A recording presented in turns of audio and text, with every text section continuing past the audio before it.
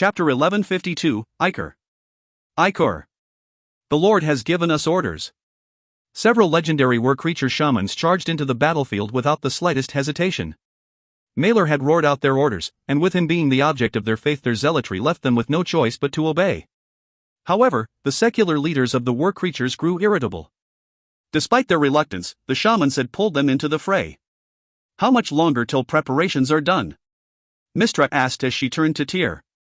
She had managed to block off the orc gods with her silver flame, and Leyland had been trapped as well.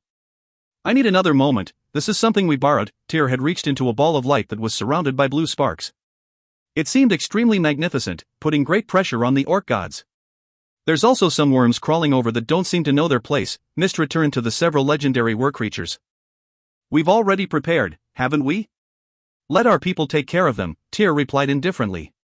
At the same time, the ball of light finally assumed the form of an incredibly sharp spear. Ilneval was rattled immediately by the sight, and even Leyland's eyes flashed with amazement. Ichor's thorn. They actually borrowed it. Ichor's thorn was a divine weapon that even the gods feared. It had the ability to ripple out any damage done to an avatar to its controller, and even gods weren't immune to its powers. It had caused the fall of 2 lesser gods in history, and sent a third into deep slumber. Mystra and Tyr had somehow managed to borrow such an ominous weapon. Leyland's brows furrowed as the AI chip retrieved the relevant information from its now almost all-encompassing database. So it's from just after the dusk of the gods. This ability, and the energy it's radiating, Leyland smirked, so they actually just took the weapon of a magus of laws and renamed it. So much for integrity. Despite his smirking, Leyland grew more serious. He feared magi much more than he did gods, their mysterious powers posing a much greater threat to him even as he was now. On the other end, Ilneval sent a message to his comrades, everyone should have heard about Ichor's thorn. If you can't get away, it's better to destroy the avatar than to let it injure you. A bit of your energy reserve isn't worth being thrown into a long slumber. Malor. Yurtra shouted, stop being so stingy with your subordinates. We'll give you enough compensation later. Pressured by his party, Malor pulled back the team of legendary shamans he'd sent to deal with Leyland. However, their efforts had been halted before they could even re-enter the Moonwood. Cardinal Carroll had arrived with paladins in tow, holding a staff made of aged maple. The cardinal chanted a holy spell that caused the paladin's armor to glow with light. Purge all evil in the name of justice. The war creatures were a bunch of bloodthirsty savages in the eyes of the paladins, existences that had to be removed from the face of the world. We don't have much time. Gara looked at the paladins before him, a menacing look filling his face as various runes surfaced on his body. They seemed to be sacrificial rites. Chaotic energy began to descend upon the region as a large fire began to burn in mid-air. A large metal door materialized, and numerous demons charged out under the lead of a legendary Baylor. This was a legendary spell, Summon Demonic Army.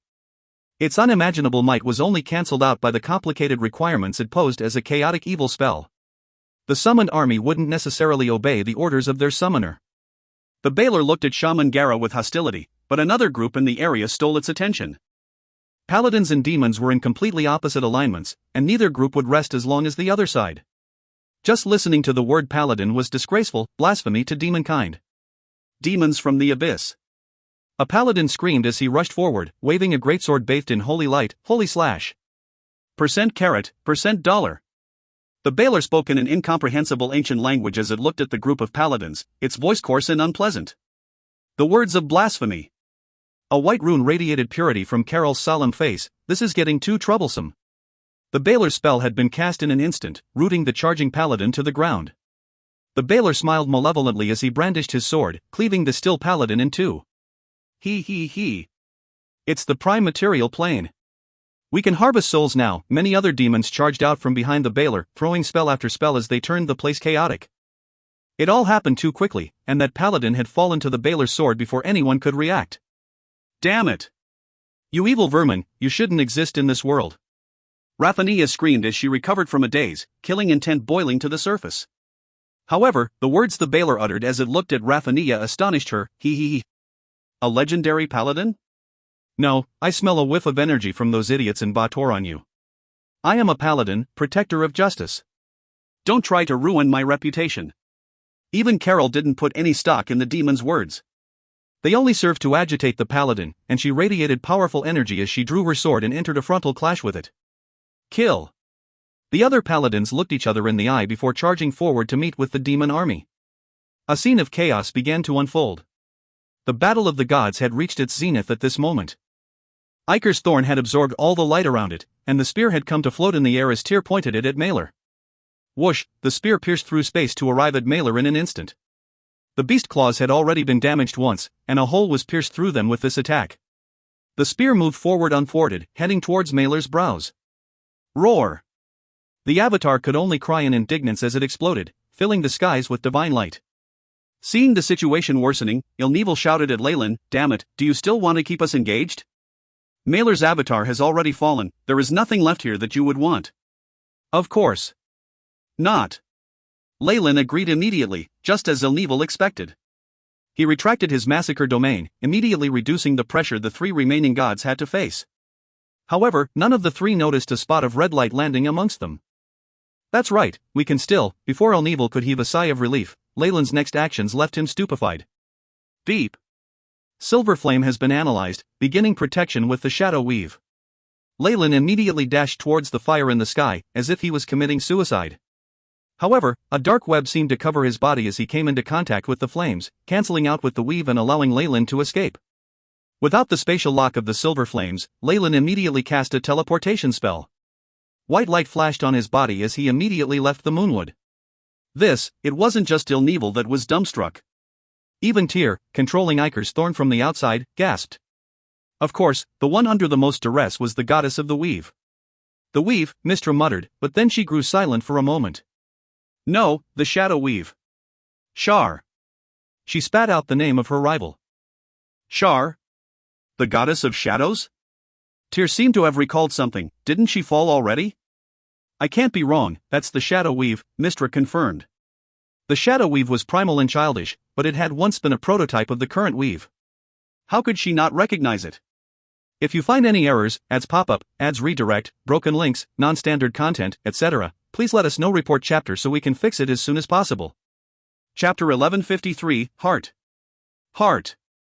Mystra and Shar had never been on good terms. They were both gods of magic, and the natural rivalry between the two had ensured that only one could survive.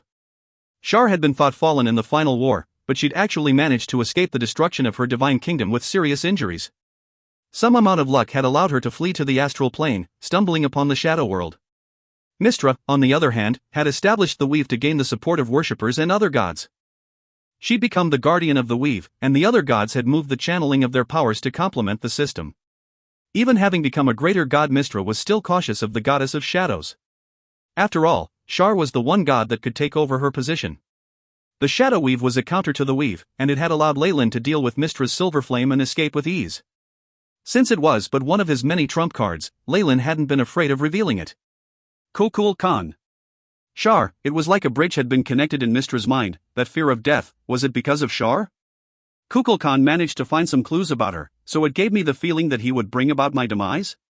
Although this conclusion was only logical, Mystra had underestimated the situation.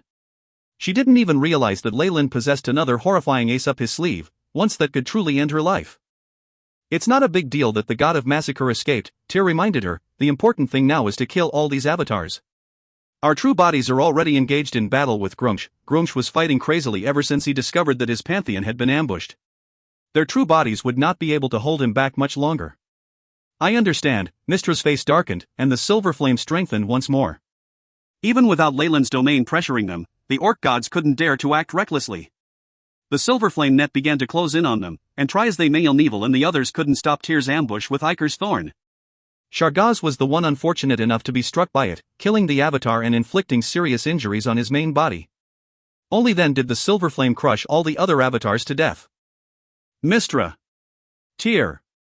Many roars of hatred rang out from the large wasteland that was the combined divine kingdom of the orc pantheon, causing many worshippers and even petitioners to cower in fear. No voice came from Shargaz's divine kingdom. Having suffered the most damage, he'd directly been put to sleep. As for Ilneval and Yurtris, they were a bit better off. However, they'd lost multiple avatars as well, and wouldn't dare act recklessly anymore. Whoa! A mournful and immense bugle horn note sounded in the wasteland as two orc figures wreathed in golden light appeared in midair. "Grumsh is summoning us," the male frowned. Mystra and Tyr declared war, and summoned their subordinates as well.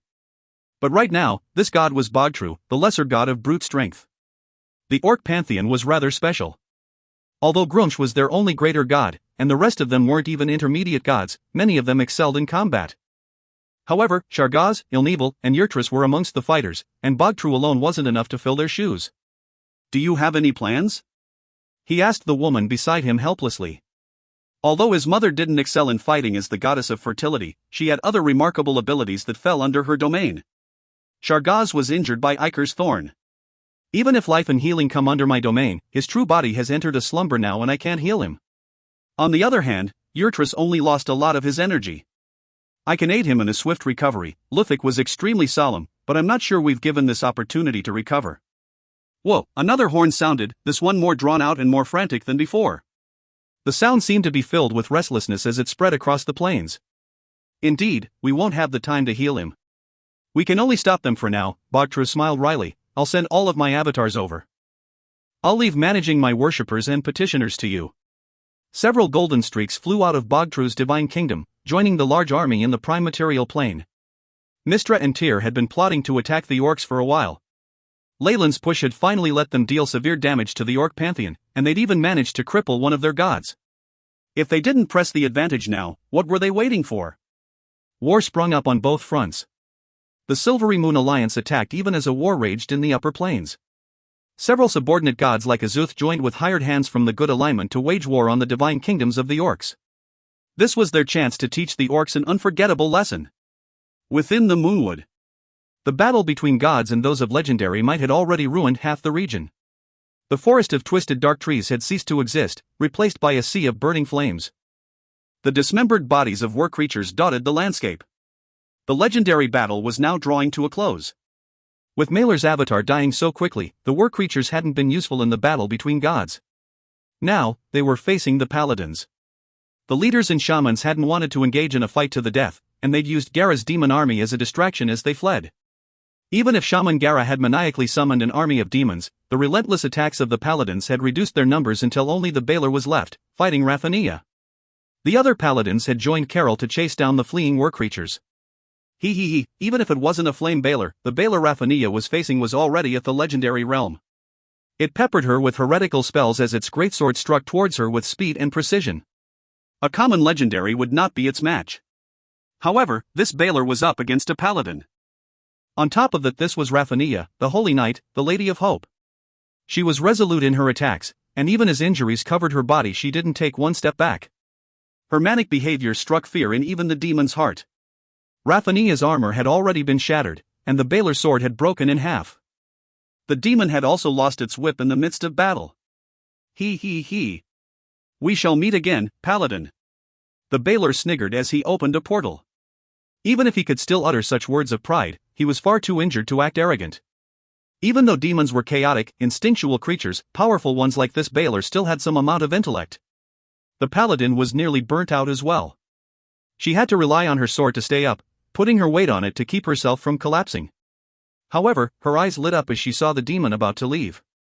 The light was peculiar, difficult to describe in words. "I contain law and chaos, good and evil. For justice," she howled, burning up the last of her energy as she leapt into the flames. Even at the cost of letting the abyssal flames encroach upon her, she thrust her sword into the Baelor's heart. "You!" The Baelor collapsed halfway into the portal, terrified. However, a sardonic smile then appeared on his face. Now I understand. Your power isn't of purity. It's the power of our rivals, the devils. In that case..." The demon used all his strength to push Raphania away, using a stump of a right hand to dig into his heart. Here, take my root of evil. A burning heart was suddenly thrown at Raphania, and having expended all her energy, the paladin just couldn't block it.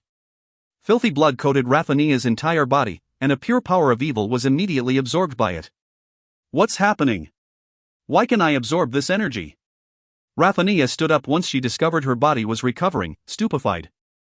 However, the Baelor had been burnt to ashes, and nobody would be able to answer her question. The church. The mission. And support. Raphania's face was blank for a long while, before she collapsed to the ground. If you find any errors, ads pop up, ads redirect, broken links, non-standard content, etc., please let us know. Report chapter so we can fix it as soon as possible. Chapter 1154, A Fall from Grace. A Fall from Grace. The Baler's root of evil was but a catalyst. The seed of evil Leyland had planted in Raphania so long ago had now erupted, fueled by the weakening of her faith. Bader's world origin force cheered as a legendary paladin fell from grace, turning into a devil. Raphania knelt and wept, good, evil, justice. What do they even mean? What did all my effort come to? Flames began to burn around the fallen paladin, and a phantom image of Bator appeared as numerous devils, and even the lords of Bator cheered at the sight of a legendary paladin turning. The dark flames enveloped the Lady of Hope, causing her to shriek in anguish. The flames greatly transformed Raphania's body. Her face grew far more enchanting than before, as a pair of dark wings appeared behind her back to make her look like a fallen angel. The origin force continued to roar, turning the pious holy knight into an Irenes. Murky light enveloped the former paladin, instantly bringing her to the depths of hell. Just as she was about to descend to the fourth hell, a crimson string of light appeared behind her. Leyland's divine kingdom attracted the now Irenes, pulling her into the first three hells. The cheering lords and their subordinates instantly began to curse Leyland, but nobody dared step into his divine kingdom to seize her. A legendary paladin turned Irenes, Leyland knew best about any events occurring in his divine kingdom. The power of corruption formed at the fall of such a powerful paladin was favored by every lord of Bator. On top of that, the paladin would become a staunchly loyal devil, the most powerful of warriors fighting under their banner. However, Leyland didn't have the time to pay attention to Raphania right now. He instructed Isabel to welcome her, moving into Thultanther as the flying city left his divine kingdom. The battle in the Orc wastelands had reached its peak. Soul after soul was wiped out as the light of their death streaked across the skies of the combined divine kingdom. Hurricanes, tsunamis, earthquakes. Various calamities rocked the place, causing many orcs to weep and cower as if the apocalypse had arrived. An army of valiant spirits had set up a large formation on the outskirts of the combined divine kingdom, several hundred professionals of each class. It was a rare sight in the world of gods, one only enabled by the accumulated power of two greater gods over tens of thousands of years. Give up, Grumsh. Leave Silvery Moon and return to your planes. It's your only choice. Mystra was now outfitted in armor, the army of wizards behind her emitting a powerful aura. The array of spell lights caused the orc god's heart to turn cold. However, it was no easy feat to attack the divine kingdom of the orc pantheon, even for two greater gods. Grumsh was a greater god as well, and his accumulated power was not to be trifled either. The bugles continued to sound out as the Orcish armies joined up, forming a defensive line under the command of the goddess of fertility Luthik. Grumsh and Bogtru sent their clones forward to meet Mystra and Tyr, blocking their paths. The fight for the north wasn't limited to the north. Outside the prime material plane, it had erupted into a war amongst gods. Mystra couldn't give up on Silvery Moon, while Grumsh couldn't give up on the orcs. Their worshippers' conflicts had forced them into battle, as was commonplace in history. Since that's your choice, Tyr raised his one hand slowly, kill. Wave after wave of paladins surged forward, charging towards the outermost defenses of the divine kingdom. Damn it! That's Mystra's divine kingdom! Bogtru roared, his multiple clones radiating energy. Weary your opponents. A portal opened to reveal the god of wizards. He'd brought with him the avatars of the other gods subordinate to Mystra, as well as giant demigods to protect them. Your pantheon has suffered great losses, Grumsh. You have absolutely no chance of victory. Mystra and Tyr were squaring off against Grumsh. With how the orc pantheon was built, if Grumsh was seriously injured or killed, the entire race would be thrown to the brink of annihilation. Mystra held the upper hand here, able to suppress Grumsh alongside Tyr. On the other hand, Bogtru and Luthik were not strong enough to take on the rest of their subordinates. Grumsh originally had the help of multiple gods from his pantheon, putting his only strength slightly below Mystra and Tyr. However, some of his subordinates had been severely injured now, and the situation had completely reversed. She believed she could push the orcs back in one go. Battles between gods were wars of attrition. Even Mystra and Tyr couldn't defeat their enemies in one go, but they had to at least inflict heavy damage on their opponents, causing them to suffer losses in the upcoming wars in the prime material plane. Damn it! You despicable pygmies! Grumsh's body wavered at the forefront, splitting into over a dozen clones, each of which possessed a terrifying amount of divine force. Even having split up so many times, each clone possessed great power that wasn't inferior to a lesser god's. He could overpower a lesser god just by stacking on them with numbers. However, he wasn't facing a lesser god this time. Mystra and Tyr were both greater gods, and they exchanged a look that showed that they'd expected him to split up. More clones walked out beside them as well, as a ball of light formed into a spear in Tyr's hand. Iker's Thorn. Even a greater god like Grumsh dreaded something like Iker's thorn that could cause grievous wounds to his main body. He gazed deeply upon the two greater gods, eventually deciding to fall back to his divine kingdom. Alright, you two. Come in if you want to fight. It wasn't easy to take out a greater god's divine kingdom. With the home ground advantage, Grumsh would be able to take on even Iker's thorn without much trouble. On the other hand, his avatars and his sons had bought them ample time, allowing Luthik to stabilize the situation in their divine kingdom and gather a large army of orc petitioners that were just waiting to deal a fatal strike. It still happened. Tyr shook his head in helplessness. This was the one situation that they didn't want to see. How is it in the prime material plane? He asked. Mistra's eyes flickered with light, and the events occurring in the prime material plane flashed before her eyes. Both sides have assembled at the Thunder Valley, and are ready for war any time. Illustrial and Elminster will be barely enough to hold back Saladin and the Thunder God's hammer. Then all the more reason that we can't retreat now. Tyr made up his mind, slashing down with his hand. An explosion sounded as space itself cracked apart, a colorless hole appearing in midair with a crescent blade behind it. The attack struck the borders of the orc wasteland. The powerful divine attack caused the entire plains to rumble. A huge rift was formed at the border, large whirlwinds spreading out as paladins charged into the divine kingdom. Charge! The orcs had been waiting patiently all this while, and now they rushed forward as well to meet the paladins. The petitioners in the divine kingdom were the most fervent of zealots, their gazes filled with fanaticism as they met the wave of paladins. They pit the boost from the divine kingdom against the superior numbers and strength of the paladins and wizards, the two armies clashing violently as a chaotic war erupted. The world seemed to stand still the moment they came into contact. Your greatest mistake was to step in here. A massive voice boomed in the void, and the clouds in the divine kingdom turned dark. BZZT World Origin Force whistled as lightning rained down upon the paladins and wizards, annihilating a large group of troops in an instant. The law of lightning. You actually want to become a lightning god? Tyr cried out in alarm as he saw the lightning in the skies. The lightning contained the power of laws, and wasn't something that could easily be created even in a divine kingdom. What's more, the law of lightning possessed great destructive force. If you find any errors, ads pop up, ads redirect, broken links, non-standard content, etc., please let us know. Report chapter so we can fix it as soon as possible. Chapter 1155, Mark. Mark. The fight's pretty intense. Thultanther was flying outside in the void, hidden between spatial rifts out of reach of the powerful lightning in the orc plains. It looked like an indomitable mountain, its strength unfathomable. Beep. Thultanther concealed by shadow weave, setting defense levels to A1, a black net spread out in the surroundings of the Netherese city, slowly disappearing as it intertwined with the weave in the vicinity. It concealed the city's aura immediately, making it undetectable no matter how close it got to the battlefield. Initiate plan, Leyland ordered indifferently, an icy gaze flashing in his eyes. He'd taken a risk with his avatar before, engaging with Malor and the orc gods to help Mystra and Tyr deal with the orcs. However, his intentions weren't to cause trouble for the orcs. After all, they were of the same alignment and were closer to him than Mystra and Tyr. Still, he was an evil god. The only thing that brought his kind together were benefits, and he wouldn't hesitate to betray them for his own gains. With the greater gods embroiled in battle, it was the best time for him to execute his plans. Beep. Mission established, tracking target. Target found. The AI chip intoned, a large amount of information being transmitted to Leyland. The backdoor he'd left via that red spot of light activated, allowing the AI chip to execute its mission. Beep. Target confirmed. Kingdom's defenses have been broken, beginning teleportation. A powerful hurricane engulfed Thultanther alongside the AI chip's notifications, the violent gales beginning to glow as the city streaked across the void like a sharp sword. Buzz, Thultanther disappeared into the light, reappearing within the orc plains above a magnificent golden palace. There were many orc petitioners here, praying to a strange Orcish statue. They were startled by Thultanther's appearance, and roared in rage. Secondary cannons online. The AI chip's icy words were the only reply. Numerous cannons atop Thultanther shot beams of light, dissolving even the holy spirits under their power. A dark web spread across the skies, locking space down before volley after volley of cannon fire razed the palace to the ground.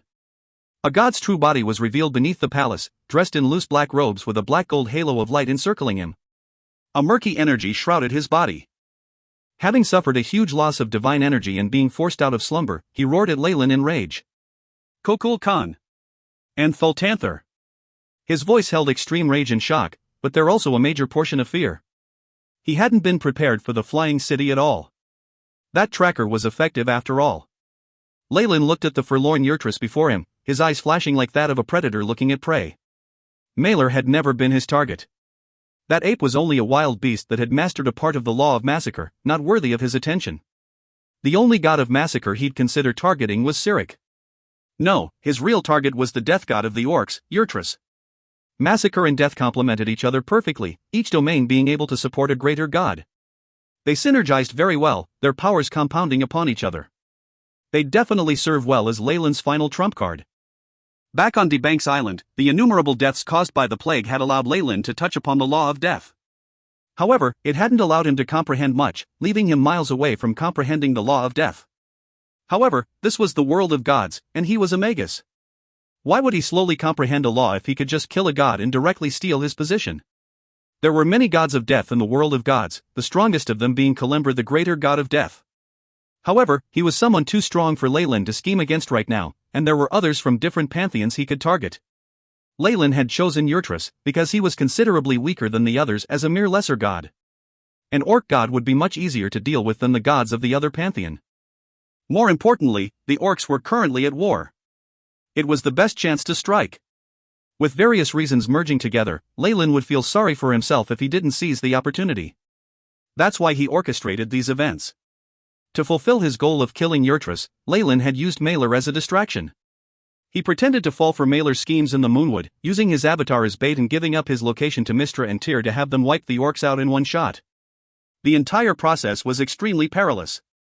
If not for multiple trump cards, his avatar would have fallen to Mystra and Tyr. However, all of that paid off. The orcs suffered huge losses, and Grumsh was forced to engage in a divine war that dropped all defenses. Urtrus had nobody protecting him, so now was the best time to strike. Leyland had managed to plant a tracker on Urtrus in the midst of battle, allowing the flying city to instantly teleport to Urtrus' position and slay him. With Thultanther having been used against Sokola before, the gods would definitely have prepared against a greater god with a Netherese city. They concealed their true bodies, preventing instant teleportation into their divine kingdoms. Had Leyland not made all this preparations, he would have had to enter Urtrus' divine kingdom and track him down inside. By the time the AI chip was done with its scan, Grumsh would have appeared to reinforce. However, there were no what-ifs in the world. His plan successful, Leyland would enjoy his spoils of war. What are you trying to do? This is the Orc Plains. My divine kingdom is extremely close to the Grumsh. He can immediately send any of his clones over. Urtrus' golden face seemed to be disconcerted right now, which was an extremely rare expression on a god. This was the fruit of Leyland's labor. Several of Urtrus' avatars had been slain by Mystra and Tyr, causing enough damage to send him to sleep.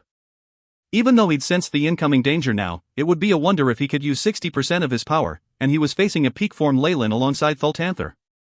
Urtrus. In the name of the god of massacre, I proclaim you dead. The phantom of a powerful winged serpent appeared behind Leyland's back, its demonic wings spread out to cover half of Urtrus' divine kingdom. A terrifying gloomy darkness loomed over Urtrus, devouring him whole. The serpent's eyes only contained apathy and greed, causing Urtrus to be overwhelmed with despair. Rumble, the powerful lightning suddenly stopped in Grumsh's divine kingdom, and he roared in fury.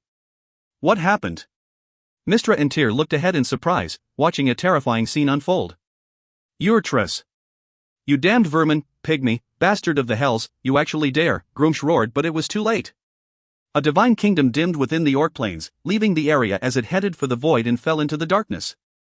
Anguish surged in Urtrus' petitioners as they died without warning, and his priests in the other planes discovered themselves being cut off by the spells of their god. This could only mean one thing, the orc god of death. Urtrus. He'd fallen. It's the god of massacre. Mystra and Tyr understood this point immediately, but were unable to change the outcome.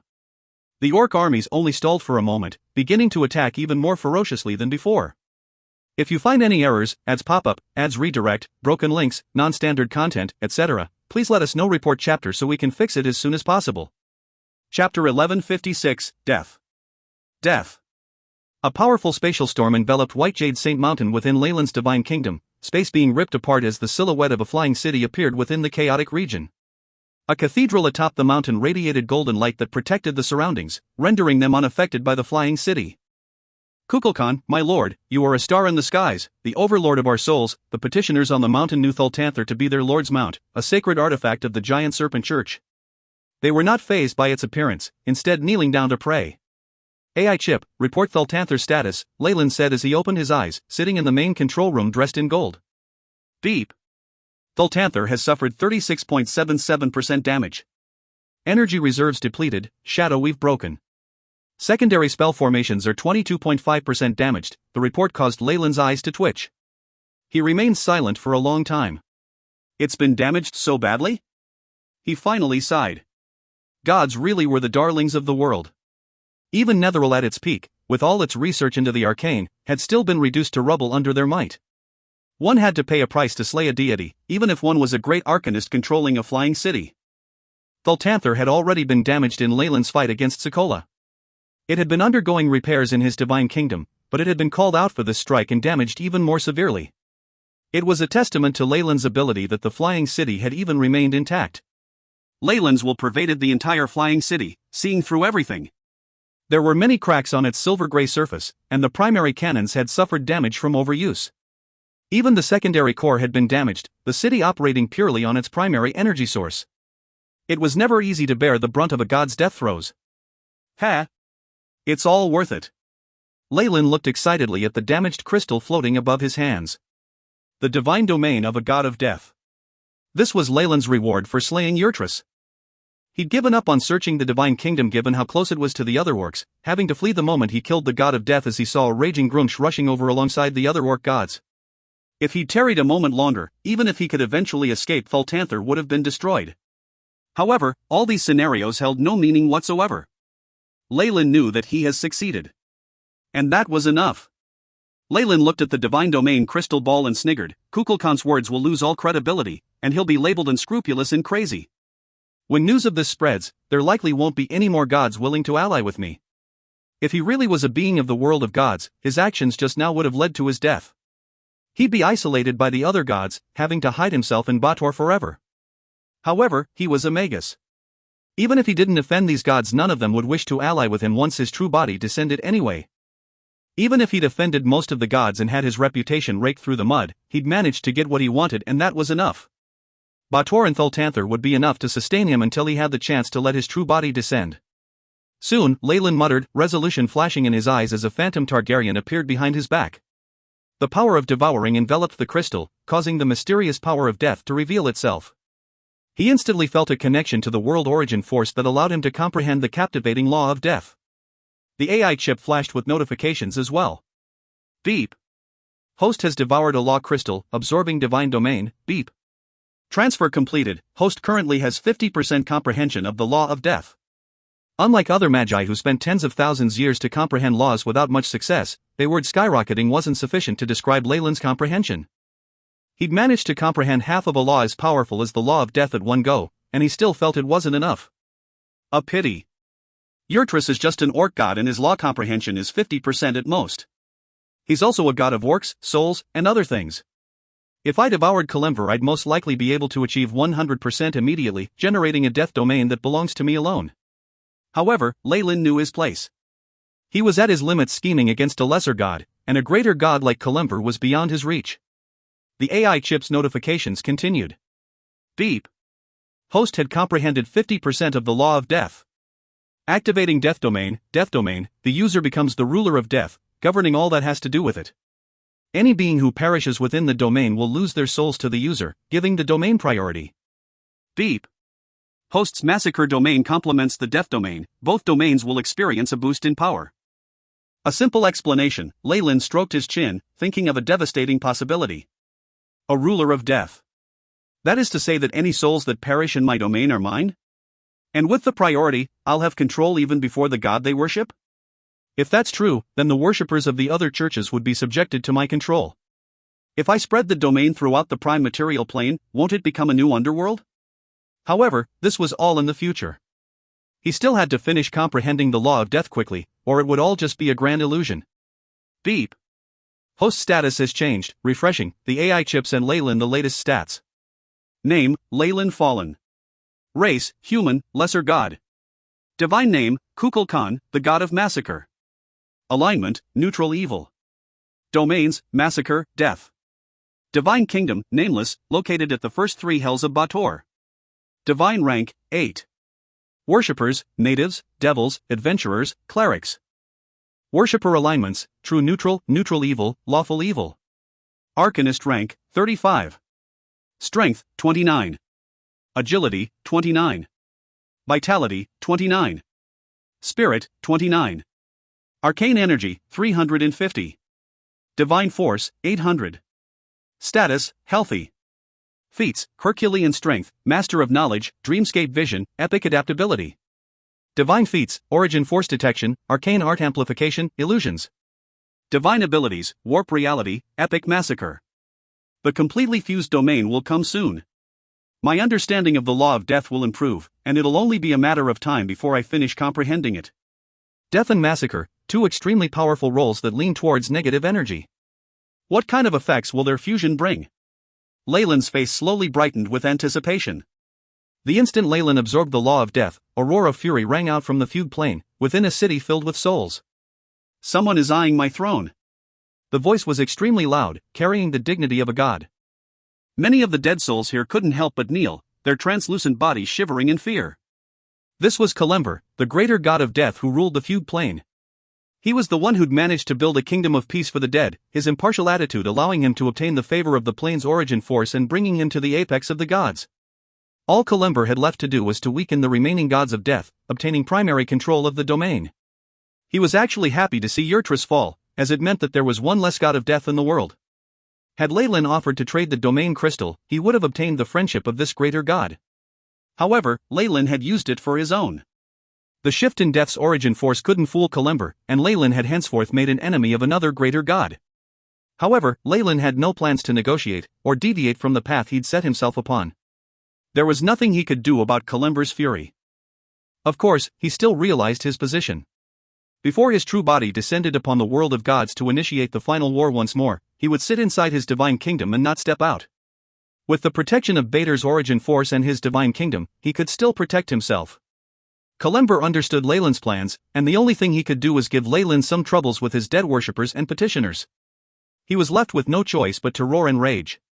If you find any errors, ads pop-up, ads redirect, broken links, non-standard content, etc., please let us know. Report chapter so we can fix it as soon as possible. Chapter 1157, Resurrection. Resurrection. Several years went by in the blink of an eye.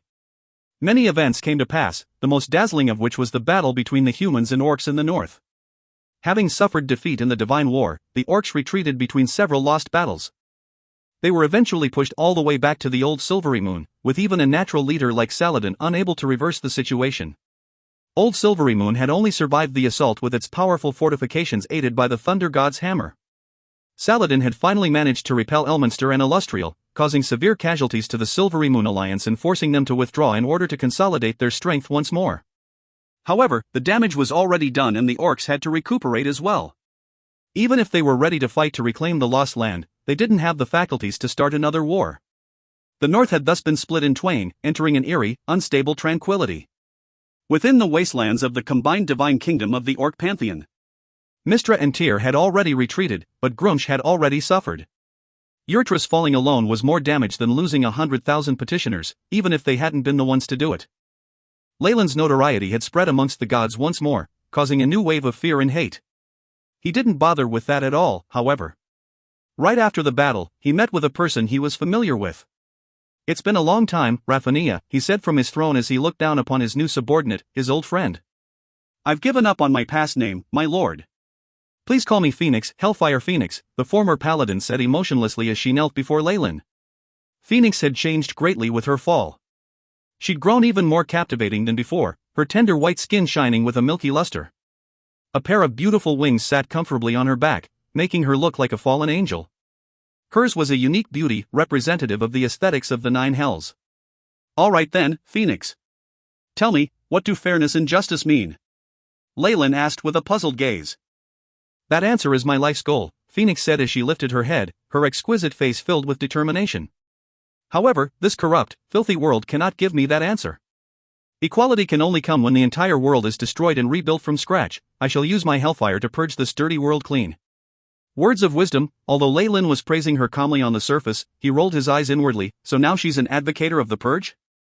Raphania is Raphania, even if she's changed. All that didn't matter, however.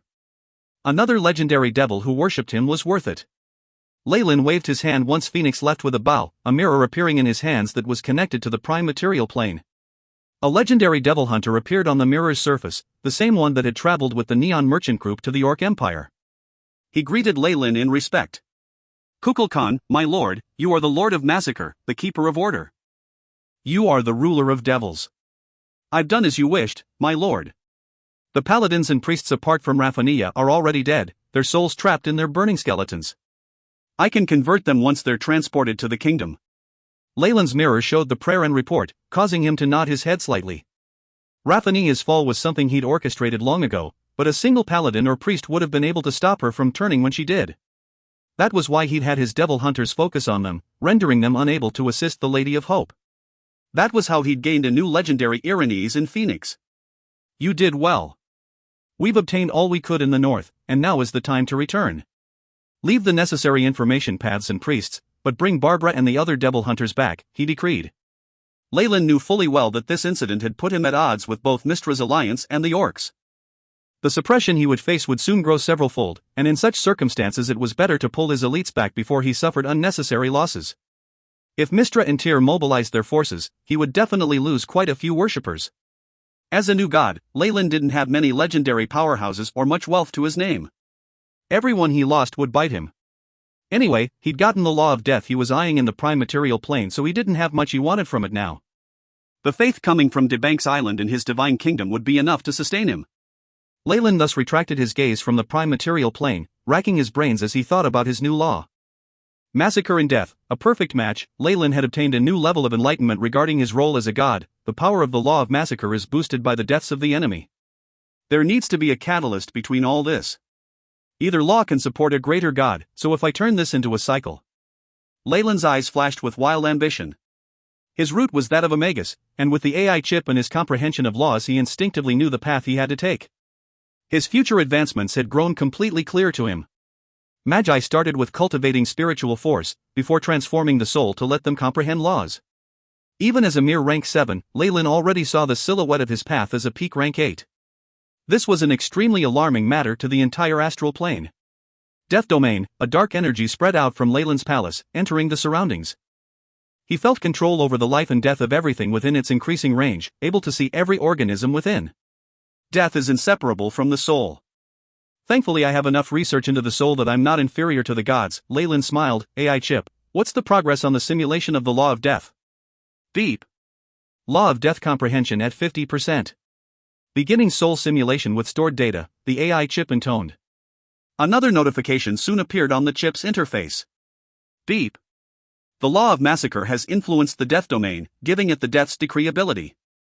Death's Decree, the user of the domain can cause the death of any creature he wills. Those without divine power will lose their lives immediately, and the effects on divine beings depends on their divine rank. The AI chip's powerful calculative abilities had allowed it to derive a new ability immediately. The death domain is really powerful. Leyland inhaled a sharp breath after seeing the results. Legendary powerhouses without divinity would die immediately, and even their souls will cease to exist without exemption. Even demigods have a 50-50 chance of dying. Death's Decree would be rendered useless when facing more powerful gods, but with Leyland's strength it made for a powerful weapon against the other lesser gods. He had a chance to kill them directly, one that increased the weaker his opponent was. Even more terrifying was that this ability would grow with him, its effects growing more powerful over time. Death's Decree. What a magnificent ability. Kalimver has it too, huh? However, doubt soon filled Leyland's mind. Wait. I haven't heard of such a thing about Kalimver or any of the other gods of death. A possibility surfaced in Leyland's mind, causing him to be elated. Could it be? Only those gods of both massacre and death obtain it, or only if they fulfill some other conditions? If that's the case, once I finish the law of death won't I be able to? If you find any errors, ads pop up, ads redirect, broken links, non-standard content, etc., please let us know. Report chapter so we can fix it as soon as possible. Chapter 1158, Fugue. Fugue. The skies of the Fugue Plain were a misty gray. The sticks flowed smoothly on the ground, wiping the memories of the occasional listless soul clean to induce a calm lifelessness. A city of black granite and rotting mud was erected in the wilderness. This was the City of Judgment, under the jurisdiction of the god of death Kalimver. Countless beings with no faith were half embedded into the wall of the faithless, wailing as they seemed to be getting swallowed by it. The faithless in the world of gods were treated worse than the worshippers of rival gods, demons, and devils. They wouldn't be accepted by any divine kingdom upon their death, only able to suffer eternally on the wall. It was too late for these souls to pledge faith to any god. Kalimber gave them 3 choices upon their arrival, and the other 2 were even more torturous for the faithless than the wall. Only the abyss or Bator would accept these beings, but even they only wished to turn them into soul-nourishing bugs. The city of death was deathly silent and quiet despite being littered with sluggish souls. Even liches would wish to leave this place as soon as they could. Boom, a large golden gate opened up all of a sudden, radiating divine light. The glow carried the power of salvation, seemingly adding a ray of hope in this land of death. However, reality was the exact opposite. The wandering soul shrieked in shock at the appearance of the holy light, avoiding at all costs despite only seeing a single ray. This light held the power of a mighty god, and it wasn't something they could face directly. Had they not escaped, they would have been wiped out of existence without a trace left behind. Damn it, a god is descending. It's the goddess of the weave. The city of judgment bustled with activity as many of the souls hid underground and in towers. Even the liches, devils, and demons cursed loudly as they escaped, portals beginning to flash throughout the city. Mistra's figure slowly walked out of the bright golden door. Looking at the activity in the city, she smiled meaningfully. Mistra! A giant voice boomed throughout the city, and a middle-aged man in blue robes came to stand before her. He looked extremely common, seeming like a nobleman, but his eyes shone an all-seeing black. A strong death domain was spread out with him at the center, as if he was the ruler of death in this entire world. This was the King of Souls, the greater god of death Kalimber. You always bring me trouble, he said as he saw the city rustling. His death domain reverberated with a tranquil power, soothing the agitated souls and rendering them calm once more. This was a mutation of the standard death domain, eternal tranquility. It served to protect and soothe the dead, giving them respect. Kalimber was a neutral god, and he'd always tried his best to provide peace to the dead. He opposed those who tried to extend their lives, and despised the blasphemous arts of necromancy. His symbol was that of a skeletal arm holding up a balance. There were rumors that Kalimber and Mistra once loved each other as mortals. Their relationship seemed to have stalled after they ascended to godhood. Although the two had never admitted it, the current scenario suggested that the rumors were true. Why have you come to disturb the peace of the fugue? Kalimber looked at Mistra. Their current relationship was different from before, and it was partially because Kalimber hated magic. He felt that magic had disrupted the peace of the dead. There may have been other reasons as well. Many liches and devils guessed that Illustrial was a daughter born to Mistra through a mortal named Elminster. It's naturally for that god of massacre. Kalimber, aren't you angry at the fact that someone is eyeing your throne and prying into your powers? Mistra laughed coldly. He's just a new god, his power is far from Nephthys and Segogen, Kalimber said after a period of silence. These other gods he'd mentioned were also gods of death, but they were intermediate gods themselves. Lyle was only a lesser deity, and without even a full comprehension of the law of death he didn't pose much of a threat. Really, Mistra's expression changed, and she made up her mind. Have you ever heard of the legend of the nightmare serpent? Is this what you foresee? Kalimber grew silent once more. For you, he started after a while, I'll lend a hand once more. However, I once made a pact with the circle of gods, and it prevents me from doing many things. Kalimber was a neutral god, and without Lyle even being a god of death yet he couldn't just charge into his divine kingdom. It would be considered blasphemy, and if he tried it the other gods of death would ally together to suppress him. Such was his fate as the strongest god of death. That's enough. I only need you to, Mistra smiled beautifully, and spoke of her purpose. My worshippers are being detained by Kalimber? News from the fugue plane soon reached Lyle's ears, and it caused him to frown. This was indeed a troublesome issue. Worshippers would normally enter their god's divine kingdom after death, and this was a pact that could not be violated. However, some things could still be done in between. While pious worshippers had enough strength of faith to directly move to the divine kingdom after death, and priests would directly become powerful holy spirits, things didn't work the same way for regular worshippers. They first had to be sent to the fugue plane, being judged by Kalimber. The false would be placed on the wall, and the remaining would be sent to emissaries of their respective deities. Kalimber was acting up on his contract with the circle of gods that solidified his position as a neutral god. It would cause Lyle some trouble, after all only a small number of his worshippers were fervent enough to be transported directly. The emissary questioned him before, but Kalimber answered with a condition. He expects you to make a trip to the fugue plane yourself before he releases their souls, the valiant spirit reported, trembling in fear. Lyle waved the man away before falling into deep thought. He smelled a conspiracy brewing, and it caused him to smile wryly. They're clamping down hard. Not even allowing me some time. Even if he wanted to rest now, they would most likely not give him this chance. His laws clashed with Kalimber's own, so the bias would be hard to fight. On top of that, Leyland had no friends among the gods, only those who would watch upon his situation with schadenfreude.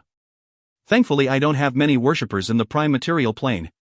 Most of them are here in DeBank's Island, and their souls don't need to enter the feud plane when they die. He felt somewhat relieved at this thought. The best way to fight his opponent's schemes was to avoid walking into the trap, if not his outcome could only be miserable. Having confirmed that Kalimber intended for him to travel to the feud plane where he could cause even more problems, Leyland prepared to ignore all matters and hold himself up in his tortoise shell of the divine kingdom. So what if his reputation would be ruined? So what if his faith in the prime material plane would be halted?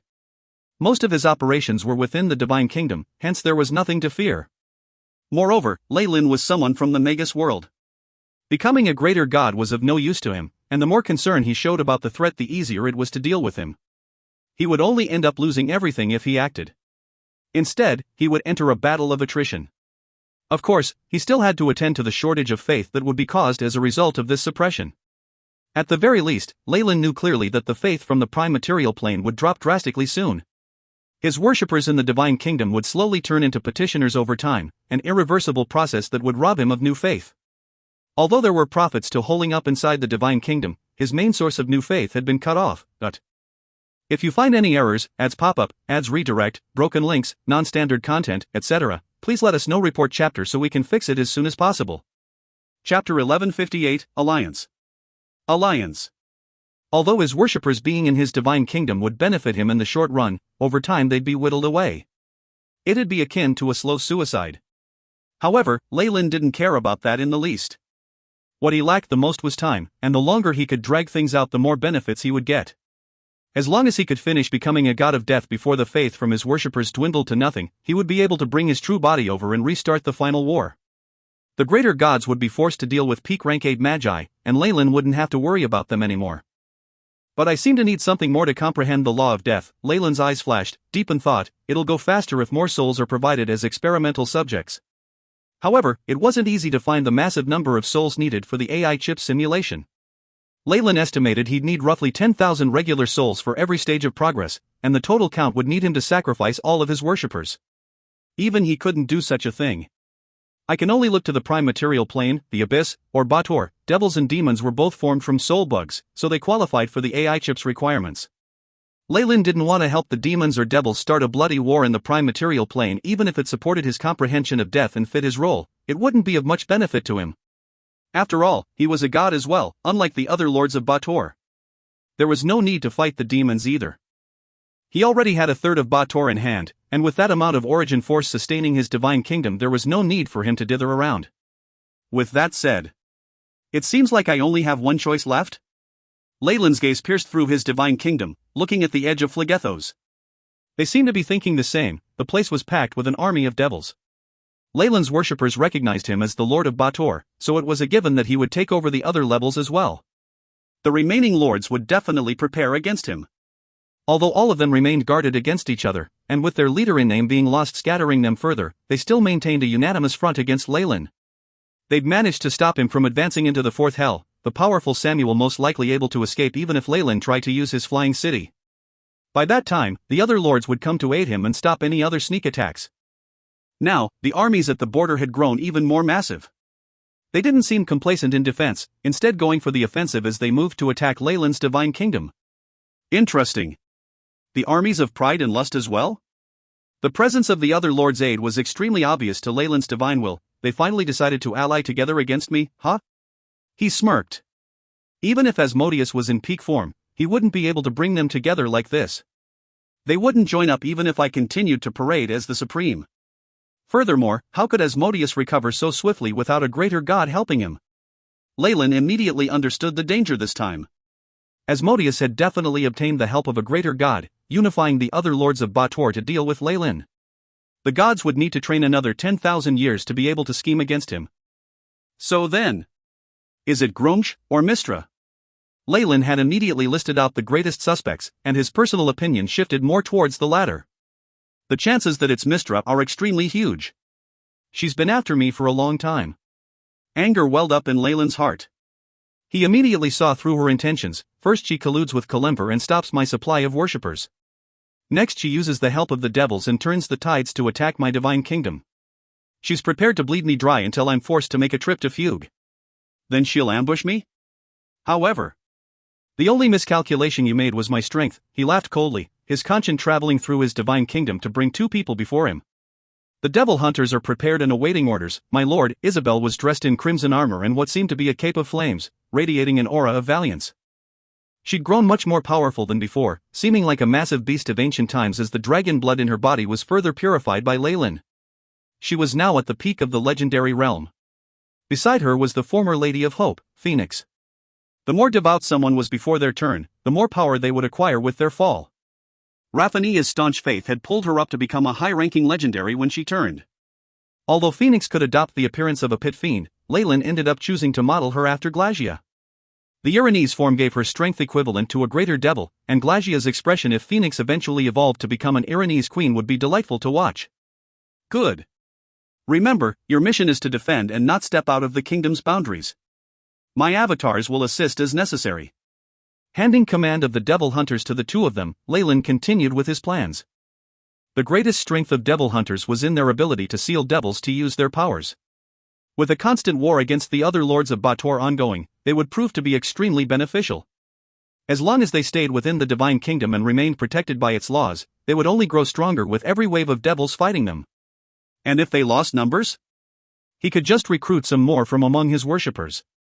Leyland had already considered all problems when he designed this profession, so the natural talent required of a devil hunter was not high.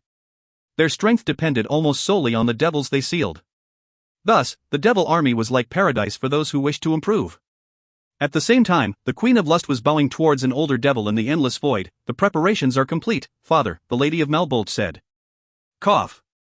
Very good, Glagia. The old devil seemed frail, wrought with illnesses. He had black eyes, a goatee, and a horn on his head. This was the Lord of the Ninth Hell, the Supreme of Bator, Asmodeus. Samuel, Levistus, Balzabul, Mephistopheles. Thank you all for making it here. We lords haven't met in a long time. Asmodeus looked at the figures of the other devils nearby. With all the remaining lords of Bator gathered together, even the space around them was screeching with agony under the burden. There's a few faces lost and another gained. Beelzebub, Mammon, and the Hag Countess are here no more, but my beloved daughter is now amongst us. Asmodeus spoke incoherently. Enough! Samuel roared, flames of anger blazing on his body. We're gathered here for one purpose, and that's to deal with Kukulkan. The other lords here may just be fulfilling their curiosity, but he himself could not remain relaxed. Phlegethos was right under Leyland's divine kingdom, putting the greatest pressure on him. He'd had to hide within the depths of the fourth hell ever since Leyland slew Mammon, holding himself up in his fortified castle with curses and traps so he could retain a sense of safety. Indeed. We need to kill the god of massacre, bringing Bator back to its former self. Asmodeus' expression hardened. Although he didn't need to face Leyland's pressure directly, the new god gave him a very strong sense of danger. Not to mention that Leyland's worshippers declared him the ruler of devils in their prayers day and night, a resounding slap to his face as supreme of the nine hells. A strange sound traveled, causing Glagia's face to sour. I suggest we sign a contract immediately, splitting the tasks amongst ourselves and the united front. I can guarantee that I don't need any of the first three hells after the war. I only wish for Bator to regain its former self as we bury that god of massacre in the dirt. Asmodeus flipped open the black contract book in his hands. The elated lords did not seem to notice the icy gaze hidden deep in his eyes. If you find any errors, ads pop-up, ads redirect, broken links, non-standard content, etc., please let us know. Report chapter so we can fix it as soon as possible. Chapter 1160, Rejection. Rejection. In the name of the Supreme, kill them. The great army that had gathered in Phlegethos charged out with a roar, entering Leyland's divine kingdom under the guidance of the pit fiends present. Rumble, however, they were greeted by lightning and thunder the moment they entered the place. Bolt after bolt crashed down, leaving huge pits in the ground as they completely decimated the devils in range. Some devils were even being burnt by flames, screaming miserably as their resistance to fire proved to be useless. Although the devils had come to a ceasefire agreement with Leyland, it hadn't been all that restrictive. The contract was broken the moment the devils made their move, so Leyland had nothing holding him back. My lord, Kukulkan, bestow upon us the power of massacre. Numerous devil hunters were lying in wait behind defenses created by devil slaves. Some of them watched their opponents with apathy, while others looked on with greed, even enthusiasm filling their eyes. In their perspective, these devils were only a source of power. On top of that, they could give up everything for the divine kingdom of their Lord. Isabel and Phoenix were completely fixated on a projection of the battlefield within a command center, one of Leyland's avatars at their side. This war shall last a long time, he prophesied. Several decades passed in the blink of an eye. Leyland's divine kingdom stood tall in Bator, and even though the battles did not cease at all, the petitioners and natives of DeBanks Island slowly forgot about it. Things were always the same with gods. Divine wars lasted centuries without conclusions, with few instances like the Orc-Human War in the Prime Material Plane. Even then the Orcs had only been suppressed, and the humans of the North given assistance.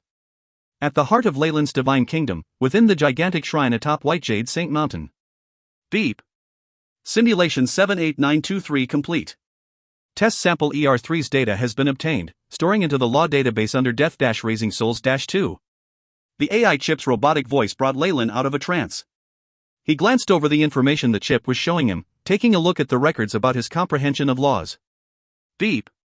Host's comprehension of laws: devouring 100%, massacre 100%, greed 100%, death 99%. It's already so far in, huh? His eyes flickered with understanding. These devils have been tremendously helpful.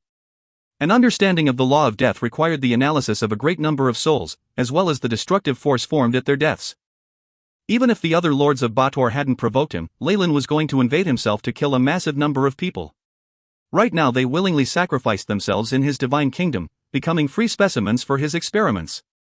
How could Leyland reject their wish? He kept up the fight with the devils, stalling them at the boundaries of his divine kingdom without much damage.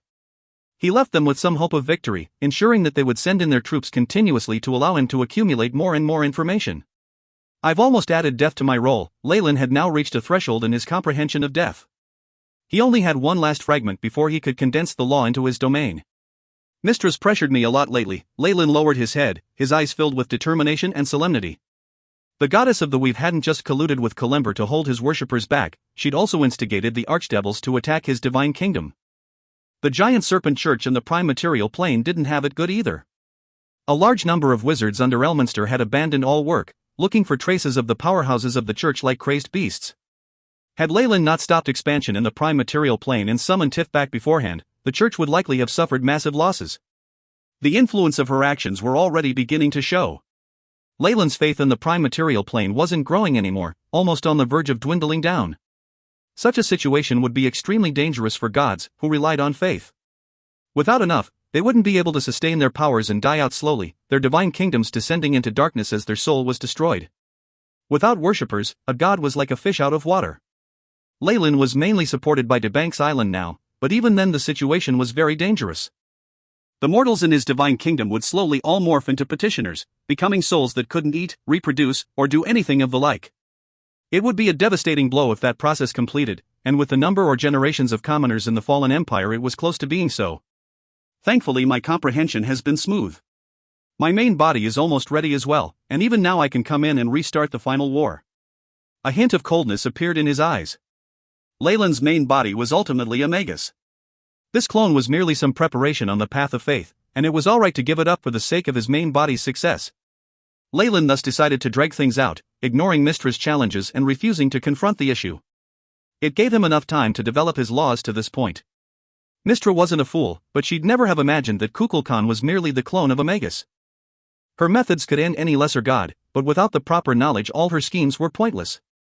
Leyland was just using her effectively to earn time, giving him the foundation to take on the coming storm. All of a sudden, Leyland suddenly felt his heart squeeze. His divine sense told him of the arrival of an absolute danger, and he immediately traced it to the celestial hall. Leyland's avatar opened its eyes from up on the throne, looking at Mistra who was making a speech. For all these reasons, I propose the god of massacre, Kukulkan, be removed. She proclaimed loudly, looking towards him with a chilly gaze.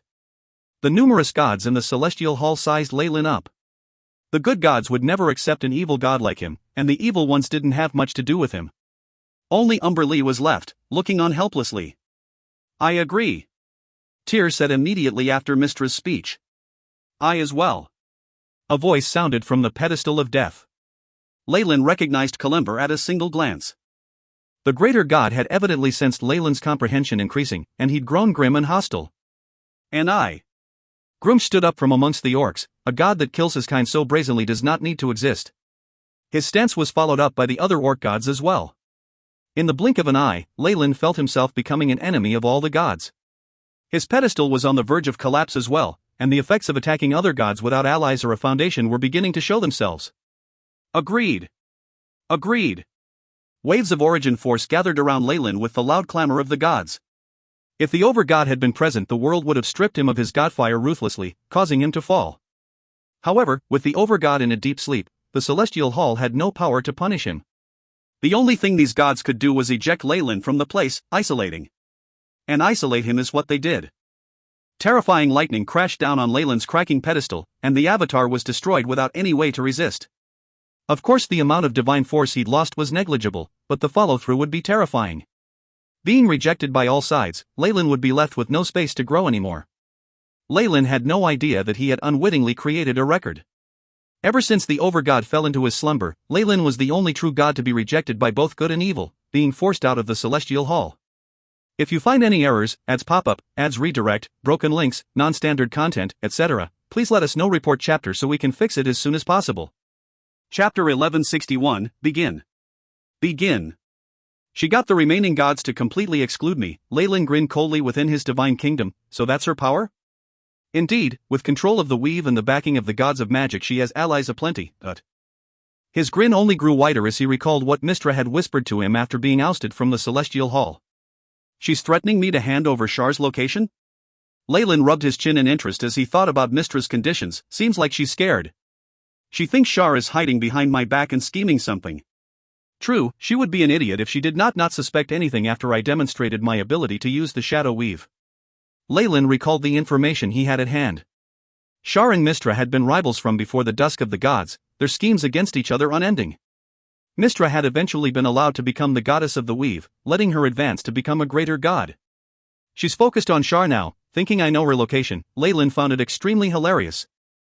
However, even if I told her that Char was in the shadow world of the astral plane, how would she exit the crystal sphere?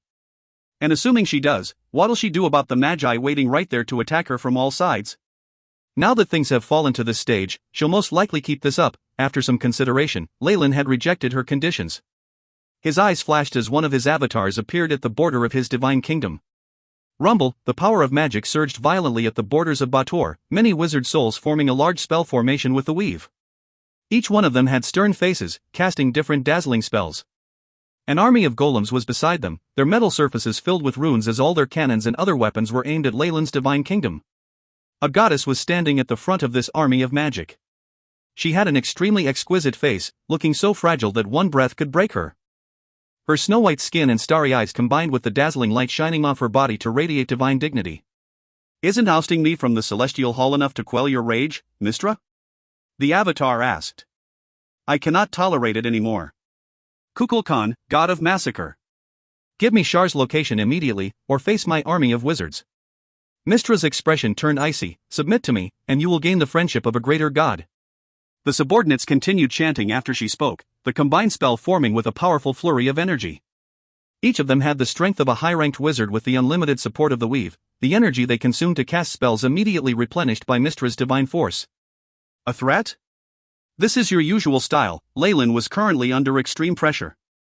His faith in the prime material plane had suffered, and the worshippers he did have were being detained by Kalimber. He'd also been at war with the devils for decades, and Mystra had just ousted him from the celestial hall.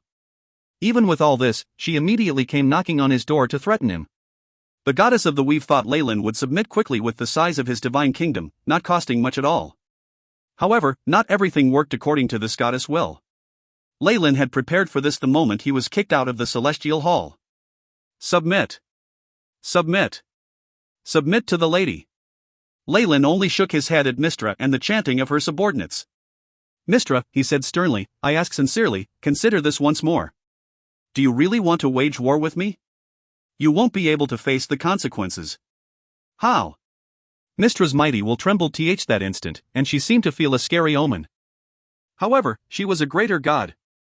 That fear was followed by utter disgrace. I actually fear a lesser god? Even if he's related to Char and that legend of that nightmare serpent. Damn it! She had only hesitated for that one moment. Her thoughts moved towards her allies in Tyr, Kalimver, and the others she'd made after the Battle of the North. Her forces had almost doubled since then. Indeed. If you still continue to resist, then there can only be war. Mystra waved her hands, and powerful spells surpassing even the legendary realm began to converge. In that case, Leyland's avatar slowly vanished. He appeared with his main body, carrying a strange circular disc. What are you trying to do? Mystra grew extremely wary. After all, it was inconceivable for a god to step out of their divine kingdom with their true body. Furthermore, she felt a strange chill being emitted from that strange plate. If you want war, then war it is, Leyland Fallen smiled gently, but it looked extremely malevolent in Mystra's eyes. Many magi of laws had already gathered together outside the crystal sphere of the world of gods. As was decided, Mother Kor and Leyland will decide upon the first batch of magi to descend. Is that all right? Ignox looked at the surrounding magi, a large bone timepiece in his hands. It wasn't just the Magus world. Existences from the Purgatory world, Icy world, and many others were present here. This included the nefarious Filthbird and Trial's Eye. No problem. I concur. The other magi agreed. Leyland and Mother Kor had been given exclusive rights to decide the first batch of magi to descend, granting them a lot of benefits. Leyland's own aura had already become extremely hard to fathom, and nobody knew what his current strength was. It has begun. The destiny of billions of years. The final war with the gods, many existences muttered to themselves, many emotions welling up within them. It was at this moment that they saw a small hole opening on the crystal wall, intertwining with evil intent. Merciless roars sounded out as several of them launched themselves through. Then I shall fulfill your wish. Kukulkan was looking at Mystra with a faint trace of pity, the Manderhawk plate. Show your power to connect worlds. He tossed the strange plate in the air. Countless repairs and improvements had brought it to a new level of completion, and it dazzled in the air as milky white light formed a passage connecting the world of gods to outside the crystal sphere. All of the gods watched on incredulously as their eternal wall, the unbreakable wall fortified by the over-god, slowly melted away to reveal a passage to the outside. Several overpowering auras rushed inside, carrying the power of evil. Ha ha! It's indeed the world of gods. I can smell the aura of the gods, and these souls. More beautiful than a skylark. Kill. The divinity and ichor of the gods will fertilize my lands, until truth is found and eternity attained. What's happening? All the legendary beings of the world immediately shifted their gazes to this region. The mysterious evil aura seemed to dig ancient memories out of their minds. This magic. Magi. Ogma was the first to exclaim, "Heavens, the ancient dusk of the gods, is it about to happen again?" The frightening news instantly echoed through all the divine kingdoms, alerting even the demons of the abyss and the devils of Bator. Magus. You're a Magus. Mystra was stumped when she saw Leyland's true rank 7 body standing behind his clone. Her following screams almost pierced through the skies. Beep. Host is a rank 35 Arcanist. In my name as a Magus, Leyland walked forward, powerful origin force welling up within him as it carried the intent of the Magus world's world will. Many magi of laws roared out. Outer weave 100% analyzed, inner weave at 50%. I announce, the world crystal covering the over-god's throne in the celestial hall began to tremble. The entire world seemed to roar out in grief. The one that felt these changes the greatest was Mystra. She looked at Leyland's Magus body, and the fear she felt from that familiar aura almost caused her to turn around and run away. However, it was too late. Beep. All conditions met, rank 12 arcane spell, Karsus avatar activated. Let the final war begin. If you find any errors, ads pop-up, ads redirect, broken links, non-standard content, etc., please let us know. Report chapter so we can fix it as soon as possible. Chapter 1162, Crumble. Crumble. Karsus avatar had been launched. Leyland was going to take over the weave, effective immediately. He tried the spell he'd inherited from Distorted Shadow once before when he was in the Shadow World. Although there had been many side effects to it, he'd managed to get rid of Shar and obtain victory in one move. The AI chip had been improving it ever since, and now it was as powerful as a rank 8 spell from the Magus world as it barreled towards Mystra. Rumble, the entire world of gods trembled as the weave materialized all around it, brimming with boundless energy. Mystra, Leyland turned towards the goddess, proclaiming, "Your everything is now mine." So he was the one I feared all this while, with strength that could claim my life at any time. Mystra's enlightenment had come all too late, at her dying breaths. With control of the weave shifting to Leyland, her true body revealed itself. Her face was filled with fear as the silver flame on her body raged out of control, engulfing her entirety. No! How? Gasps of exclamation were heard from the upper planes and even the underworld. Mystra's divine kingdom crumbled away, falling into the infinite void. Our Lady, why would the Lady? Mystra's priests wept in the prime material plane, feeling the great agony of divine power being stripped from their bodies. Even more shocking was the scene outside Leyland's divine kingdom. The petitioners in the place collapsed lifelessly, their auras waning as their bodies disintegrated. Several valiant spirits and holy spirits tried to resist, but with Leyland's control of the weave they were wiped out immediately as well. The weave of the world of gods, despite prior experience with the world of gods, Leyland felt an extreme burden on him the moment he took over the weave. He felt like a little boy trying to use a large axe, about to hurt himself at any moment. The weave is incompatible with my domain. Fusing with it by force will only taint my path, Leyland concluded immediately after he wiped the army out. On top of that, there's still problems even if the AI chip optimized the spell. At the same time, Leyland Farlier sneered as he felt a force of distortion congeal in the void. You want to control me to release your conscience? Dream on. Collapse. With Karsus Avatar giving him the weave, Kukulkan ordered its destruction immediately. This wiped out the divine role of the weave in itself, and explosions sounded out as the network of purple veins that covered the world broke apart. The sound of weeping traveled across multiple worlds. Boom, an explosion rocked the celestial hall the moment the weave was destroyed, coming from the Overgod's throne. Many wizards were shocked by the destruction of the weave. The construct that they'd used from the start had lost all connection to them, and any who were casting a spell at the time of collapse suffered from an explosive backlash that left them without a complete corpse. With the weave gone, all of the wizards in the world had become worthless. As for the gods, they roared in rage. They'd lost the channel they used to acquire faith and converse with their worshippers. The convenient weave gone, it was a disaster to have to expend the divine force it took to contact or bless their worshippers directly. The so-called strongest system of the world of gods had disappeared just like that. Even the devastation it caused right away was only the surface, the heavy repercussions of this loss only to be felt much later.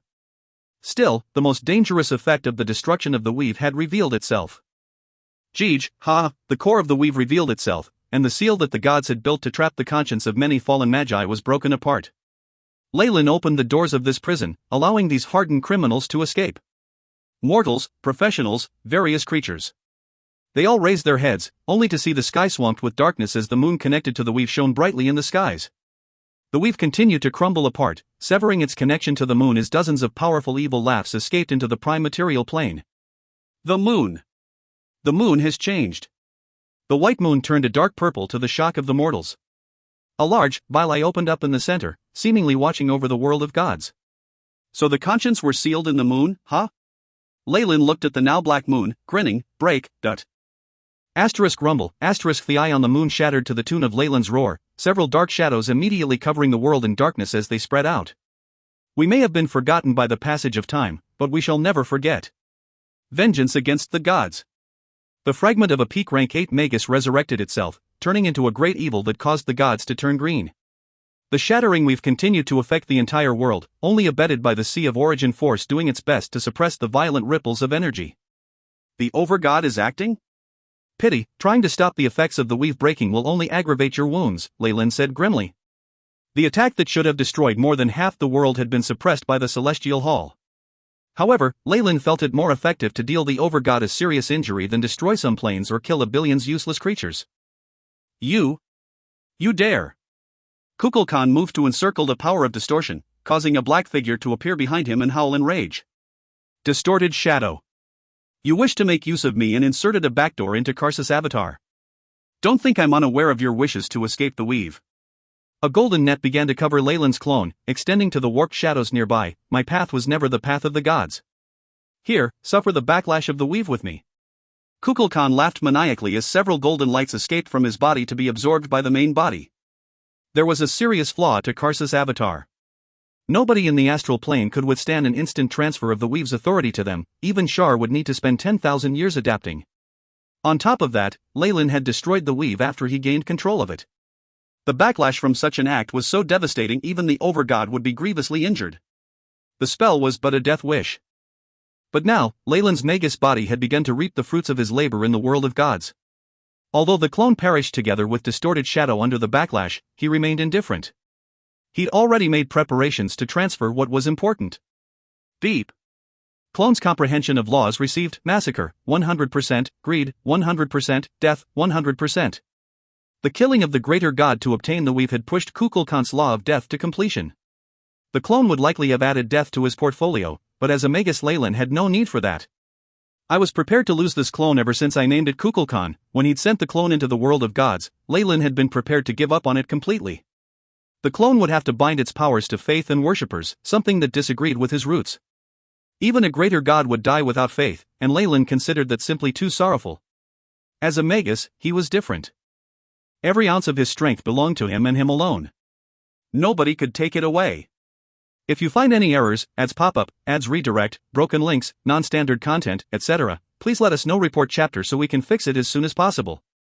Chapter 1163, The Path. The Path. Devouring, massacre, greed, and death. Various powerful laws converged in Leyland's body, causing him to grow without end.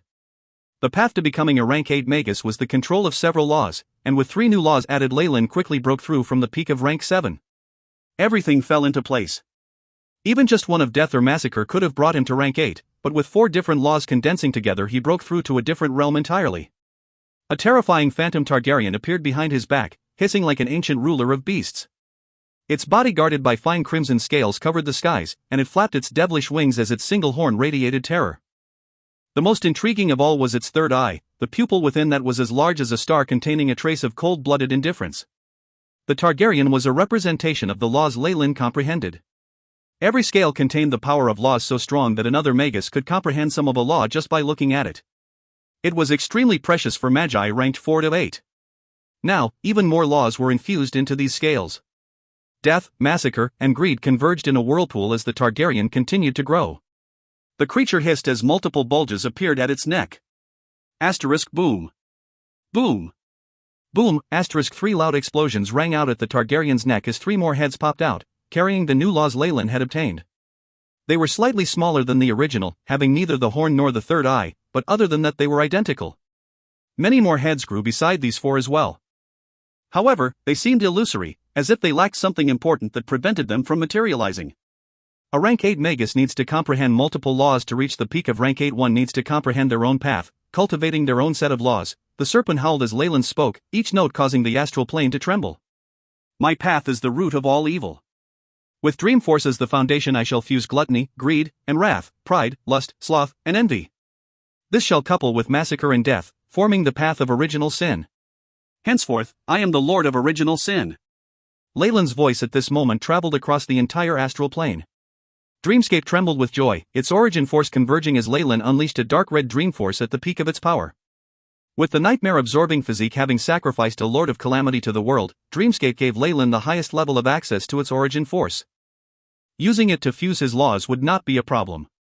HSSS, the 4-headed Targaryen roared, using the law of devouring that mutated from devouring to fuse massacre, death, and greed.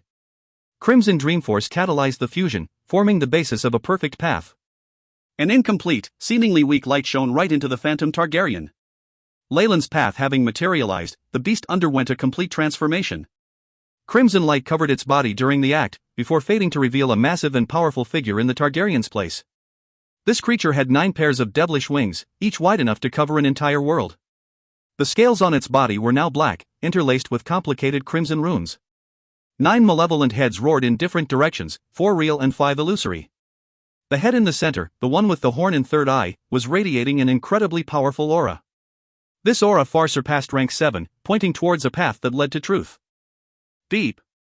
The AI chip sounded out, host bloodline has advanced, approaching the limit of its roots. Retrieving stats. The Targaryen serpent's genes have been transformed, reaching perfection. Analyzing law runes. As if dictated by something like fate, the AI chip returned with a true name for this 9-headed serpent. Beep. Host bloodline's true name is now 9-headed Nightmare Hydra, incomplete. Law of Devouring has evolved under the influence of the bloodline. Devour is now an innate rank 8 spell. 9-headed Nightmare Hydra?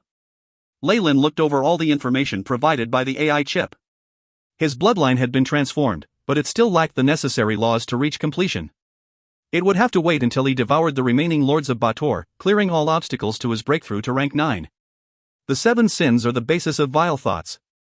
These thoughts lead to violence, and violence causes death. The cycle is thus formed. The nightmare Hydra roared from behind Leyland at this moment. Every emotion of gluttony and greed, every murder, and every death was absorbed into a black fog that shrouded it, making it seem more sinister and darker than before. The source of these emotions wasn't restricted to Leyland's divine kingdom.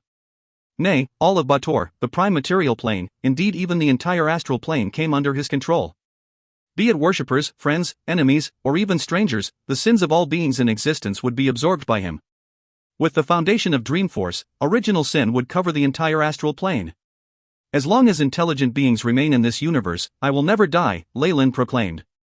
The power of sin would become his strength, a power that nobody could escape from. Put bluntly, be it gods or magi, nothing could ever kill him unless the entire astral plane was destroyed. Even if he was attacked and slain, he would revive from the sins of any being. Such was the might of Dreamforce combined with original sin. There were various paths that led to the truth, and thus there had been many peak rank 8s that had survived to this point. However, Leyland's path of original sin was at the top of the list, a result of every move of his being painstakingly planned out. Leyland shifted his gaze towards his divine kingdom. Despite his god clone being devoured by the main body and a small part of it dying with distorted shadow, it had remained upright. This was extremely unfathomable to the world of gods, breaking all known laws. Kukulkan, my lord, you are a star in the skies, the lord of the natives, the ruler of devils. You have shown mercy on my soul, and are my only haven in death. Many petitioners continued to pray in the divine kingdom, feeling nothing amiss. It was like Kukulkan's death hadn't affected them in the slightest. Experiment successful. Divine kingdom remains stable, and the power of faith is moving smoothly. Another of Leyland's clones appeared within the divine kingdom, carrying the dignity of a god. However, its voice was the extremely monotonous tone of the AI chip. Indeed, this new clone was being operated by the AI chip, having fused with one of Kukulkan's avatars. Even as the true body fell, this clone took over everything just as Leyland had planned. This was also a decision Leyland had made in the past. He didn't like how faith had so much of a hold over gods, but he didn't just want to toss his divine kingdom and petitioners away. He'd instead have the AI chip take control of an avatar, becoming the god Kukulkan itself. This would be downright impossible for a god, but with the AI chip having fused with his soul, Leyland could do it. The AI chip at this point was another Leyland, even one that had passed the probe of the world of gods as it took over his divine kingdom. Great! Leyland nodded, and the nightmare Hydra spat out an illusory divine spark that it inserted into the clone. Having gained control of the divine domain, alongside the fact that this auxiliary AI chip was under the control of the central one within Leyland, Kukulkan was reborn once more. Even though the divinity the Hydra gave the clone was only a simulation, it was just like a greater god authorizing their subordinates to manage their divine kingdom. Despite Distorted Shadow's plans, Leyland hadn't suffered any repercussions at all. If you find any errors, ads pop up, ads redirect, broken links, non-standard content, etc., please let us know. Report chapter so we can fix it as soon as possible. Chapter 1164, Breakthrough. Breakthrough. I am Kukulkan, the god of massacre. The AI chip clone released a powerful domain after getting the authority from the nightmare Hydra, seeming just like the original. Faith channeled successfully, blessing system in order. A lot of data appeared from the AI chip. The clone was but an intermediary. It allowed Leyland's Magus body to borrow the powers of his divine kingdom, using the divine domains he'd possessed as the god. Even as the AI chip made its report, he could feel his main body connecting to a massive sea of faith. Kukulkan had accumulated decades upon decades of faith, and now it was all being absorbed by the nightmare Hydra. It made Leyland feel stronger with each passing moment. Combined with the power of emotions he just absorbed, it pushed Leyland towards a higher realm. Beep. Emotion energy has been accumulated, beginning breakthrough to rank 8. Leyland was a warlock. It wasn't just laws that he had to worry about, his bloodline and power had to be accumulated as well. However, he'd spent all this time accumulating resources, and the fusion with the divine clone brought him up to standard. Advancing was only a matter of course now. *HSSSS*. The four physical heads of the Hydra continued to spew out the energies of their respective laws. A perfect path of original sin took place, forming a phantom behind the nightmare Hydra that repelled even the origin force of the world of gods. Time seemed to pass in an instant, but it also felt like a million years. By the time Leyland recovered his senses, all the power inside his body had fused, forming an extremely powerful bloodline that filled each and every cell in his body with power. A black stream of energy appeared before him as he raised his hand, carrying traces of the weave. The fusion of bloodline and laws, coupled with Dreamforce. My power has already evolved, transforming my path into one that is completely my own. This strength, this path, the feeling of extreme power caused Leyland to grin widely. It shall henceforth be known as the power of original sin, something that can only be used by its lord. The AI chip had a lot of information as well. Beep. Host has advanced to rank 8, obtained the strength of original sin. The Nightmare Hydra bloodline has evolved the Devour skill, obtained innate skill World Devour. World Devour, the laws of devouring have reached their limits. With the support of other laws, Host has gained the ability to devour worlds. The Nightmare Hydra can devour all dimensions, semiplanes, and small worlds. I can absorb the bloodlines, emotions, and even laws of what it devours. Even with a small world as the limit. What a frightening ability! Leyland sighed. No matter how small a world in the astral plane was, it still had billions of lives within it. The origin force of anyone could give birth to at least a rank 7 Magus. However, these small worlds were now an insignificant meal in Leyland's eyes. Beep. Host's stats have changed, recalculating. Changes have been detected in the world due to a shift of laws. Stats calculated on the basis of the world of God standards. Name, Leyland Farlier, rank 8 Warlock. Bloodline, 9-headed Nightmare Hydra, incomplete body. Strength, 45. Agility, 50. Vitality, 65. Spiritual force, 99. Soul status, soul of original sin. Laws, devouring, 100%, massacre, 100%, death, 100%, greed, 100%.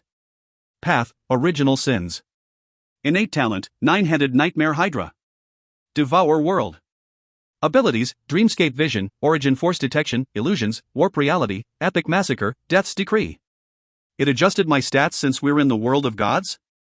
Leyland looked at the stats of his Magus body. His lips curled upwards as he looked at most of his divine force being retained. Even a greater god only has stats hovering around 50. I'm only a new rank 8 warlock, but my stats already surpass so many of them. This was quite logical. The power of a god came from their divine kingdom, their power being distributed by faith, unlike Magi whose power was their own. The gods were thus weaker overall, only able to contend with the Magi due to the buffs from their divine kingdoms. Additionally, Leyland himself had overpowering strength. He'd formed his path before even approaching the peak of rank 8, ensuring that his path of advancement smooth and his battle prowess exceptional. He was almost a peak rank 8 fighter himself, so he was vastly different from other Magi. This power.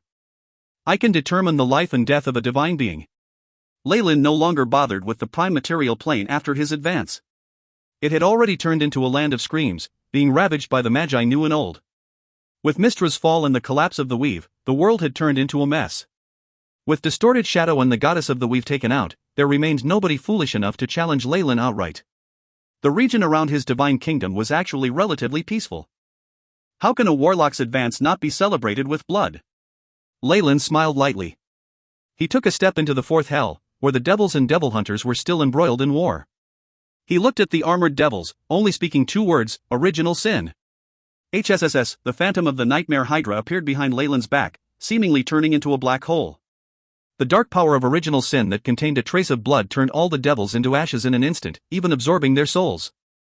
Each of the 4 heads of the Nightmare Hydra had turned into a sinkhole, absorbing everything connected to original sin without end. As evil beings themselves, these devils would not be able to escape. Phlegethos immediately turned silent, and only the 6 lords of Bator showed themselves. Magus.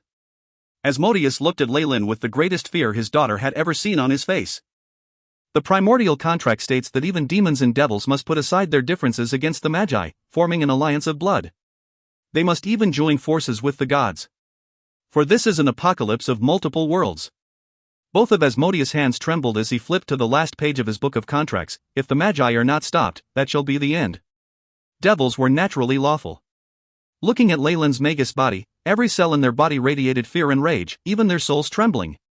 The lords showed themselves without the slightest reservation, all 6 putting aside their differences as they roared in unison, more evil than the devils, and more chaotic than the demons. Magus, scram from Bator. Each lord of Bator was a being of laws, and Asmodeus had inconceivable might. Even the gods dreaded their combined strength. However, Leyland Farlier was not Kukulkan. Having advanced to rank 8, he feared nothing unless he was surrounded by a bunch of greater gods or was forced to fight in one's divine kingdom. Do you know why I brought my divine kingdom to Bator? Indeed, I wanted to avoid the gods, but there's more to it.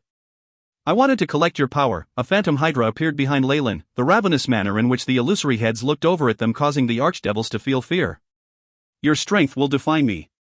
Be honored to be a part of my path. The void trembled with Leyland's proclamation, as an extremely sharp weapon descended from the skies. The weapon was extremely strange.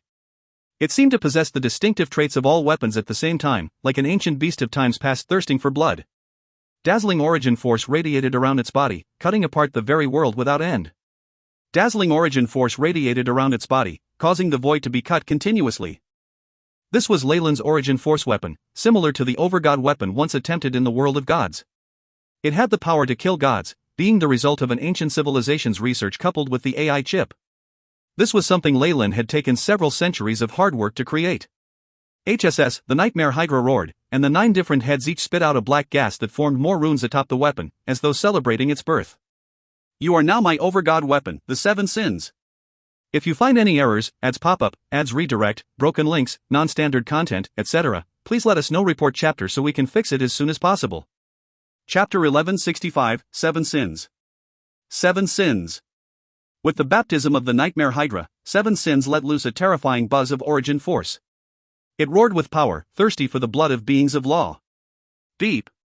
Information on 7 sins has been added to the database, the AI chip reported. 7 sins, overgod weapon, origin force weapon. Source materials, world crystals, blood of Apollo, dream force, shadow force, mermaid scales, prophet's bones. Abilities. Gluttony's devouring, 7 sins can devour the blood and souls of its enemies, obtaining their power.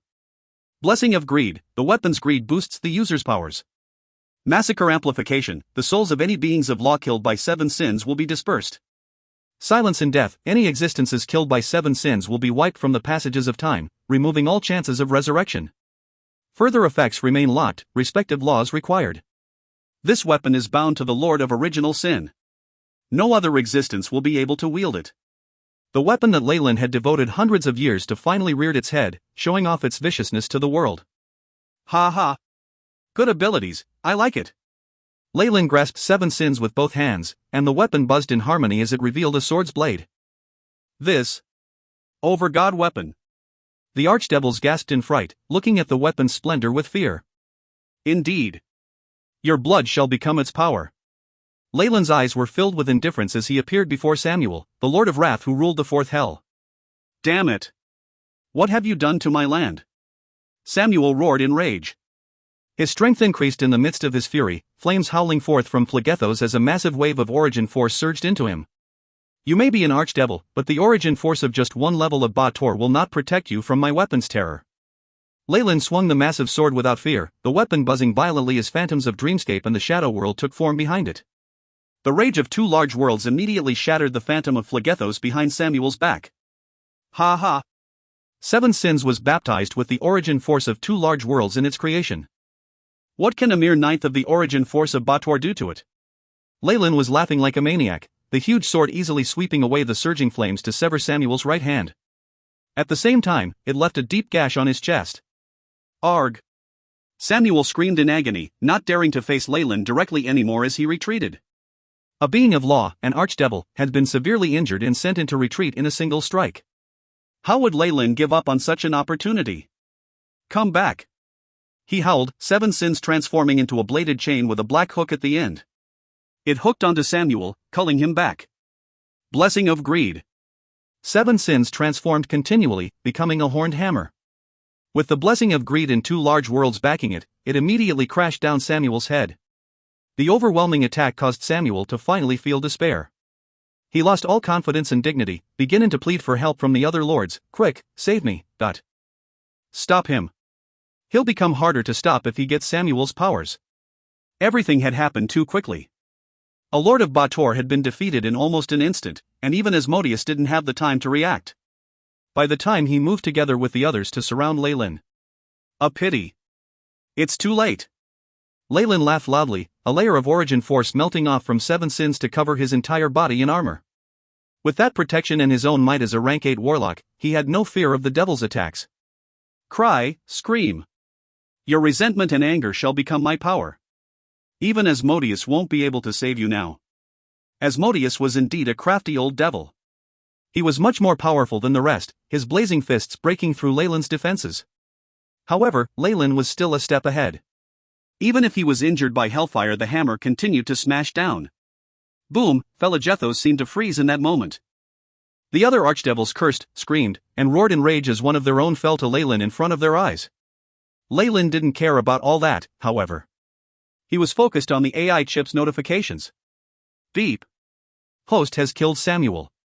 7 Sins has activated Gluttony's Devouring, absorbing new law. Law of Wrath currently at 100%. HSS, the nightmare hydra behind Leyland hissed loudly as another head materialized from its neck.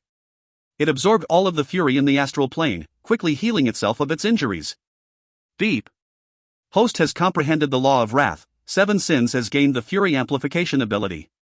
Fury Amplification, the user can double their stats by consuming the powers of wrath. It really is great to battle devils. I can get stronger and gain more abilities as I kill them. Leyland was extremely elated by the acquisition. He immediately activated the new ability. Rumble, Asmodeus felt Leyland's strength doubling in an instant as it pulsed with fury. The archdevils were immediately pushed back. Samuel's strength. You absorbed it so quickly? Blagia cried out in shock. The other archdevils, including even the haughty Levistus, turned pale. How could they deal with an enemy that got stronger the more he fought? No. He's only putting on a strong front. Even a greater god can't escape our combined attack without injuries. He's nothing. Asmodeus was indeed a sly old devil. He saw through Leyland's disguise immediately. Let's attack together. We'll be able to take him out. I am indeed injured. Leyland's broken armor merged back to form 7 Sins, and the weapon grew in size. But before I die, how many of you will pay the price and join me in death? Is it 2 of you? Maybe 3? Leyland's mocking gaze swept past Levistus, Mephistopheles and Beelzebul, causing their expressions to change. Even average humans would double-guess themselves in a time of death, let alone these powerful devils. Asmodeus almost vomited blood at this. Even now Leyland hadn't forgotten to pick at their natural disposition. With him and his daughter being together, the ones being sacrificed would most likely be the other 3. They wouldn't want to die just like that. The other lords began to have second thoughts, exposing the fatal flaw of their unreliable alliance. With this thought in the back of their minds as they faced powerful opponents, Leyland could even turn the tides and corner him instead. Damn it! Let's retreat! Asmodeus said as he looked at the evident mistrust in the eyes of his allies. He seethed with fury, but all his preparations had come to naught and he had no choice but to retreat. The other archdevils retreated as well. Seeing the divine light from Leyland's clone covering the entirety of Phlegethos, they felt extremely humiliated. The lords had spent decades and sacrificed countless life to besiege Leyland's kingdom. The result? They'd ended up suffering devastating losses. Forget conquering Leyland, they'd even given him the 4th hell now. Snot dripped from their noses as they cried in shame and agony. Leave now. It'll be too late when his divine kingdom covers this area. Levistus transmitted to his subordinates. As the lord of the 5th hell, he was the most affected by Leyland's actions. He would be Leyland's next target, and this Magus was more fearsome than Kukulkan, and much harder to deal with. Not you. Levistus had never thought a single sentence would crush all his hopes. He'd only been slower than the rest by a beat, but Leyland caught up to him immediately. The razor-sharp blade of 7 Sins was pointed at him, carrying the power of death. Divine ability, Death's Decree. Leyland didn't even attack him. Levistus' consciousness just stopped in an instant. Powered by the laws of death and massacre, Death's Decree was an ability that grew with its wielder. With Leyland now being a rank 8 warlock, he was at the peak of intermediate gods, rank 17. Levistus was a peak lesser god at the most, and with the sheer difference in power he was incapacitated at once. If you find any errors, ads pop-up, ads redirect, broken links, non-standard content, etc., please let us know. Report chapter so we can fix it as soon as possible. Chapter 1166, Intermediate God. Intermediate God. Levistus was actually extremely lucky. Perhaps because they were both at the level of gods in the end, Death's Decree didn't have full effect. However, the ability had still stalled him for a moment long enough to determine his fate. By the time he recovered his senses, the sharp blade of 7 Sins was already at his neck. Beep. Host has killed Levistus. Gluttony's Devouring has been activated. Host has gained a new law. Comprehension of Law of Pride currently at 100%. HSS *, the nightmare hydra hissed once more, another head materializing on its body. It absorbed the pride of the entire universe, turning it into the power of original sin. Beep. The law of pride has awakened a new ability in 7 sins. Pride Guard, the armor of 7 sins has been fortified, nullifying all physical and magical attacks at the legendary realm. Remember this. The hatred of an archdevil cannot be ignored. Asmodeus said in his fury. However, the other lords had only sped up on witnessing Leyland kill Levistus, and he was helpless to do much more. The light of Leyland's divine kingdom didn't stop at the 4th hell, instead spreading out to shroud the icy lands of Stygia as well. Alright. With the 5th hell in hand, the devils won't be able to turn the tides. Leyland had possessed an advantage in power before, but now he'd become the absolute dominant force in Bator. With 5 of the 9 hells in hand, the remaining archdevils wouldn't be able to perform a miracle. I need to return. There are many things to do, and many comprehensions to be had.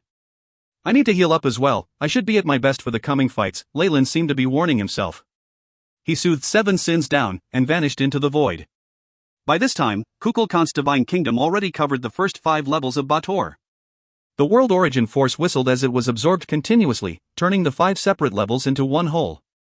Many devils wept and wailed as they scampered further below into the last 4. Those who couldn't escape were given 2 options: they would either be sealed and killed, or they would become slaves as they pledged themselves to the god of massacre. They would then be turned into devil petitioners. By the time Leyland returned to White Jade Saint Mountain, his gigantic divine palace was giving off a very imposing aura. His worshippers felt the effect of his increase in strength, causing them to kneel on the ground and pray from the bottom of their hearts. Kukulkan, my lord, you are brighter than the stars in the sky. Your powers of massacre and death maintain order, and our souls belong with you in your haven. Massive amounts of faith surged forth, forming a golden whirlpool around White Jade Saint Mountain. The entire divine kingdom cheered as Bator's origin force gushed in as well. Did the clone just advance? It makes sense. It added a lot to its portfolio, and its divine kingdom advanced greatly as well. Although Leyland could govern the divine kingdom himself, he was unwilling to bind the power of faith to his body. Using a puppet clone was a much better choice. Even if faith in him collapsed, the most he would lose was an auxiliary AI chip routine and some energy. As he was right now, he wasn't afraid of such minute losses. The power the Nightmare Hydra relied on was far more astonishing than the power of faith. Each of his heads could absorb certain emotions across the astral plane, and its reach wasn't limited to those who worshipped him. Even though the power of emotions was weaker than the power of faith head-on, the sheer magnitude more than made up for the gap. With the Hydra already having 6 heads, Leyland no longer needed to rely on the power of faith. Divinity would at most be some additional support at this juncture, so it was important to adopt certain measures to help with that. Leyland was happy at the thought of his clone becoming an intermediate god. After all, the auxiliary chip was under the direct control of the AI chip in his soul. The clone only had a simulated godfire anyway, so even if the clone wasn't a real divine body, it wasn't different from one given his control. *BZZT***, a special tremble rippled throughout the world of gods. The energy emanated as a lesser god advanced to become an intermediate god.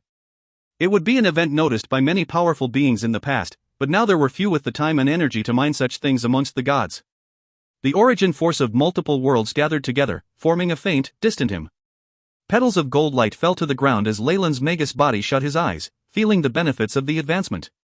With this clone not being a separate being Leyland could feel his advancement himself, to indescribable benefit. Immersed in the energy of the world of gods, he saw a bunch of notifications from the AI chip. Beep. Clone has advanced, currently at rank 12. Class rank increased to level 39. The multitude of divine domains have amplified the power of the clone, +4 to all stats. Clone body has undergone massive changes. Recalculating stats. It wasn't long before the AI chip with new information. Divine name, Kukulkan, god of massacre, controlled by auxiliary AI chip.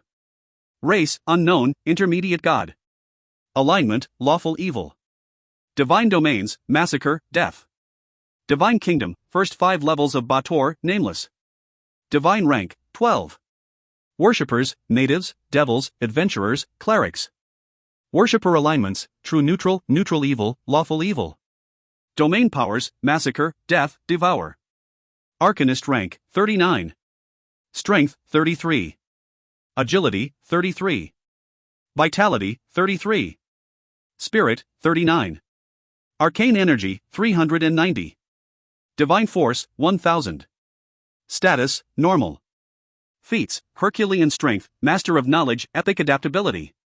Divine feats, origin force detection, arcane art amplification, illusions. Divine abilities, warp reality, simulate reality, supercomputing.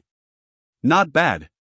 I still have most of the abilities, and the battle prowess only went up. Leyland stroked his chin in appreciation. The clone didn't just inherit Kukulkan's abilities in name. It gained 2 new skills of its own, namely simulate reality and supercomputing. Of course there were also losses. Most of his abilities had been transferred to his true body, causing it to weaken. Death and massacre, alongside 4 of the 7 sins. I would have gotten to rank 17 immediately, but the laws were integrated into my path. It's already great that I could push up all the way to rank 12. Leyland felt rather regretful, but he got over it quickly. Moving along on his own path was far more rewarding than becoming a peak intermediate god. With these thoughts in mind, Leyland looked behind his back. The nightmare Hydra had grown more solid than before, but there was still some illusory darkness around its neck. It seemed like as he walked further on the path of original sin, the power of evil from the path grew greater. Only that one part of his path seemed to be missing something. So?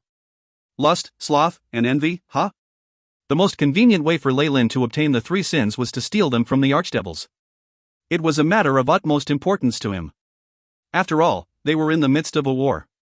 This was a precarious situation, and it was hard to say whether some furious gods or magi would intentionally slay them to stall his advance. It would then take him up to tens of thousands of years to comprehend them, delaying his entry into the final war until it ended without giving him any benefits. He thus made up his mind. The outside world didn't matter to him. His body would camp within his divine kingdom until he had Bator under control and absorbed the remaining archdevils. The outside world now would be facing complete disaster, and nobody would bother him at this time. Naturally, this was the best time for him. Glagia, Balzabul, and Mephistopheles. Leyland muttered the names of his targets. That will finish off the 7 sins, but I also need Asmodeus as well. Although the self-proclaimed Supreme of Bator didn't actually have any laws to his name, he was in fact shrouded by them all, making him a true embodiment of evil. He was the core of Leyland's path of original sin, so Leyland held him in high regard. My worshippers, the clone declared, pick up your weapons. Help me conquer Bator, turning the entire place into a true paradise. The clone was still trying to adapt to its current rank, but it didn't sound different from before. Tiff, Phoenix, and even Isabel, who was the closest to him, didn't feel anything changed. With their lord's commands, the entire divine kingdom began to counterattack. Countless devil hunters surged into the 6th Hell Bulge, causing the devils to wail endlessly. If you find any errors, ads pop up, ads redirect, broken links, non-standard content, etc., please let us know. Report chapter so we can fix it as soon as possible. Chapter 1167, The Abyss. The Abyss. The Magi had appeared once more, and the final war had resumed. There would be no news more terrifying to the gods, and Mystra would never in her dreams have thought that cornering Leyland would cause him to open up the world of gods to the Magus threat, leading to her own death. The chaos began at Bator, quickly spreading to the other planes.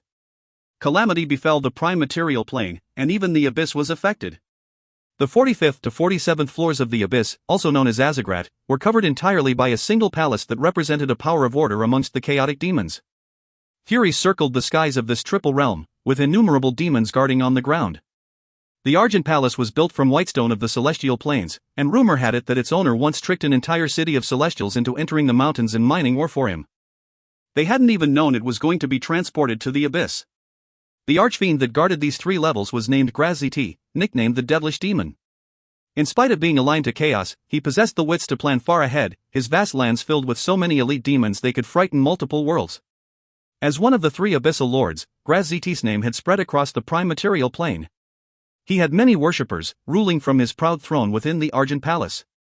Only after Leyland's actions did the peace this archfiend maintained in his realm get challenged.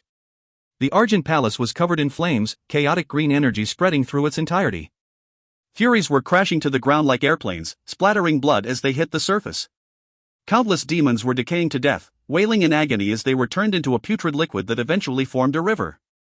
The 66 ivory towers of the Argent Palace were collapsing one after the other, the attacker powerful enough to wreak chaos across Graziti's lands.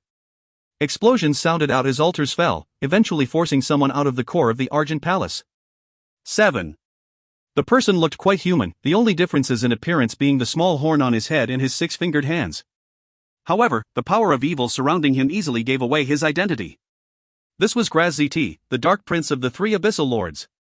The scent of a Magus, Graziti frowned. Even the Abyss knew of the dusk of the gods, and he'd feel nervous fighting the Magi that had caused the fall of countless gods regardless of his personal strength. Damn it! Why aren't the Magi attacking the celestial planes? It would be so much better for them there. Graziti knew his complaints would not change reality. He pulled out his acid-drenched greatsword from the Argent Palace, slashing towards the skies. An immense power of darkness swept across Azagrat, dispelling the chaotic green energy from the skies. The green clouds parted, but as the sky brightened they revealed a green eye in the air that was filled with wisdom and greed. I am the Chaos Lord of the Astral Plane. Graziti of the Abyss, your power and authority are mine. The Chaos Lord's conscience swept across the triple realm, causing Graziti's expression to darken.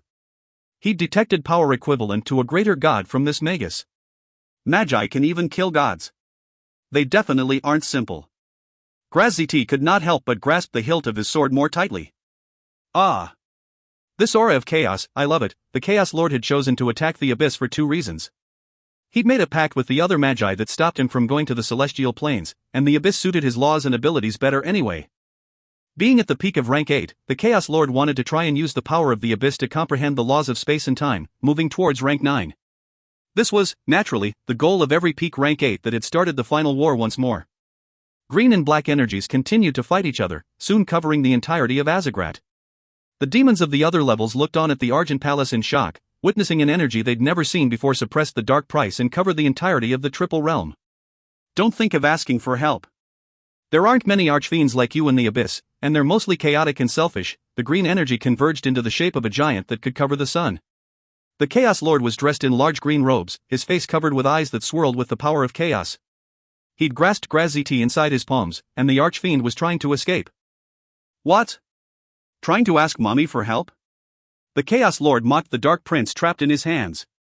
But then, the voice turned female. Someone else has gone to deal with the Mother of Demons. Even if Pale Knight isn't injured, she won't be able to come save you. Boom, shockwave after shockwave carrying the power of origin force rocked the entire Abyss as the Chaos Lord spoke. The Endless Maze. That's Pale Knight's bone castle. Many demon lords diverted their attention to the 600th level of the Abyss. They soon saw a horrifying scene of disgusting filth drowning the Endless Maze, carrying the pollution of the entire astral plane. A number of seals and spell formations activated within the core of the bone castle, helping it resist for a while. Pale Knight's faint figure showed itself, but she was like a river fighting an entire ocean, soon overwhelmed. Filthy evil eye. So disgusting. You can't wash yourself of its odor for tens of thousands of years. The Chaos Lord's face was riddled with disgust as she looked at the 600th floor. Goo goo. Gigi, on the contrary, the ocean of filth covering the Endless Maze let out a roar of delight. I should have known the Abyss would definitely attract that disgusting beast. Just my luck. The Chaos Lord seemed extremely displeased as she reached her hands out. A ball of chaos burst forth, and one of the three Abyssal Lords was wiped out of existence just like that. Please awaken, my lord. Your worshippers are lost sheep, and we require your guidance. Cyric's Pope was kneeling before his statue in the Palace of Shadows. However, the god of murder's madness had set in, and he completely ignored his Pope's words. A layer of crimson energy covered the statue, causing it to look even more terrifying than normal. It only caused the Pope to grow more frantic. As a legendary being, the Pope was vaguely aware of the changes happening in the world of gods.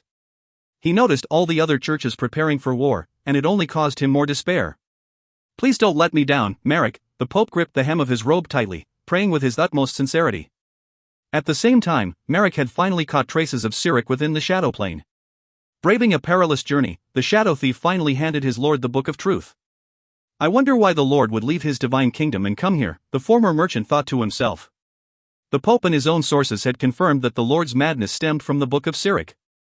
Once he read the Book of Truth, he would recover his sanity. The glory of saving a god and the blessings arising from it would definitely bring him to a whole new level.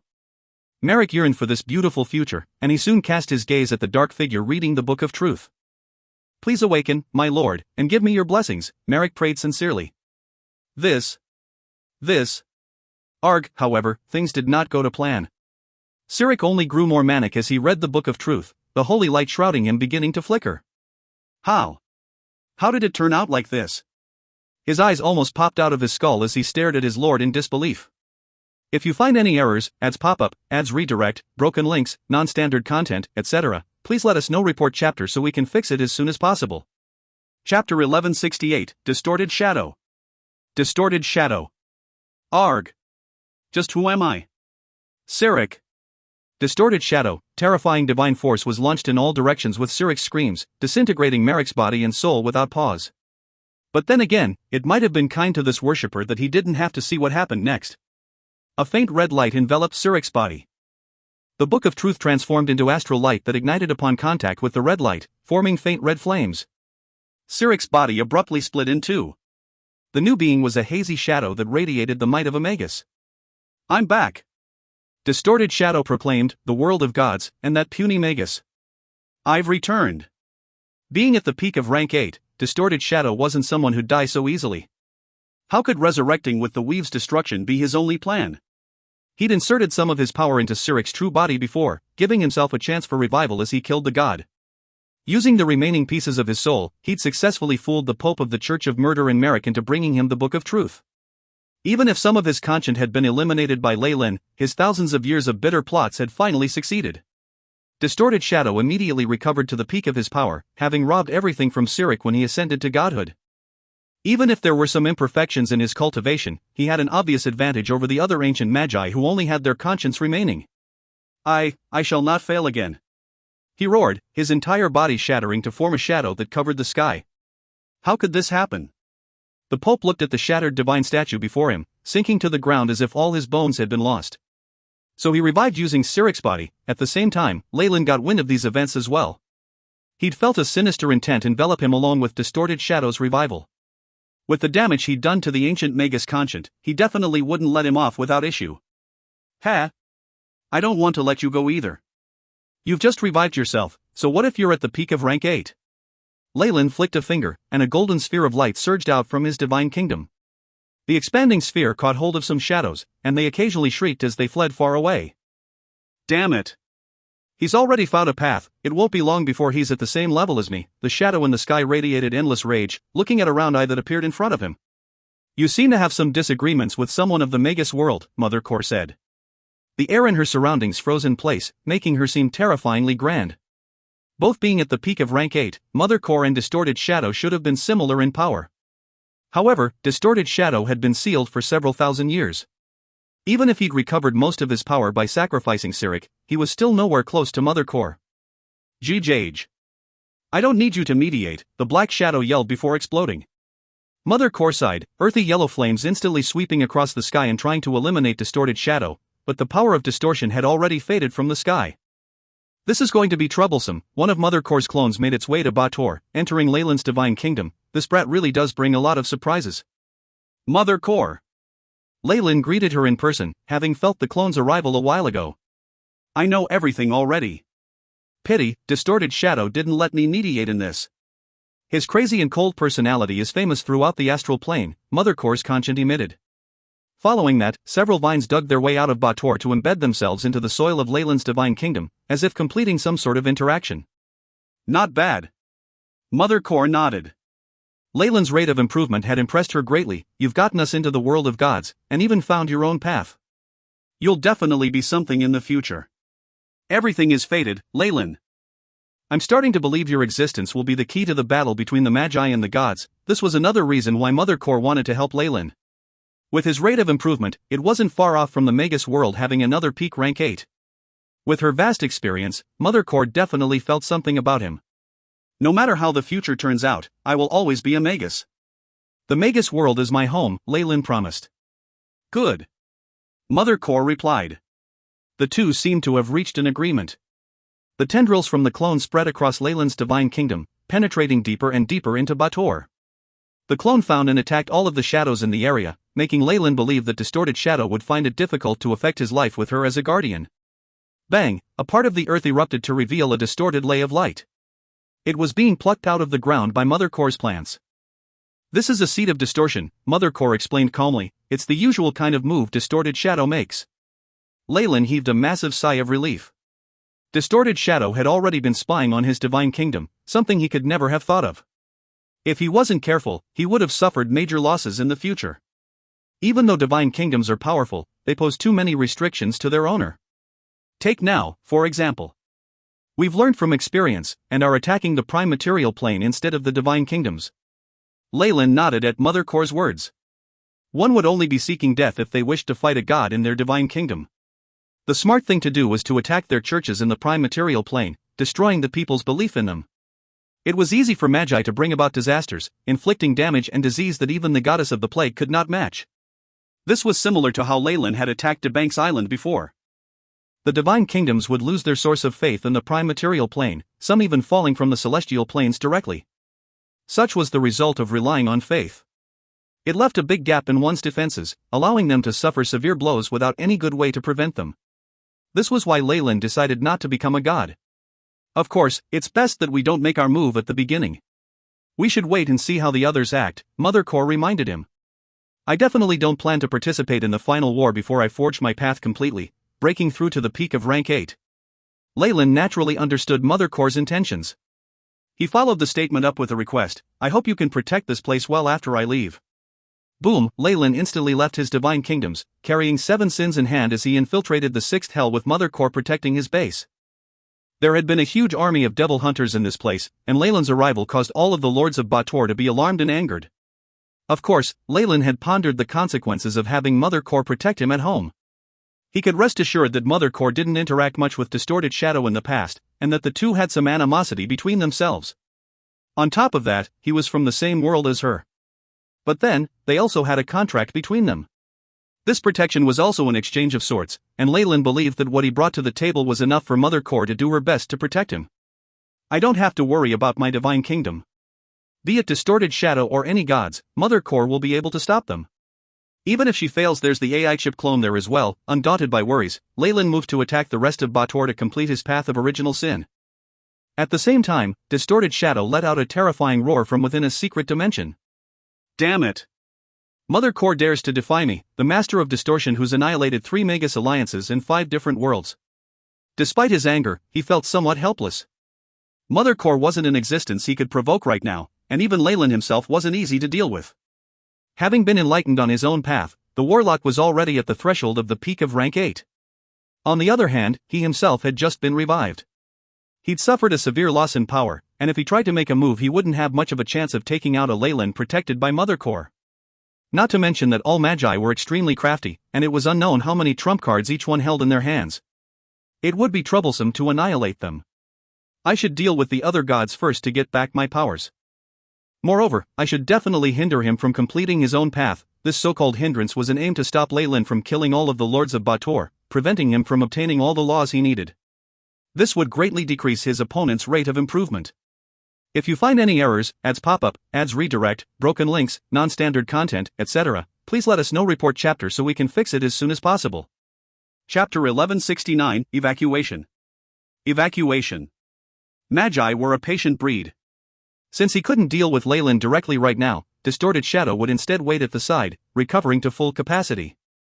If Leyland did not increase in power himself by that time, he would have a chance for revenge. The commoners of the prime material plane treated powerful existences like the gods and Magi like they came out of a fairy tale. Regardless of what such powerful people did, all they cared about was earning a few more coppers for the next day. They just wanted bread to eat and beer to drink. Doran was one such commoner. He came from a line of carpenters, having been forced into the job due to his background. However, his inheritance was lackluster. In fact, he had to maintain the furniture of the regional lord for free a few times a year, including the mangers of the barn. He wouldn't even be given food. Clearly, matters related to gods and devils were like the epics sung by bards to him. Such events did not have anything to do with him, and listening to them would only be treated as a pastime. However, all of this changed one day. Seeing the purple moon explode as it formed an evil eye, he felt like his quiet life had come to an end. The loss of the moon's light was a minor thing. After all, most normal families went to sleep early because they couldn't afford the oil for their lamps. There were many stars in the sky as well, so it didn't really affect the night much. The only exception were ladies who loved to admire the moon with a midnight drink.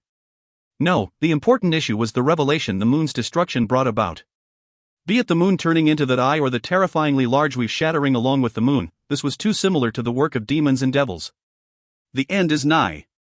A powerful existence is about to destroy the world. A few deranged minstrels in the town had changed from their usual waltz music, replacing it with a solemn prophecy that made Doran's heart feel heavier.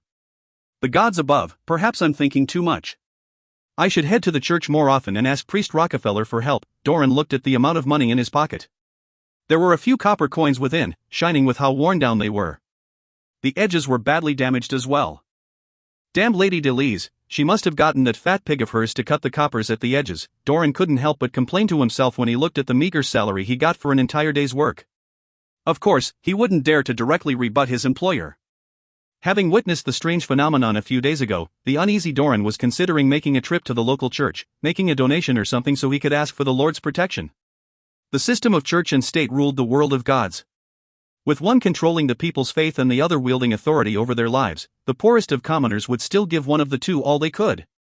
Only the former may have been voluntary, but they exploited the commoners all the same.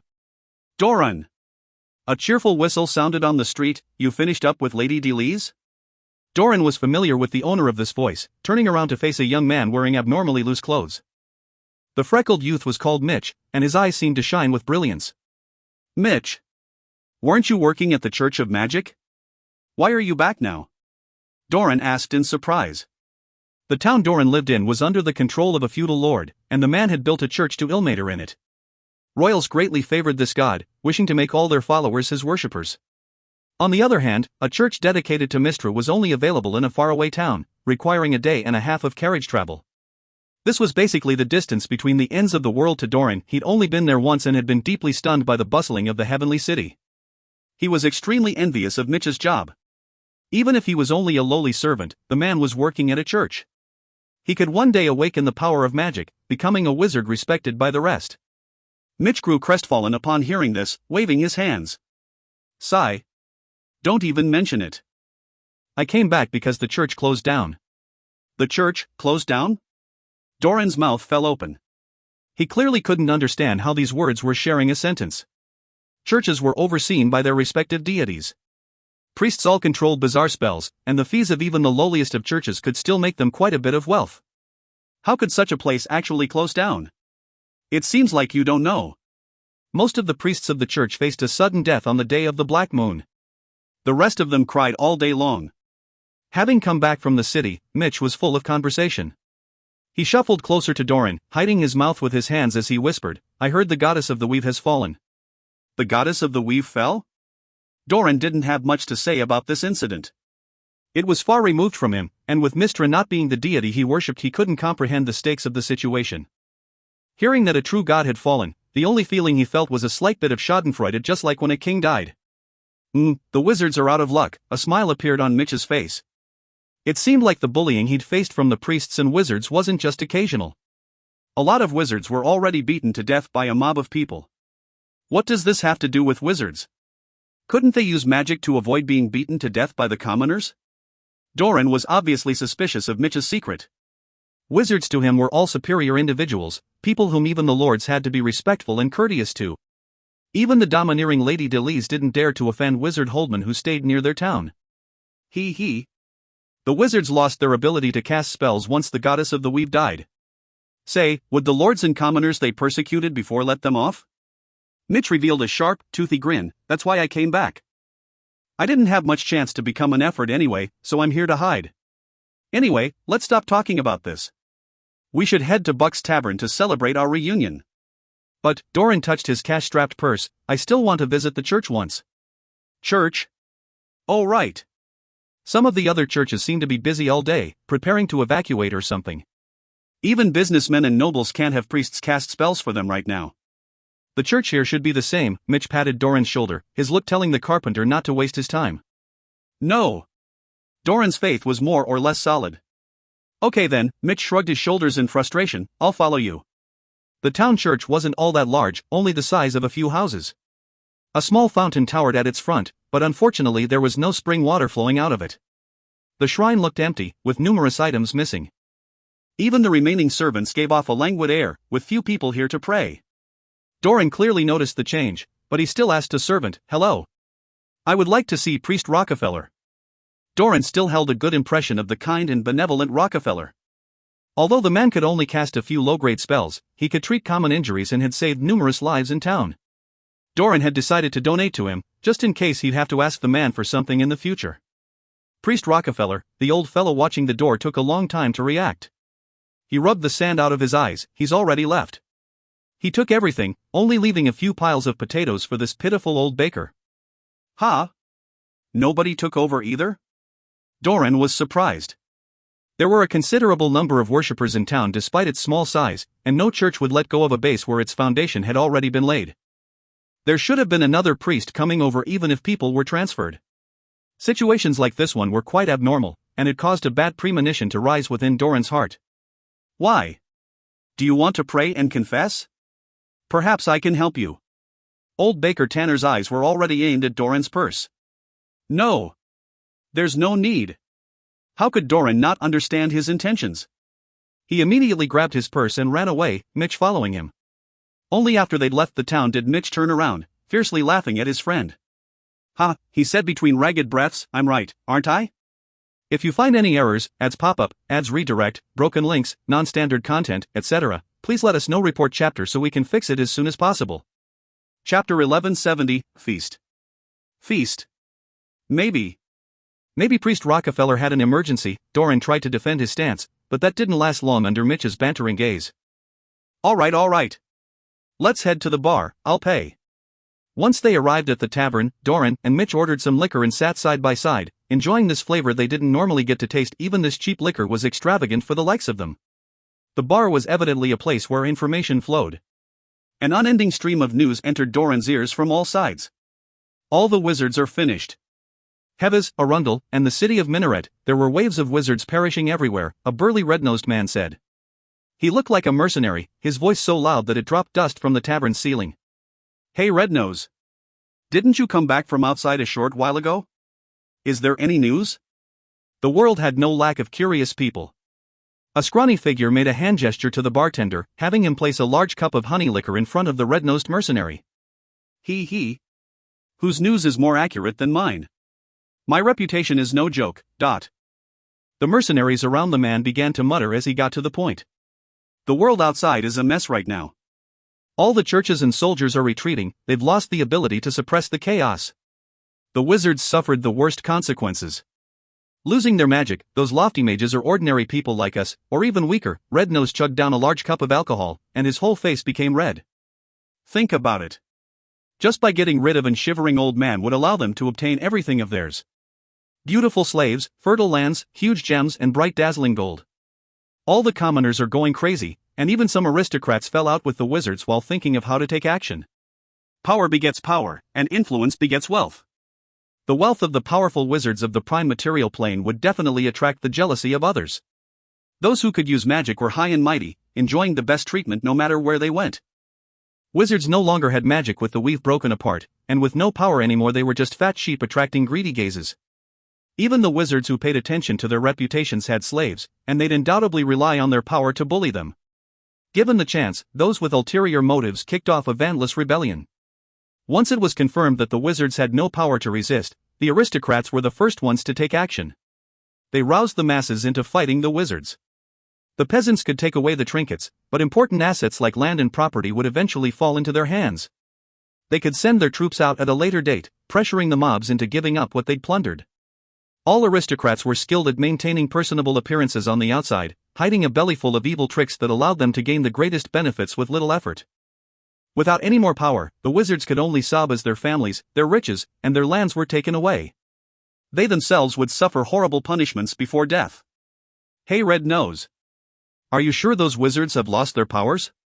A burly man in a black cloak asked.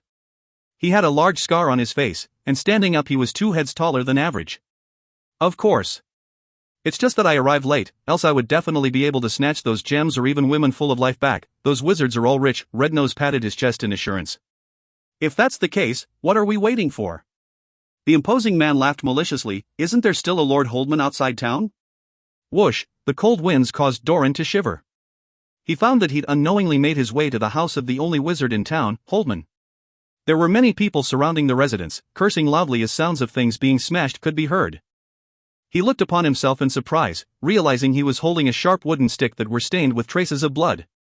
Several parts of his body were hurting, but he was unaware of how he was injured. Luckily he only had minor injuries, just some scraping of the skin. He was still dazed by the alcohol, and it took him a while to remember what he'd done under the influence. Affected by greed, they'd all fallen to become common thugs. Led by the burly man and the red-nosed mercenary, they'd arrived at Holdman's mansion outside town quickly. They broke through the building, merrily acting out their roles. Bleg, he couldn't endure it anymore as he saw the corpse fallen at his feet, kneeling on the floor to vomit as he cried. "Oh God! What have I exactly done?" He looked at the mob around him as he cried, seeing some of them even burning torches. This conduct was in stark contrast to the words of Ilmater, almost making him feel like a devil had invaded his body. "Everyone take a look," a man with a red beard and bright mottled clothes threw out a white-haired old man to the tune of applause. The old man's hands were like firewood, and he was hugging his head while his body shivered. It took Doran a lot of effort to connect this to that insufferably arrogant Holdman. This is the old fella. Not only did he instigate the nobleman to construct a wizard tower, he even wantonly looted our wealth and manpower. Take a look at this. Red nose point towards the opened granary. Fragrant wheat filled the entire place. We're all starving, and this old man hoards so much food and wealth through cruel exploitation. Those with wealth were what the mobs hated the most in time of famine. More and more eyes turned red as the mercenary spoke, and even Doran seemed to remember Holdman's butler kicking him and taking away some good wood from his home. Anger surged to his head. "Kill him! Kill him! Kill him!" Numerous thugs cheered, their voices getting louder and louder. In contrast, Holdman seemed to have seen something as he struggled to climb towards a youth's corpse and started crying. Sadly, his death throes couldn't wake up the thugs who were intoxicated with rage. Doran managed to clear his mind as he saw that weeping face, but then he saw Mitch climb out of a temporary tent as he buckled his belt. He gave him a glance any man would understand. "This is a noble lady. Don't you feel like playing?" he asked. A memory instantly emerged within Doran's mind. He'd once been summoned by Holdman to repair the furniture in his house, and he'd seen a beautiful noble lady in there. She'd been dressed in white, looking like an angel. Of course he hadn't been paid for the job, and the dirty look in her eyes had etched itself into Doran's mind. He'd been deeply hurt, and was even depressed for a long time. As if the devils felt that the stimulation was insufficient, two white jade legs with elegant curves stretched out of the tent. The purple daffodil on the toenails constantly aroused Doran's brain, and he couldn't help but release a bestial roar as he rushed forth. Mystra's fall was only an opening. What was important was the destruction of the weave. Wizards may have been the most hurt by its loss, but the gods had lost its convenience as well. The energy it took them to bestow divine spells increased greatly, making it impossible for them to cater to their worshippers as they came up with retreat strategies. This only exacerbated the corruption and the attacks on the wizards. There hadn't been much centralized power in the world of gods before, and a part of its management had been left to the churches. With the churches losing faith and authority, the power of the mobs was extremely terrifying. Wizards without magic were just like guns without bullets. Other than those with enough scrolls and supplements or legendary wizards who'd managed to break away from the weave, everyone suffered the calamity. The aristocrats pushed the simmering anger of the commoners into boiling point, laughing in secret as they toasted their new harvest. When the riots ended, these mobs would only be executed or reduced to their previous, poor state. The nobles would take the greatest wealth, and almost every noble with power would gain something from this. However, an epidemic hit the prime material at that exact time. The raging laughter was replaced by deathly wails, becoming the theme of the world. Some said the goddess of plagues was hatching a scheme, others that this was a curse cast by the dead wizards. The only thing that stayed true? With the plague spreading continuously, the population of the prime material plane was dropping quick. If you find any errors, ads pop up, ads redirect, broken links, non-standard content, etc., please let us know. Report chapter so we can fix it as soon as possible. Chapter 1171, Consensus. Consensus. The Pantheon was in disarray, an imposing atmosphere shrouding the disorderly celestial hall. The gods were all seated respectfully on their pedestals, not one of them missing. None of them were even focused on comprehending their laws, their gazes instead focused on the central region around which the greater gods sat. Two formidable greater gods were missing from their position. Cyric was ultimately an evil god, so the others didn't really miss him, but Mystra's loss had struck them hard. With the weave destroyed, they were grieving the fact that numerous ancient magi had escaped into the world. Although only a few had revealed their existences so far, it still caused a huge effect. Ogma! You are the wisest of us. Please, take a look at the future of the greater gods, one of them asked. He possessed strong divine force, being seated on a pedestal shrouded by morning light. Not good, the god of knowledge turned his gaze away from the greater gods, shaking his head. The weave being destroyed hurt multiple worlds, and even triggered turbulence in the four elemental planes. Most of the prime material plane is destroyed as well. This was originally the combined power of the gods, nobody here can prevent harm. The overgod tried to stop the damage from spreading, but I'm afraid he had to pay a large price. A feeling of unease spread around the room with Ogma's sigh. The gods secretly whispered amongst each other as they looked at the huge crack on the world crystal. Their gazes were filled with worry. Of course, there were still a few with ambition glowing in their eyes. That damned god of massacre. You should have listened to Mistra and attacked his divine kingdom. Tyr was clearly flustered and exasperated. He'd lost an important ally with Mistra's fall, and more importantly the chaos that had erupted in the prime material plane was great cause for regret. It's all a conspiracy by the Magi. We didn't realize it in time, the gods started to whisper. The word Magus had become a forbidden word in their circles, but they finally had to face this 10,000-year-old threat. The final war was already underway once more, and even the formidable powers couldn't guarantee their own safety. Ding! A crisp bell ring echoed throughout the entire celestial hall, and the gazes of all the gods fell upon Kalimver. The god of death coughed, looking around before speaking with a low, hoarse voice. I suggest we stop all current internal conflict, banding together as we prepare for the second dusk. We are to make an oath, the violators to be eliminated. I agree. Tyr was the first to express his approval, followed by the Morning Lord, Lathander. I, as well. Surprisingly, the third person to approve was Grumsh. The tall golden orc stood up, every strand of hair on his body erect as he spoke with a resounding voice. The fight between the orcs and the north is only an internal conflict. Right now, we should focus our strengths against our common enemy. The Orc Kingdom will stop all attacks on the Silvery Moon Alliance effective immediately, and the current line of control will be our border. With their goddess dead and the weave destroyed, the Silvery Moon Alliance was on the brink of collapse. They were after all an alliance of wizards, and with a majority of them losing their abilities they suffered devastating damage. As long as the Orc Empire continued to attack, they would definitely be able to chase Illustrial out of the northern lands.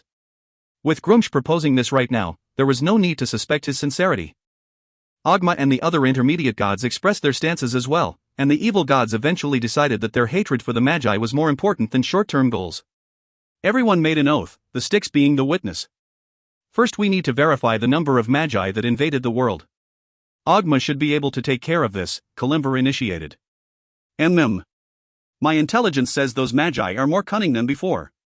Most of them have hidden themselves, leaving only a few revealed. Golden Divine Force formed a screen that displayed the image of a different world. The filthy evil eye and the Chaos Lord are in the abyss, while the god of massacre Leyland is in Bator. There's also distorted shadow as well, and the latter two are confirmed to be related to the epidemic spreading around the prime material plane right now. And these are only the confirmed ones. Even more have hidden themselves. Ogma raised his brows, deep in thought. The prime material plane is the foundation of our faith. These Magi have grown smart, starting a massacre there instead of directly fighting us in our divine kingdoms. The many gods grew gloomy.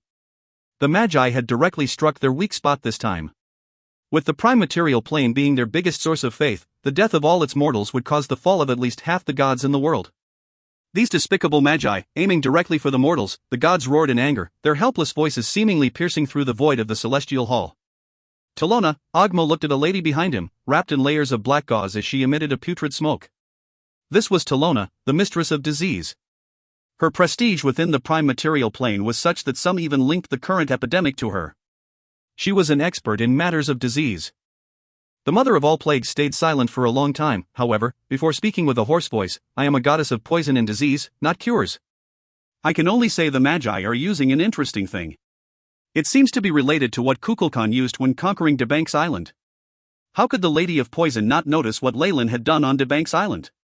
His ambitions had been exposed early, or it wouldn't have been a problem for him to get a place in Talona's church. The world of gods and the Magus world were both of equal rank, possessing terrifying suppressive power. A majority of the Magi chose to stay low profile, living quietly in seclusion as they accustomed themselves to the changed laws. It was unlikely for common bacteria and viruses to have such an effect after being suppressed, so the scale and damage of this plague caused everyone to think of Leyland's methods. You're saying Leyland did all this? Tyr stared at Talona.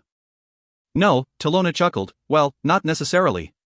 They seem like an inferior imitation, perhaps the work of another Magus. Leyland is currently stuck in Bator, and he won't be able to come out without killing Asmodeus. Talona stole a subconscious glance at Umber Lee. This intermediate god was unusually quiet, a repulsive aura being radiated from her as she clearly tried to avoid previous incidents. However, I have good news.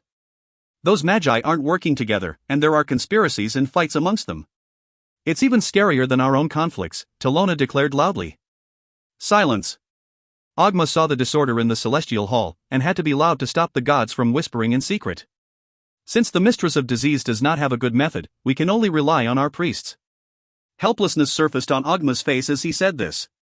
Originally, gods could bestow an inordinate number of divine spells as compared to demigods. A single remove disease would be able to eliminate any troublesome plague no matter the complexity. However, that was all in the past. With the weave broken down, spell transmission took far more energy than before. With a limited number of divine spells, the priests could only remain at a loss as huge swaths of innocent commoners died. The gods were losing their foundation. Only now did Ogma realize the depth of Leyland's progress. The weave's destruction had released the ancient magi, yes, but it had also destroyed the strongest class of professionals in the prime material plane. At the same time, the energy consumed in granting a divine spell had increased several-fold, rendering them unable to make an accurate and timely response. Such deep cunning was terrifying, and it left the powerful gods feeling a chill of fright. If you find any errors, ads pop up, ads redirect, broken links, non-standard content, etc., please let us know. Report chapter so we can fix it as soon as possible. Chapter 1172, Isolation. Isolation. We cannot remain reserved anymore. Everyone, do not worry about the consumption of divine force, the prime material plane is our foundation. Ogma's voice was filled with heaviness. If we really can't handle it anymore, then our only option will be to migrate all our worshippers into our divine kingdoms. Divine kingdoms were indeed only suitable for spiritual existences. Mortals would undergo an irreversible transformation within, but there were still benefits to such an action. At least, for the next decade, the gods wouldn't have to worry about declining faith. They could deal with the Magus assault and then settle their worshippers in the prime material plane once more. Agreed. I agree. The gods quickly agreed with Ogma's suggestion, starting to demarcate lands as they determined times to open and connect their divine kingdoms. Looking at the heated discussion, terrifyingly dark clouds appeared on the faces of Lathander and Tyr. Everyone, Tyr eventually stood up. What we should be discussing right now is how we defeat the Magi, wiping away the disgrace of the dusk of the gods. We shouldn't be acting like cowards, searching for ways to escape. Still, if that's what all of you hope for, forgive my absence. Bang, his avatar slowly dissipated, and the other gods could sense Tears will leave the celestial plane. I agree. However, I agree with Ogma as well. Moving our worshippers into our divine kingdoms will protect them to an extent. Having expressed his own opinion, the Morning Lord left the celestial hall as well. Even without two of the greater gods, various decisions had been made in this discussion. The gods quickly instructed their priests to begin executing plans, attracting more worshippers to their divine kingdoms so they could attain eternal life. Leyland naturally learnt of the events in the prime material plane. However, his true body was still taking care of Malbolge, and he had no time to care about this. He instead sent Kukulkan in his place, the clone walking out of the tall church to arrive at the location where Mother Core was. A towering mountain had been formed at her location, flush with a molten core that flowed out of it in endless patterns. The mountain was connected to the earth, seemingly detecting the surroundings. An eye appeared from the lava as Leyland's clone arrived. Great Mother Core, I believe you know why I'm here. The eyes of the AI chip clone were dead and indifferent, like a puppet that could only carry out orders. However, it still had the power of an intermediate god, so Mother Core couldn't afford to neglect it. After all, rank 8s were at the forefront of existences in the Magus world.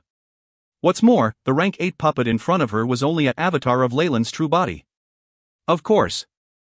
The epidemic in the prime material plane caused at least 10 million deaths. Some even call you the new lord of all plagues now.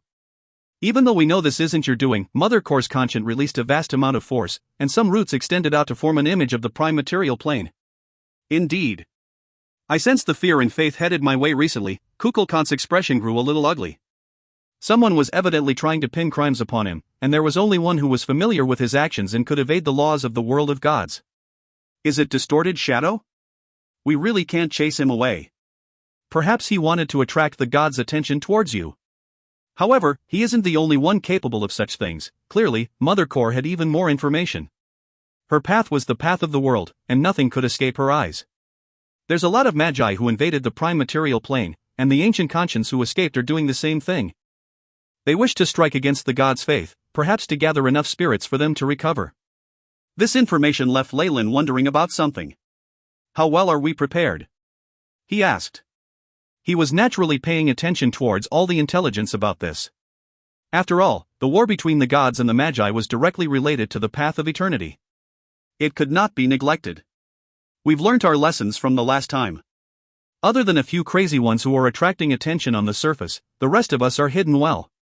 We've established contact with the ancient conscience, and they've promised to do their best to conform to our plans. 9 wormholes have been opened up, and the passage connected by the Manderhawk plate is quite stable as well. We shifted it to the Void Sea. Good news after good news came from Mother Core. What about the suppression of the world of gods? Leyland asked the most crucial question. Being similar in power to their own world, the world of gods had a somewhat horrifying suppression of magi who were outsiders. We've considered this as well. We're quite lucky in this regard. Mother Core's voice was very heartening. The world will hear, they're over God, is in a deep slumber, so the suppression we're facing is much less than that in the First War. It was hurt more during the destruction of the Weave, and we have you to thank for that. Even if we're not going to drop in rank, it's still a troublesome matter, Leyland frowned. Of course, this was all an act. When he merged with his divine clone and advanced to rank 8 with the path of original sin, his bloodline had transformed into the Nightmare Hydra. He was stunned to find out that the world of gods stopped suppressing him at that moment, as if he was a native of this place. The laws of the two worlds hadn't been fused before in the history of the astral plane, and it was precisely due to this that a miracle had happened. The current Leyland was unimpeded by both worlds, not facing any suppression whatsoever. He'd kept this all a secret, to be treated as the biggest of trump cards. Those who were unaware would be ruthlessly conned by him at the end. Mother Core frankly addressed Leyland's concerns, naturally. We've been performing research on how to avoid the suppression of other worlds, and we already have some results. Rumble, the earth split apart, and numerous tree roots formed a palm that shot out to place a silvery white metal ball in Leyland's hands. The fluorescent light of the AI chip flashed within Leyland's eyes, but several probes only returned with question marks as the screen prompted an unknown message. The silvery white ball's surface was extremely smooth, yet it didn't reflect the world around it. Leyland was speechless for a period of time before he spat out a sentence. The world origin force, it's blocked. Correct. We've called this technology World War Armor. It was created using a new alloy that can block origin force, protecting our true bodies so we can evade the restrictions placed upon us by the worlds. It lets us display our peak strength. That's great, but this thing seems too fragile to support beings like us for long. After testing it for a while, Leyland could pinpoint the armor's weakness. It was a film that isolated the Magus from the world around them, but as armor it was useless once broken. From what he'd seen, it wasn't exactly durable. We're still trying to improve on this. However, even this version is enough for us to launch a small-scale war. Take this, it's a gift. Mother Core spoke generously. Leyland was after all a Magus, and he'd given up several benefits for their world. She had to display some goodwill as well. Then I'll skip the thanks.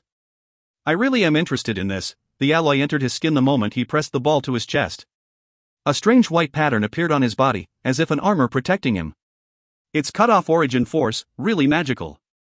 There seems to be room for improvement, though. Light continuously flashed from the AI chip clone. Reverse engineering from sample. Possible optimizations deduced. Having fused with Kukulkan, the current AI chip had grown far more powerful. With supercomputing and simulate reality, its calculative powers far surpassed those of a peak rank 8 Magus. It seems extensible into the Magus world and dreamscape as well. The only ability of the AI chip was to deduce. As the user, Leyland could do things the chip could not, which was the advantage of out-of-the-box ideas that a mere tool could not achieve. The discovery of this weapon instantly gave Leyland another plan.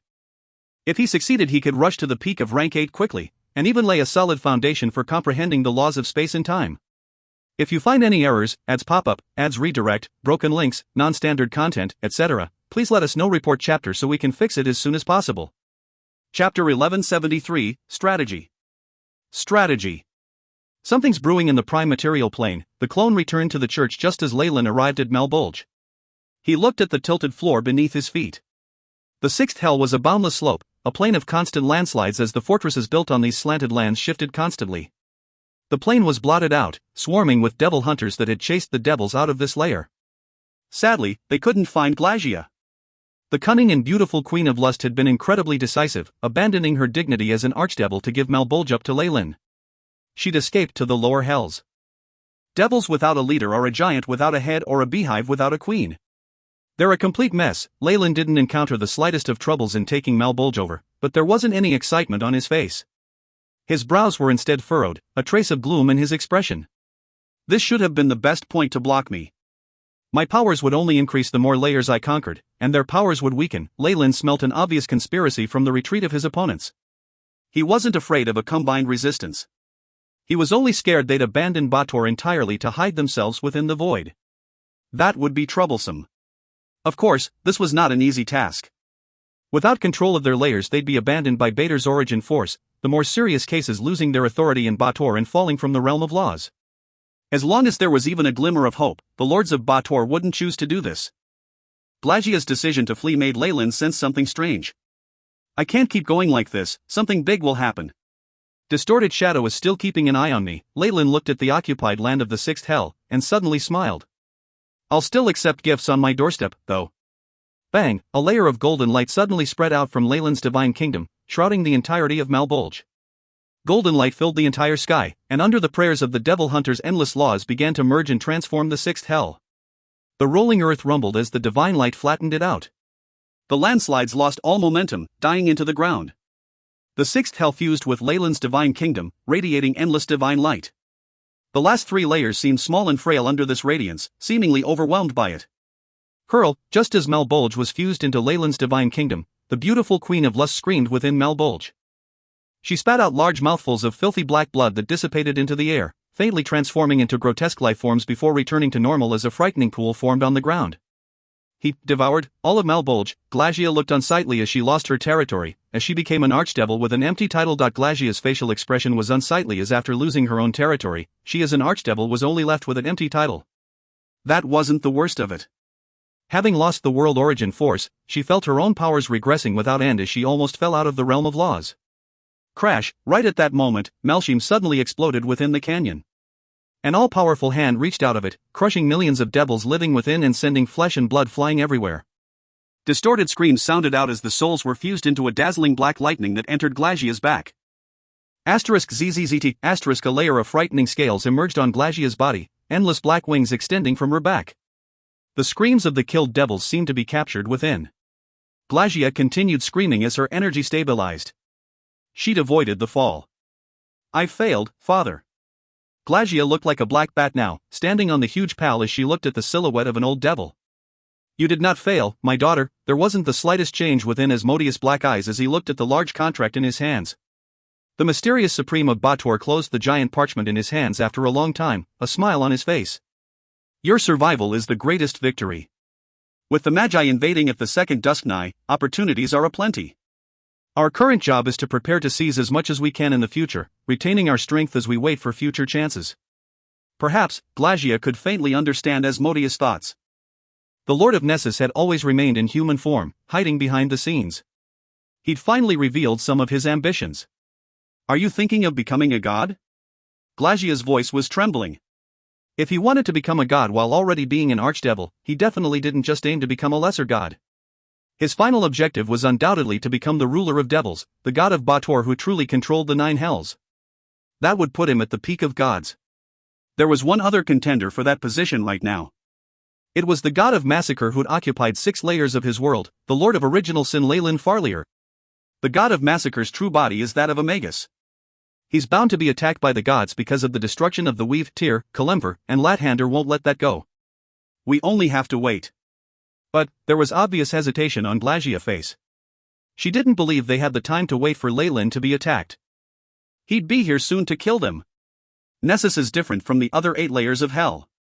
This is the deepest layer of Bator, the ultimate land of evil. I've made preparations. Resolution surfaced on Asmodeus' face. With my true body's power and 3 archdevils, we'll separate the plane and seal it for a few thousand years. Seal all of it? That moment of shock exceeded all the surprises Glacia had ever felt put together. If they sealed themselves, they wouldn't receive any more fallen souls. They'd gradually be forgotten by the world, and they'd have to pay a huge price in order to separate in the first place. Kiki. Don't worry, my daughter. I've long accumulated enough souls in Nessus to last us that length of time. On top of that, we'll be obstructing Kukulkan as well. Asmodeus let loose a sinister smile, deceit and intelligence reflected from his eyes. He needs to unify all of Bator to become a greater god. Once Nessus separates itself, he'll be dealt a terrifying setback. Furthermore, the defensive power of a separate Nessus alongside 3 archdevils will be no less than a greater god's divine kingdom. Once he loses the most important part, his plans to advance rapidly will definitely fall through. He'll fall under the attack of the gods. Asmodeus was sure about this. The only way for him to survive is to unify Bator and kill us? Glacia looked at Asmodeus, feeling like his words were extremely foreign to her. Why are you so sure about the matters of magi? Let me answer that question. The shadows atop the huge hand distorted, causing Glasia to reveal a look of fear. She hadn't sensed the fluctuations of power from the other party's body, and they'd easily approached her. This was an unbelievable thing for a rank 7 archdevil. Magus! Glasia screamed. Distorted Shadow hadn't hid his aura when he revealed himself. Kiki.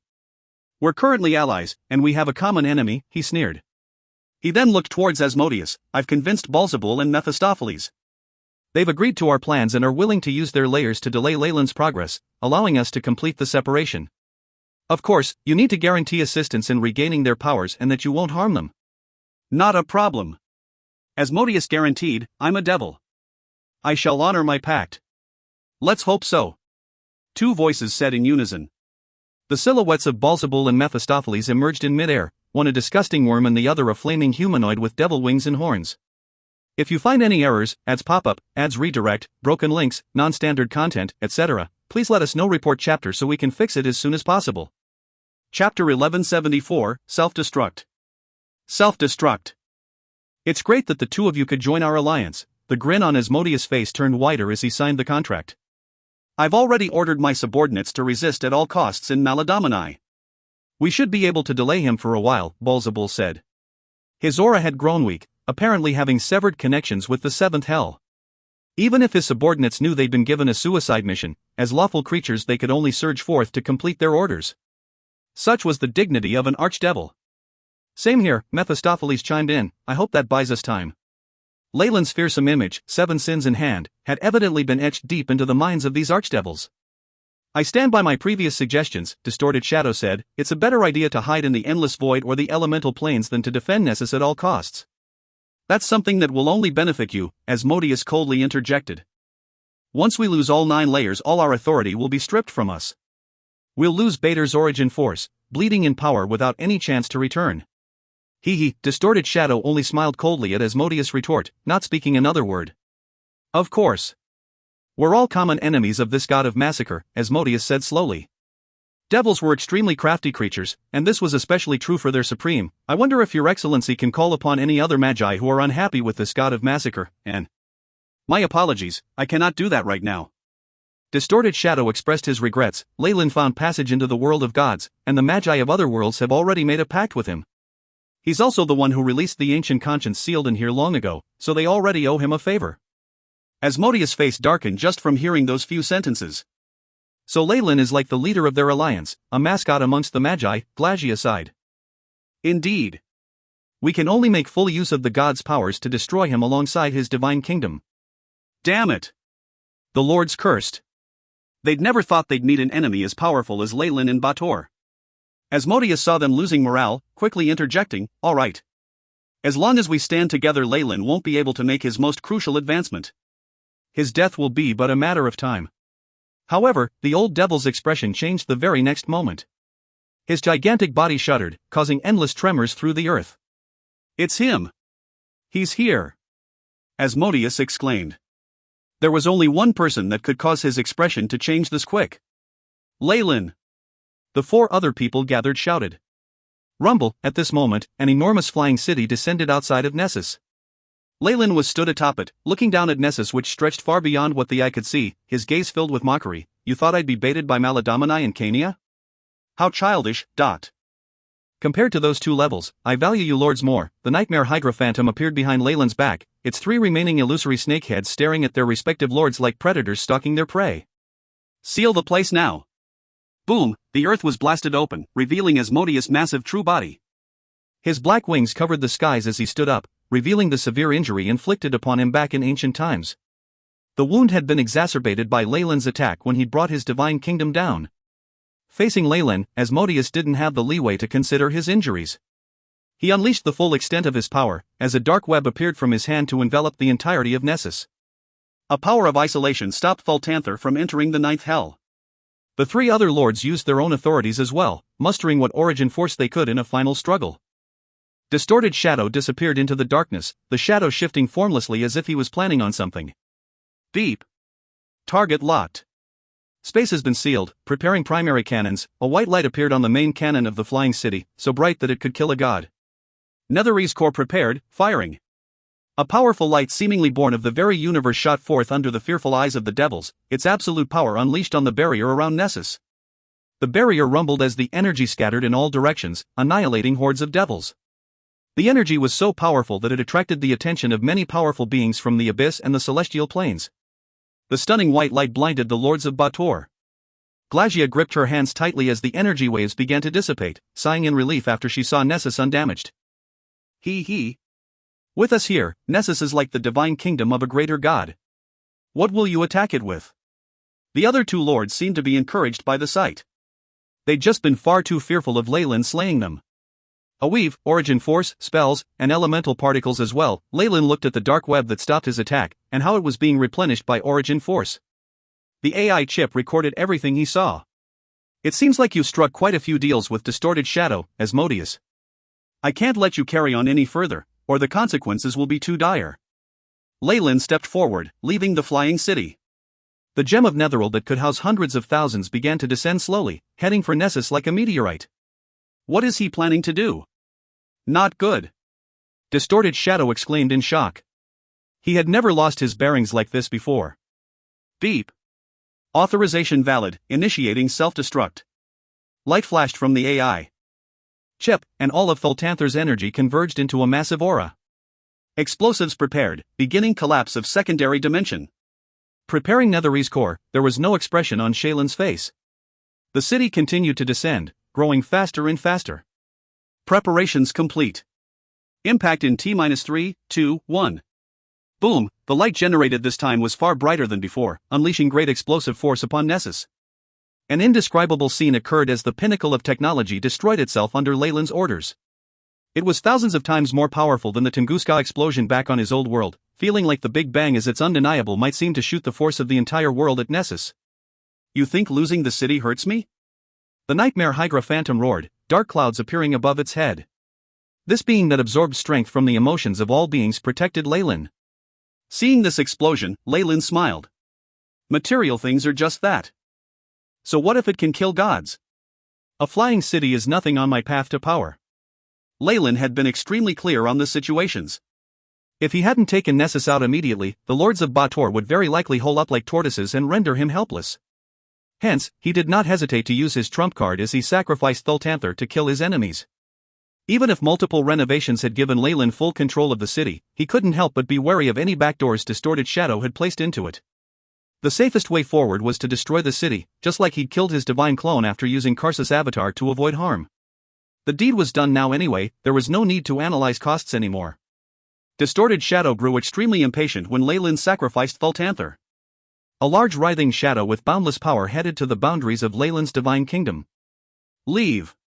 The void flickered, and Leyland's clone appeared alongside Mother Core. The two gave him a strong warning at the border. If you find any errors, ads pop-up, ads redirect, broken links, non-standard content, etc., please let us know. Report chapter so we can fix it as soon as possible. Chapter 1175, Ruthless. Ruthless. Facing the powerful Mother Core, even Distorted Shadow had to retreat. Having ousted his true body, the two returned to the divine kingdom, shattering any and all wild dreams from the other powerful beings. A large hole had been blasted into Nessus by the explosion of Thultanther. The entire plain was badly damaged, and even the deep gorges and valleys had been destroyed. Even if Nessus was as powerful as the divine kingdom of a greater god, it had still been damaged. Half of its powers of law had been destroyed, weakening it significantly. Shing, Leyland darted in through a gap in the skies, seven sins howling as he killed Distorted Shadow's clone immediately. Now that I'm here, what else have you guys got to say?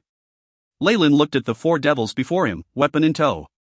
His smile caused them to shudder in fear. Rumble, the earth continued to tremble underneath them, Asmodeus' clone having been destroyed with the explosion of the flying city. Having been the greatest contributor to Nessus' defense, he was the one who was hurt the most by its destruction. And now, his main body was forced to face Leyland.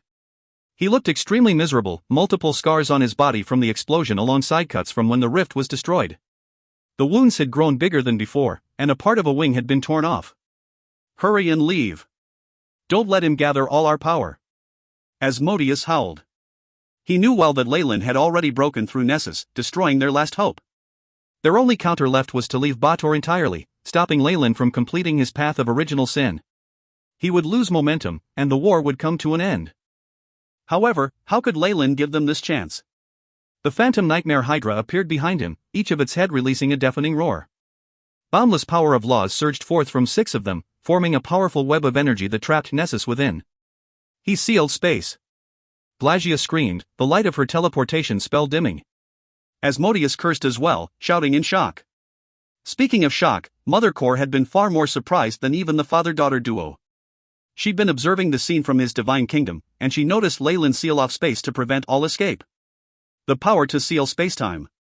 He's already come into contact with rank 9 laws? Such terrifying talent. To be able to seal the teleportation of a being of law meant he had high comprehension of the law of spacetime. This fellow wasn't even peak rank 8 yet. This achievement surpassed those of many of his predecessors. He really does have a chance to reach rank 9, Mother Core made a silent evaluation. Although Leyland was still far from being able to harness the complete power of spacetime to reach rank 9, she still had high hopes for him. Asmodeus. I am not the supreme of Bator. Leyland's body grew exponentially as he moved forward, matching the size of the self-proclaimed ruler of hell. 7 sins roared ceaselessly as 2 rays of light were unleashed, each containing the power of laws. Blessing of greed. Fury amplification. The 2 buffs put Leyland quite close to the peak of rank 8. Each of his actions could crush multiple smaller worlds. Boom, 7 sins changed forms, taking the shape of a dazzling 6-bladed battle axe. Leyland roared out as he swung the axe downwards, like a giant splitting the earth apart. Arg. The origin force of Bator, please abide by the primordial contract, Asmodeus chanted as he revealed an ancient scroll. The parchment floated in mid-air, glowing with dull light as it attracted the last of Bator's origin force. This was the original copy of the primordial contract, Asmodeus' final trump card. Your methods are outdated, Asmodeus. I am the sole ruler of hell now, its overlord. The battle axe shone brightly and as it swung downwards, leaving a brilliant afterimage behind. Crack, the origin force from the primordial contract broke immediately upon contact with 7 sins, and the axe swung towards his body without mercy. It caused another grave injury as he flew backwards, leveling a massive canyon. Buzz, Asmodeus wasn't the only one to feel the aftereffects. The moment the primordial contract was broken, the devils in the last of the 9 hells began to wail. They could clearly feel that the surging power of Bator's origin force was waning, causing their powers to deteriorate. Bator is now my divine kingdom. All devils who do not become my petitioners shall die. Light flashed in Leyland's eyes as the crimson power of original sin appeared in his hands. 7 sins turned into a javelin as he willed it, containing the energy to split apart laws themselves. The path of original sin is the end of all things. The javelin was as fast as lightning, repelling even the origin force of the world of gods. Its sharpness could destroy all laws, and this instrument of destruction appeared before Asmodeus. Pooh, the javelin pierced through the Lord of Bator, devouring all her powers and destroying all signs of life. Glagia's face turned sluggish with disbelief as she forced herself to look backwards, seeing her father. The moment the javelin was about to strike him, he'd sent a powerful force to bring her before his body. She'd been used as a meat shield to block this fatal attack. Glagia's beautiful face smiled wryly, and before she could say anything, she turned into dust. The AI. Chip's notification sounded in Leyland's ear. Beep. Host has killed Glagia. Gluttony's devouring activated, absorbing new law. Law of lust currently at 100%. HSS, the nightmare hydra behind Leyland hissed loudly as another head materialized from its neck. It absorbed all of the lust in the astral plane, turning it into his law of original sin. Beep. Host has comprehended the law of lust, 7 sins has unlocked Fantasia. Fantasia, the user can elude the detection of beings of law. This decisiveness, should I say as expected of a devil? Glagia's death had only bought Asmodeus some time. 7 sins glowed once more as the effects of Fantasia were released, causing Asmodeus and the other 2 to grow dull. Hiss, the nightmare hydra roared, as an incomplete path of original sin materialized around it. It seemed like a long flowing river that immediately consumed Asmodeus' true body. Having entered Leyland's powers, Asmodeus shrunk continuously before becoming a bug. The bug was encased in amber and sealed by the nightmare hydra. Asmodeus is the key to merging the 7 original sin and the spawn of hell. His energy can catalyze the fusion of all evil, and he's irreplaceable. However, this isn't the right time to fuse it. Leyland retrieved 7 sins, turning it into a crossblade with complicated runes inscribed atop it. At this moment, the last 2 archdevils were running towards Leyland, fear clouding their expressions as if they'd seen ghosts. You still think you're running away? Leyland brandished the crossblade. Fantasia can even cast an illusion on rank 8 beings, how can the two of you resist it? With the power of Dreamforce as a foundation and the strength of 7 sins, Leyland could toy with rank 7 beings. The Nightmare Hydra hissed as the 2 remaining illusory heads stared down at the lords. Become my strength, Leyland chanted, and the Nightmare Hydra howled as the power of original sin sealed off the space around them. Mephistopheles and Beelzebul were suppressed, and the 2 heads opened their maws and devoured the 2 lords of Bator who could only watch on in despair. If you find any errors, ads pop up, ads redirect, broken links, non-standard content, etc., please let us know. Report chapter so we can fix it as soon as possible. Chapter 1176, Peak. Peak. Beep. Host has killed Beelzebul. Gluttony's devouring activated, absorbing new law. Law of Sloth currently at 100%. Beep. 7 sins has unlocked Sloth's recovery. Sloth's recovery, user recovery is boosted by 500% when inactive. 7 sins can now repair damage automatically. Beep. Host has killed Mephistopheles. Gluttony's devouring activated, absorbing new law. Law of envy currently at 100%. Beep. Host has comprehended the law of envy, 7 sins has unlocked Envy's thief. Envy's thief, user can steal the divine weapons and laws of other beings. The multiple notifications put Leyland in a good mood. The Nightmare Hydra's body behind him materialized completely, each of its heads containing a different law. The power of sin across all intelligent beings was now absorbed by Leyland, forming a thick dark mist around his massive body. At this moment, the AI chip sent another notification, and Leyland grinned even wider than before. Beep. Path of original sin completed, Nightmare Hydra bloodline has achieved complete form. In an instant he'd felt the power of his bloodline reach the limit, coming into contact with an extremely obscure door of sorts. The door was guarded by the power of spacetime, forming a mountain pass. Leyland knew fully well that it was the bottleneck to rank 9. Buzz, the power of original sin thundered in his body as the dark mist grew even more black. The crimson energy became more animated, showing signs of life. Feeling the power of original sin as the river formed behind the Nightmare Hydra, Leyland felt like it was extremely picturesque. He'd now completed his laws, opening his path up for further travel. However, there was something still missing. Gluttony, greed, wrath, pride, envy, sloth, lust. The 7 sins form original sin, combining with massacre and death to form a perfect cycle. However, all this lacks an embodiment of pure evil. Leyland looked at Asmodeus who'd been sealed within the river. Once he extracted the essence of this devil, his path would be completed and allow him to become a peak rank immediately. However, Leyland's incredible willpower stopped his urges. Although I can wield Dreamforce at its peak, it's still not perfect. I need to subjugate Dreamscape's world will, and get it to hand over the essence of Dreamforce so I can lay a perfect foundation for my advancement. Since he'd achieved everything he set out to, Leyland naturally intended to do things to perfection. Although peak Dreamforce allowed him to harness the powers of spacetime, Leyland wanted more. He didn't just want to become rank 9, he wanted to be the absolute best of rank 9 Magi. That was a given on his quest for eternity. Hence, this Dreamforce that would even satisfy other peak 8 Magi and cause them to be envious of him was not enough in Leyland's eyes. The essence of Dreamscape's origin force was an evolved form of Dreamforce known as Nightmare Force, and that was what he wanted. Just nice. I have the strength to execute my plans now. Leyland did not give another look at the broken Nessus as he vanished from Bator. Boom, boom, boom, 3 consecutive explosions reverberated across the many worlds. Be it gods, archfiends, or even lich kings, everyone cast a look of shock towards Bator. A golden divine kingdom within was now shining brightly, rapidly swallowing up the last of the 9 hells. Bator was one once more, radiating with holy light as its surging origin force was converted to the power of the divine kingdom. This place could cause even greater gods to be fearful now. The 9 hells having a new owner meant that the devils had been destroyed. The 8 lords of Bator had been a force to be reckoned with even for greater gods, never having lost an inch to the gods or demons and instead counterattacking all this while. Now, they'd been vanquished by Amagus. Bator was the first to bow out of the final war, reminding the gods once again of fearsome memories they'd chosen to wipe from their minds. The powerful energy of a god strengthening themselves traveled past many worlds, causing many powerful existences to frown. Kukulkan, my lord. You are the guardian of our souls, the stars and the skies. You are a haven for my soul, the god of the 9 hells. You are the keeper of strength, the god of wrath and order, the ruler of devils. Under Tiff's guidance, everyone in Leyland's divine kingdom was praying to him. The power of faith converged into a holy river, causing Bator to roar as powerful origin force entered Leyland's clone. Mother Core chose to leave Bator on her own accord. There was in fact a trace of alarm in her eyes as she looked at the divine kingdom, feeling a powerful repulsive force.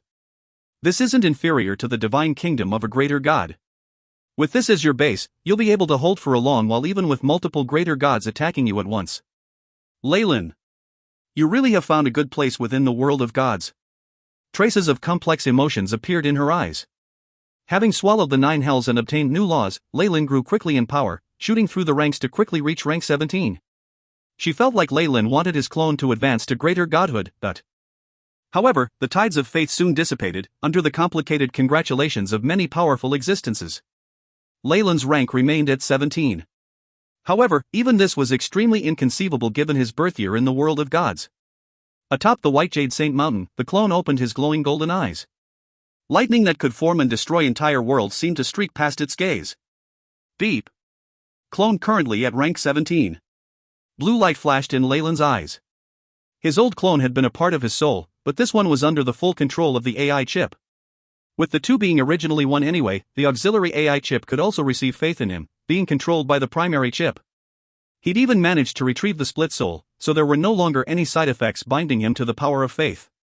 Large streams of information flashed in the clone's eyes. All stats plus 5. Host's Arcanist ranking has increased by 5, currently rank 40.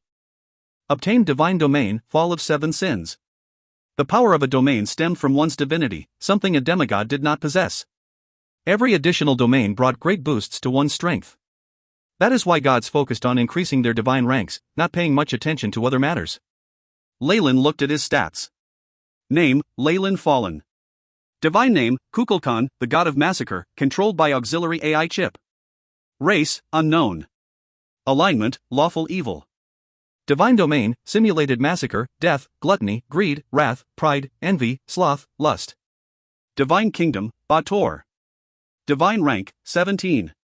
Worshippers, natives, devils, adventurers, priests. Worshipper alignments, true neutral, neutral evil, lawful evil. Domains, massacre, death, devouring, 7 sins. Arcanist rank, 40. Strength, 38. Agility, 38. Vitality, 38. Spirit, 44. Arcane energy, 440. Divine force, 1500. Status, healthy. Feats, Herculean strength, master of knowledge, dreamscape vision, epic adaptability. Divine feats, origin force detection, arcane art amplification, illusions. Divine abilities, warp reality, supercomputing, simulate reality, fall of 7 sins. The increased divine rank gave me a new domain. Leyland's attention was drawn to his new ability, and the AI chip showed information about it. Divine ability, Fall of 7 Sins. As the Lord of Original Sin, the host can use any negative emotions to affect the target's mind, inducing the power of nightmares to have the target turn. Applies to beings of law as well. Even law existences can be affected if they are consumed by the emotions of original sin. I can then subjugate them into my slaves? Leyland rubbed his chin inside. In the world of gods, be it the Magi or the gods themselves, they were consumed by their inner desires. Anyone could become his puppet. Even peak rank 8s weren't devoid of emotions. However, they did have the ability to stem their desires once they manifested. However, how powerful was the strength of inner desires? As long as a peak rank 8 had flaws, they could be used by Leyland. If you find any errors, ads pop up, ads redirect, broken links, non-standard content, etc., please let us know. Report chapter so we can fix it as soon as possible. Chapter 1177, Mediate. Mediate. The power of dreams converged in the boundary between the real and the illusory, forming a boundless strange world. A magus dressed in black robes stood at the corners of this world, his arrival causing the world to cheer as if a child had returned home. Dreamscape opened its doors up wide. It's still this desolate here. Leyland stood in midair, absolved from the powers of the laws. His soul of original sin allowed him to survey most of the world at once. Dreamscape was still as desolate as before, from when Dreamforce was waning and the Lords of Calamity had to seal themselves. Leyland was here in his true body, having left the world of gods to enter the astral plane. With the Manderhawk plate in hand and an intermediate god as a clone, the world of gods was like a back garden that he could enter and leave as he pleased. With all of Bator as his divine kingdom and the AI chip managing things, he had no need to worry for the safety of his assets. Unless the gods could find another flying city from somewhere and have it explode on him, his defenses were airtight like those of a greater god's divine kingdom. Leyland could leave and come to Dreamscape at ease. Dreamforce has been waning for thousands of years despite me killing a Lord of Calamity. Leyland discovered the laws of Dreamforce in an instant. The current state of Dreamforce didn't make a difference to him, though. Having already grasped its laws, he could harness the peak power of Dreamforce at any time. Those Lords of Calamity have indeed become much smarter, Leyland smiled. A slight scan revealed that the Lords of Calamity had sealed themselves together this time, apparently cautious of his previous actions. Since that's the case, then let me greet them. The crimson runes of Dreamforce appeared on Leyland's body, opening up his third eye. His nightmare-absorbing physique peaked, and the entirety of Dreamscape rejoiced as powerful destructive lightning appeared in the skies. Unlike before, Leyland didn't need to act stealthily. He spread his aura fearlessly to the edges of the world. It's the nightmare-absorbing physique. The eternal nemesis of the Lords of Calamity, nightmare-absorbing physique. Damn it.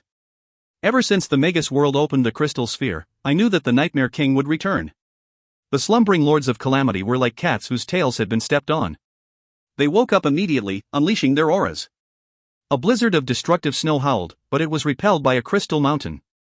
A crystal exploded as one of the Lords of Calamity walked out, possessing devastating strength. This was the Eye Emissary, the protector of light and darkness, wielding both laws to be one of the stronger Lords of Calamity. Molina, another crystal broke as well to the Eye Emissary's voice, and a female thunder giant walked out. Nightmare King. No. Something more devious and inconceivable, the nightmare-absorbing physique has finally reappeared, Molina roared. Her body darted like lightning towards Leyland. The dark earth split open and a three-headed Lord of Calamity appeared. It had the head of a black goat, a green snake, and a mysterious human face. Oh. Molina. You're mine, it muttered as it turned into a black mist, chasing behind the female giant. All of the Lords of Calamity in Dreamscape were soon awake, roaring and howling as destructive powers of Calamity caused Dreamscape to tremble. The surviving creatures were pressed down to the ground, praying for these superior beings to be appeased. I never thought there were so many hidden experts in Dreamscape. 18. No, 19 Lords of Calamity, it's enough to crush the Purgatory world and Shadow world, Leyland was surprised. These Lords of Calamity had sealed themselves in due to waning Dreamforce, not joining in on the attack on the world of gods. This made them the largest force in the rest of the astral plane, strong enough to perhaps attack even the Magus world if Dreamforce recovers. They're all hovering around rank 8, yet there isn't a peak rank 8 existence. Is this the suppression from the world will? Leyland's eyes flashed, and he was more confident in his plans than before. Nightmare-absorbing physique. Die.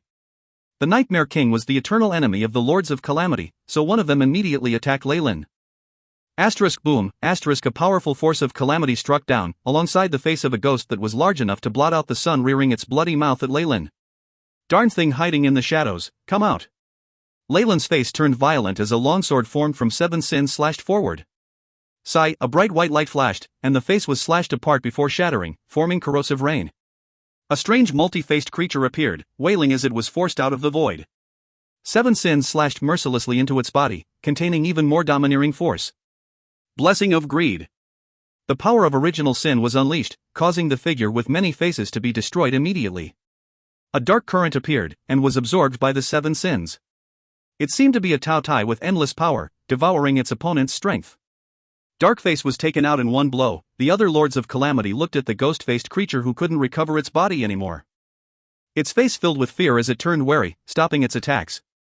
Boom, Leyland's dark path of original sin appeared behind him, alongside the Nightmare Hydra with the vertical pupil at its central head. A powerful web of original sin appeared and enshrouded Leyland within, giving him strength comparable to the peak of rank 8. The Nightmare-absorbing physique. Path of Laws. Peak rank 8 Magus.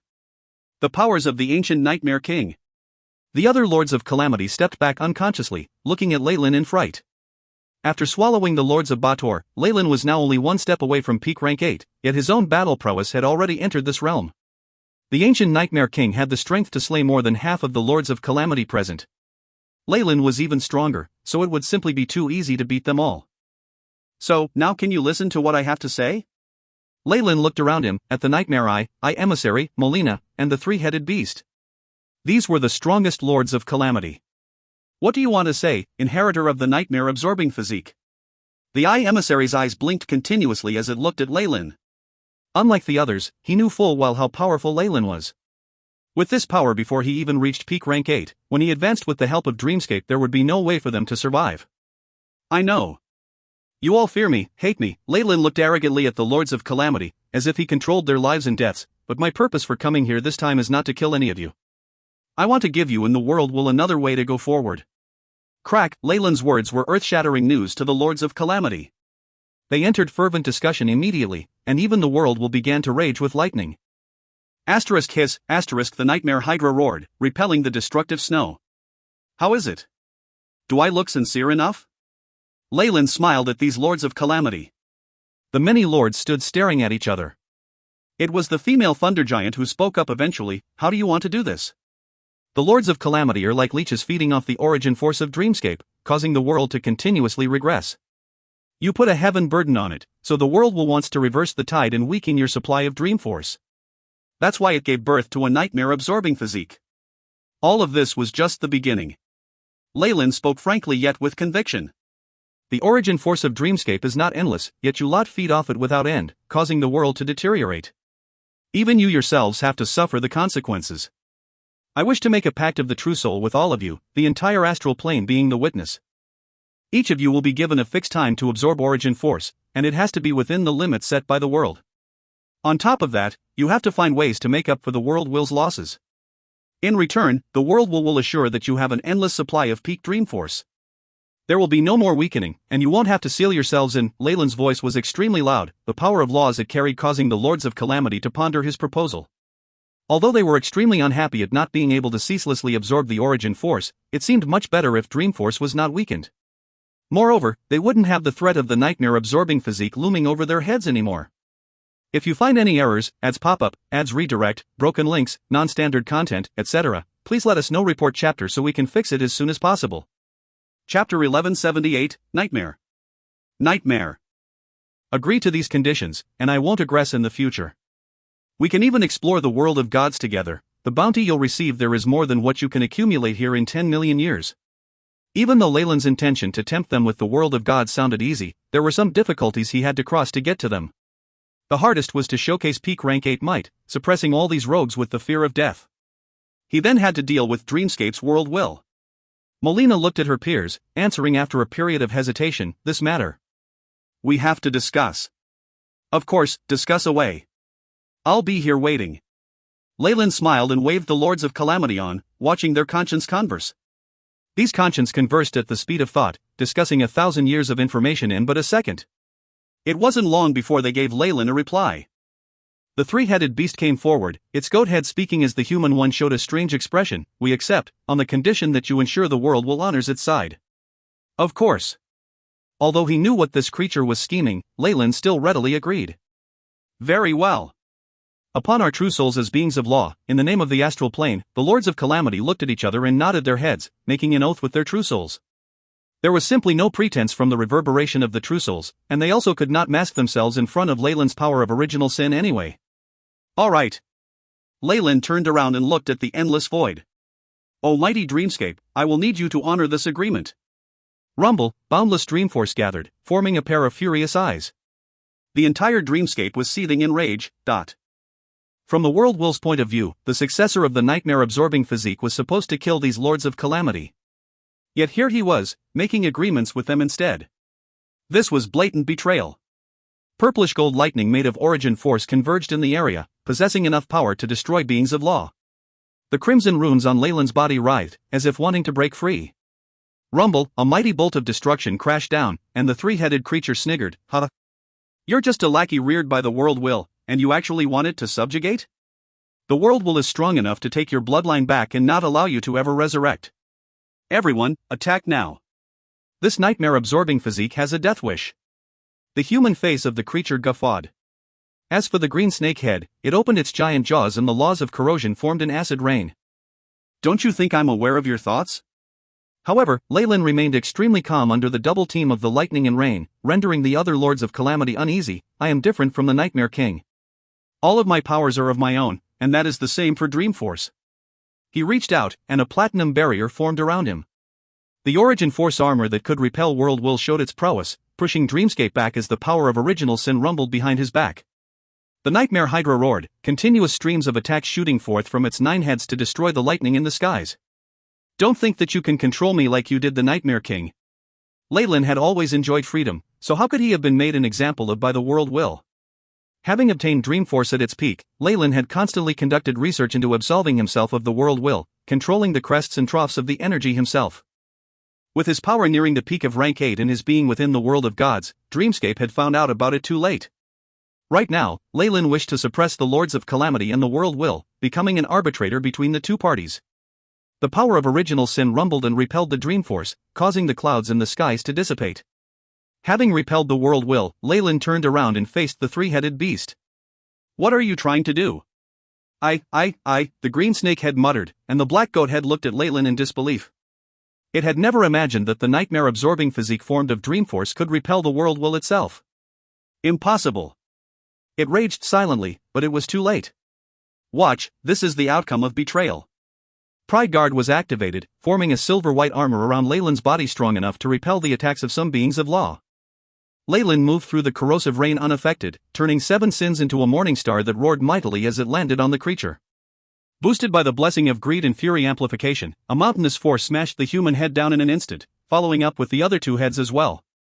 Massacre amplification and death's decree erased all traces of the creature's existence, completely removing any chances of its revival. Gulp, gulp, the Lords of Calamity just stared blankly as Leyland's mace devoured the flesh of the beast, augmented by Gluttony's devouring and Sloth's recovery. Even his armor was repairing itself.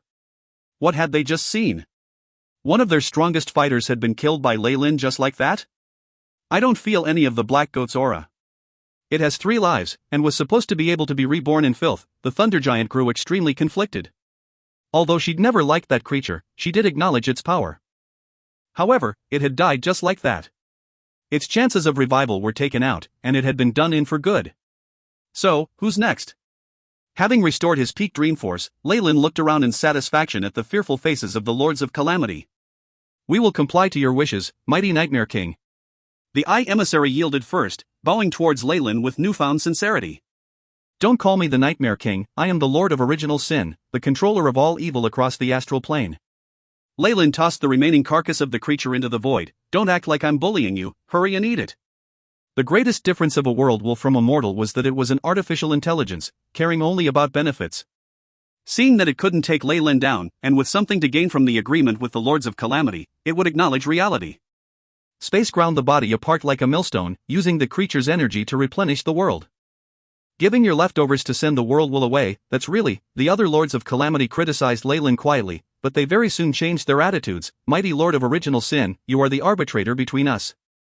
In my name of the Lord of Original Sin, I promise to bind both the Lords of Calamity and the world will of Dreamscape together fairly, all for the sake of the world's development." Leyland raised 3 fingers of his right hand and swore an oath. His voice was imposing yet dignified, and the dark path of original sin that had traces of blood rumbled behind him. "With my path as a witness." Rumble, the entire Dreamscape trembled, as if excited upon seeing a new future, and it cheered. Powerful Dreamforce circled around Leyland, peaking with the support of the world. It turned denser in color, as a sort of innate change occurred within it. It turned into a higher power, containing an indescribable strength. It was like all of the world's evil and dreams had been fused together, surging into Leyland's path of original sin and making it look even more perfect than before. "Nightmare Force!" the Eye Emissary exclaimed. This was the peak of the world will's essence, something even the peak rank 8 Nightmare King hadn't been granted in the past. Be it the Lords of Calamity or the Nightmare King, they had only a vague understanding that Nightmare Force was the essence of the world. Even if they were the spawn of the world, they could not receive the power of Nightmare Force. Leyland had instead obtained it through his own powers. The Lords of Calamity stared at Leyland, each with different feelings. Each of the 9 hells in Leyland's divine kingdom had been separated up in an orderly manner, large groups of petitioners scurrying around the place performing their own tasks. Everything was being built up for the future, and this divine kingdom of epic proportions gave them the best protection. Disasters wrought havoc in the prime material plane, and the gods were restless, giving them valuable time to carry out their missions. Leyland's clones walked out of the borders of his divine kingdom, where Mother Core's clone had been waiting for some time. "This new power that you speak of is about to come?" Mother Core looked at Leyland. "Of course, do wait and see," the clone laughed in reply, opening a passage in the crystal sphere. "If you find any errors, ads pop-up, ads redirect, broken links, non-standard content, etc., please let us know. Report chapter so we can fix it as soon as possible." Chapter 1179, Mortal Realm. Mortal Realm. Rumble, the sheer number of rank 8 auras that appeared at that moment caused Mother Core to be startled. The power of calamity. You managed to get the Lords of Calamity on your side. Leyland only smiled, shifting the conversation as several powerful figures passed the crystal sphere to enter the world of gods. The world of gods. A place of eternal obscurities and mysteries. The final war has begun once more. The emissary and Molina led 6 more Lords of Calamity into Bator, standing proudly in the void. Just the gathering of such powers caused calamity to spread throughout their surroundings, causing space itself to wail. Having reached an agreement with the world will, their powers had been restored. Free of their constraints, they no longer had to seal themselves in that jail of a world.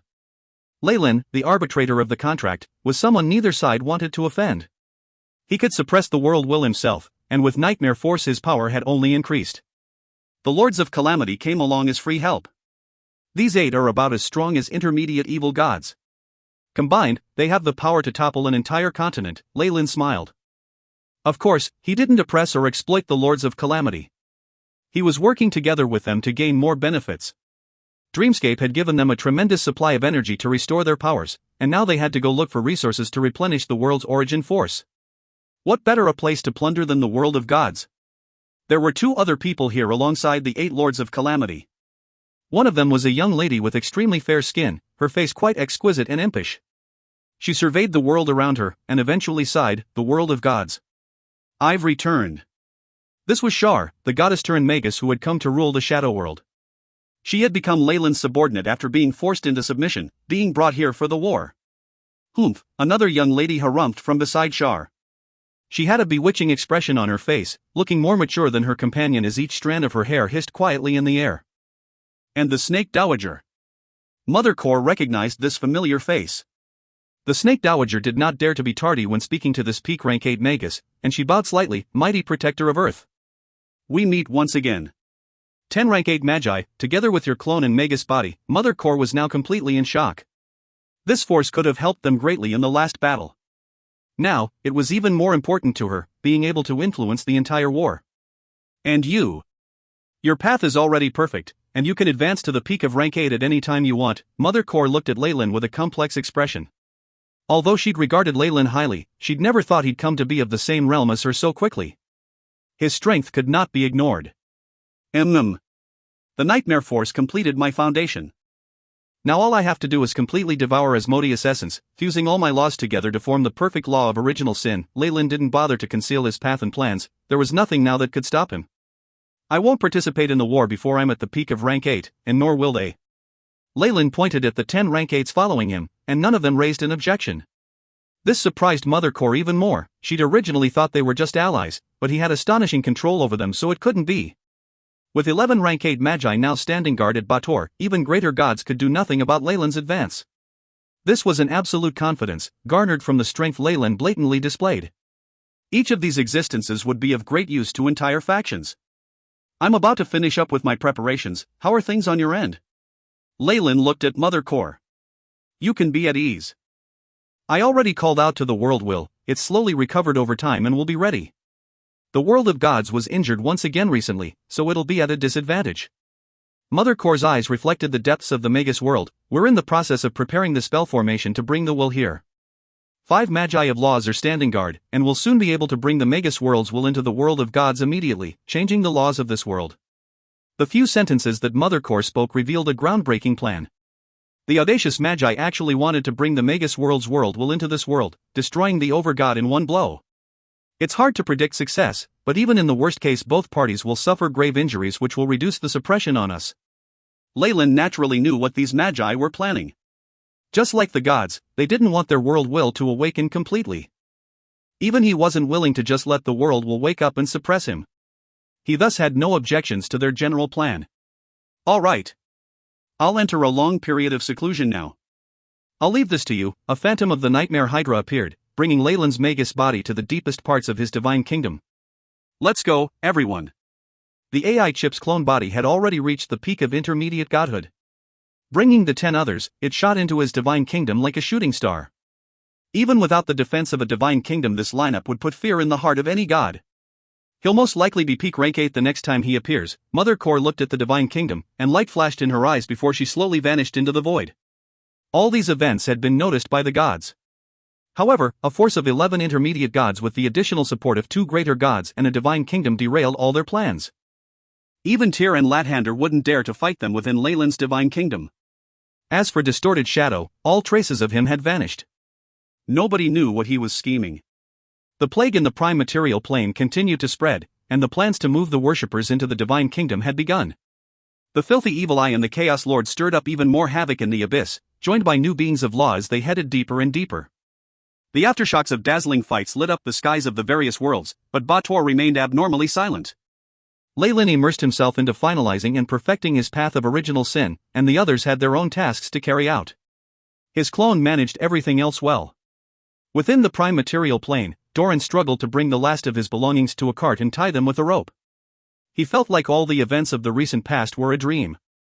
Having expressed their rage, the burly man and Red Nose had disappeared. Farmers and even more thugs surrounded Old Holdman's villa, taking everything. Not even the door was left behind. They'd plundered everything in sight before setting the house on fire, reducing it to nothing. Doran pitifully dragged himself back home, hiding in there endlessly in fear that guards would barge into his house and hang him at any moment. After several days of silence, he had realized one fact. The Lord had forgiven them, not arresting them at all. The event caused him to kneel on the ground and pray to the gods for their blessings. However, everything in Old Holdman's house had been recovered a few days later. Doran then realized that his life hadn't changed in the slightest, the same as the rest of the thugs. However, Doran was simply unable to comprehend it. That mountain of barley and grain, the gold and silver cutlery, that stack of gemstones. Where had they all gone? He suddenly diverted all of his anger into a pawnshop in the town, but he didn't dare to take action. After all, the pawnshops were owned by a powerful lord. Speaking of that lord, Doran remembered that villa that had been razed to the ground. Everything that old Hoffman had owned now belonged to him. Somehow, such a normal thing now angered him to no end. Those noble lords. They would rather watch the people die of hunger and sickness, and are not willing to even give a bronze coin away. Normally, he would not harbor such treacherous thoughts, but it was different now. If you find any errors, ads pop up, ads redirect, broken links, non-standard content, etc., please let us know. Report chapter so we can fix it as soon as possible. Chapter 1180, Migration. Migration. Doran raised his head, looking at the murky dark skies. Crows were circling above his head, an omen of death. A powerful plague had swept across their town once Old Holdman passed away. Some said it was a curse cast by the resentful wizard just before he died. No matter how much Doran was unwilling to believe it, it was true that the plague had caused many deaths. Even his best friend Mitch had fallen, and he was only saved from the brink of death due to Priest Rockefeller returning. Thank you, Lord Ilmater, for allowing Priest Rockefeller to return and remove this curse from me, he prayed piously. If not for the village priest returning, he would have had to report to the underworld. He believed this had to be decreed by the Lord. If not for him, why would Priest Rockefeller to return to them and cleanse them of the plague for free? However, he was extremely regretful that he had to leave this place of birth, his home. Listen, in the name of the churches. Everybody of Blackwood Village has to move to the county town and wait for further commands, a knight ordered. Doran looked around his cart. There were a few scattered villagers around, each carrying heavy bags like ants coming together. This was the decree of the Lord, and the reason Priest Rockefeller had returned. All of Ilmater's worshippers were to be moved to the county town, an order that made Doran feel like the feudal lord had gone crazy when he first heard it. Were there enough homes there for them to live in? Rockefeller had promised them that there were. As the plans for migration began, the members of the cities were given priority before the villagers. Woo! My lord, look at the wheat here first. They've grown so well. Let old York reap them before leaving. A farmer was carried out of the fields by a knight. He was holding onto the knight's thighs, begging him to be allowed to stay. No means no. Do you want to disobey the Lord's order? The armored knight kicked the farmer away in annoyance. Truth be told, even the knight found the Lord's orders odd. After all, his own manor and lands were located here as well. However, this had been decreed by both the church and the state, and they'd promised to compensate him for his losses. If not for that, he would not have complied. I should be given at least twice the lands I have now, he thought with resolution. He grew louder and more violent with the villagers, scolding or even whipping them if he was unhappy. One by one, be inspected by the priest, the end of the village road was swamped with carts containing the young, the old, and the disabled. Rockefeller had brought a batch of new priests and acolytes along, standing by the road and inspecting the health of every villager with a fever or bloody cough. Those who had been diagnosed or suspected to have the plague were quarantined, and the people who passed were reportedly handed medicine that was said to repel any plagues. The fear of the deadly plague was strong enough reason for the villagers to migrate. If some still wanted to stay of their own free will after all these rounds of intervention, the lords and the priests wouldn't bother with them anymore. The numbers are here, Father. Over 1,000 out of the 4,382 villagers have died, and the final number of those willing to migrate is 2,900. An acolyte brought a parchment with a report on it to Rockefeller. He had round glasses on his face that seemed somewhat comical, but his report was given solemnly. Almost 3,000 worshippers, huh? Very well, continue. Rockefeller nodded his head in appreciation. He looked at the snaking queue, making up his mind, these worshippers of our Lord must definitely be moved to a safe place. After the discussion in the celestial hall, the gods had all made it a priority for their churches to move their worshippers into their divine kingdoms. Separating the worshippers by God and moving them proved to be an extremely complicated process, troubling even the almighty gods themselves. Such big movements couldn't ever be completed without several hundred years. The Magi wouldn't give them such time. Plague after plague struck the prime material plane, ravaging the lands and killing countless lives. Several rounds of discussion later, the gods had just decided to demarcate areas and move everyone within. Towns like Blackwood Village with only one god were easy to move, which is why they were the first to be moved. Rockefeller had been sent back to the village to perform this task. Why, Priest Rockefeller, why?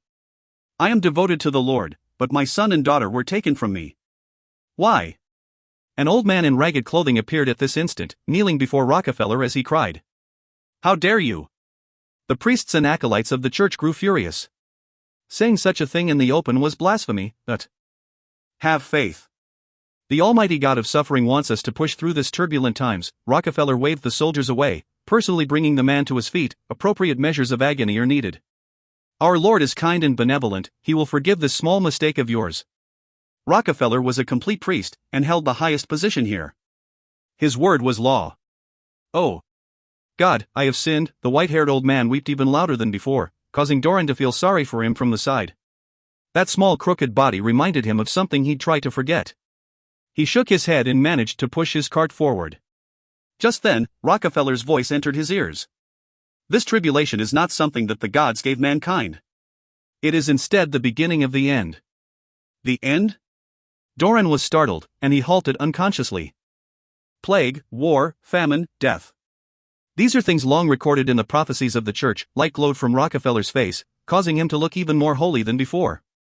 The end of the world is fast approaching, and evils of foreign worlds have infiltrated our lands. Only the most pious of worshippers will receive salvation, obtaining eternal life in the divine kingdoms of the gods. Rockefeller's proclamation of the end of the world had been prepared by the church after a long period of work. The scenario it described frightened Doran out of his wits. So the plague that they had experienced was not the end, but just the beginning. Under such an influence of the proclamation, coupled with the threat of the plague and death, even the free spirits now obeyed orders and hurried along to the county town. Rockefeller's proclamation continued, these evils will infiltrate our earth and plunder everything we have. Life, flesh, and souls. These perpetrators of the end, these reapers of death. They are called Magi. After many millennia, the taboo of the Magi finally began to circulate around the world of gods once more. The second dusk was fast approaching. Black County Castle was only a day and a half of a horse ride from Blackwood Village. It was where Mitch had worked as a servant to Mistress Church, a place Doran had visited once before in his life. When he saw the tall limestone walls, Doran heaved a sigh of relief. He had never expected that this journey would feel this long. He looked around apprehensively, noticing the tired and weary villagers. Some of them were even injured, and the group looked like refugees from a disaster. This poorly formed procession of villagers would never cover much in a day of travel. Even Doran himself had tossed away many of his belongings. With the mess of this migration, many bandit groups had tried to rob them along the way. There were too few guards and priests to protect them completely. A bandit had even charged up to Doran himself once, something the carpenter never wanted to experience again in his life. We can move to the divine kingdom of the Lord now that we're here, obtaining eternal life? Doran's resolution had only lasted this far because of Rockefeller's constant boasting about the divine kingdom. However, very soon he discovered that he had been thinking too much. Bang. Bang. Bang. There were large groups of troops around the city walls, all carrying spears that put great pressure on the villagers. Listen up. There's too many people coming over, so there will be a queue. Nobles will have priority, before villagers with an identity. As for the rest, wait outside the walls. Many knights were shouting orders from horseback as they moved around the group. There were simply far too many tents outside the city right now, making it seem like a massive refugee camp. Priests could be seen from time to time, casting spells or passing medicine on. Temporary church buildings glowed with a golden light, protecting the area around the city. The churches protected the people from the plagues. If not for them, with the weak immunity of these refugees and the large numbers of people, the plague would reap all of them and ruin the gods' plans. All right then. Nobles first, the carriage of the Lord slowly entered the city, as Doran watched on outside. He didn't know why, but the fires in his heart blazed even stronger. If you find any errors, ads pop up, ads redirect, broken links, non-standard content, etc., please let us know. Report chapter so we can fix it as soon as possible. Chapter 1181, Peak. Peak. Doran felt like there was an endless sea of people around him, more than he'd ever seen in his life. Villagers continued to stream in towards the city from the regions nearby, quickly forming a grave problem with law and order. The food in the city was limited, so the villagers had to find ways to feed themselves. Almost every day there were some corpses being carried out of the refugee camps. In such harsh conditions, Doran waited another 2 weeks before it was his turn. Listen up. Across you is the divine kingdom of the Lord, Ilmater. Listen to the valiant spirits and petitioners when you enter. A bishop was stood upon a platform, a large gate radiating golden light beside him. The church ordered the refugees into a line, having them make their way to the gates. Behind that gate is endless fertile soil, free from plagues and disaster. Doran looked at the people ahead of him and the golden gate, eyes brimming with hope and longing. Finally, it was his turn. New life, here I come. His eyes had grown wet. He sighed, preparing to bid farewell to his former life. Rumble, it was then that a massive earthquake occurred. What's happening? Doran was knocked to the ground. He looked on blankly as his surroundings turned dark. A winged serpent with 9 heads blotted out the sun as it projected a shadow on the ground. The entire prime material plane trembled, and the gods seethed in fury.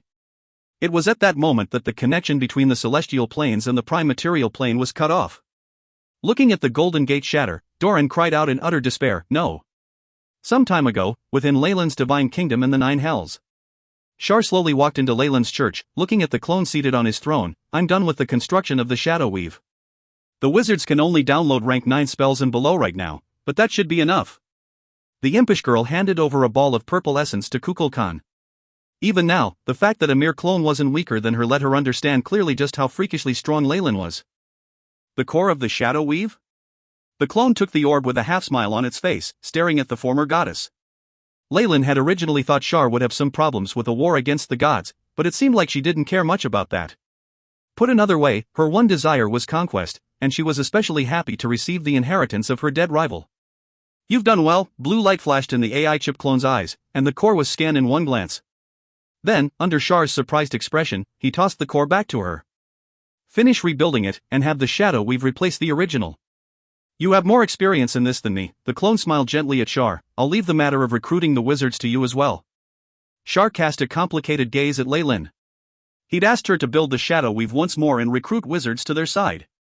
A few moments of thinking easily told her how much she could gain from such a thing. Even if the Shadow Weave didn't grow to be as strong as the weave that was shared amongst the gods, and the wizards would face a great loss, those who were left were still enough to support an intermediate god. Leyland had granted her such a thing so easily. Shar remained silent for a while, finally asking, You broke through? The path of original sin does not confound me at all, Leyland replied in a profound manner. Go.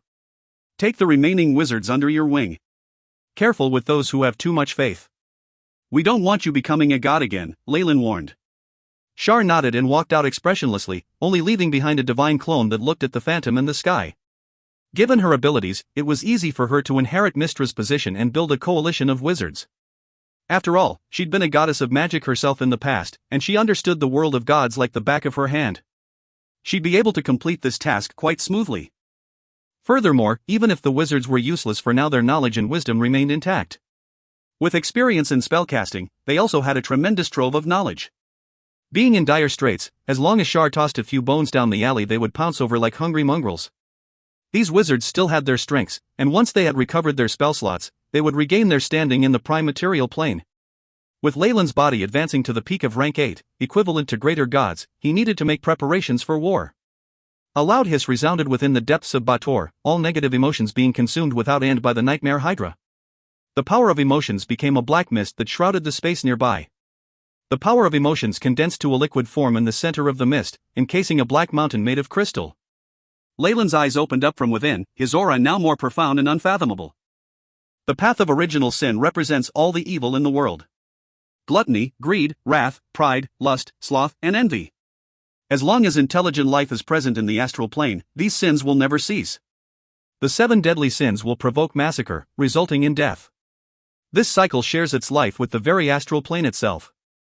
Leyland felt something profound at that moment, the path of original sin appearing behind him with an explosion. It seemed to embody all the evil in the world, reaching a perfect form. The nightmare hydra hissed once more, as amber light flew out of its jaws. The essence of Asmodeus was sealed within in the form of a bug, containing the root of all evil. The core of the 7 sins, the last item of evil I need to fuse into my path of original sin. The supreme of the 9 hells, Asmodeus. The path of original sin surged forward, devouring Asmodeus whole. No! Asmodeus let out one last roar as he was being devoured, but that was futile. The power of original sin completely dissolved and decomposed him, ridding him of impurities as a dark glow of light representing the essence of evil blended into Leyland's path. Deep. The path of original sin was now complete and flawless. Leyland's true soul rejoiced, merging completely with his path.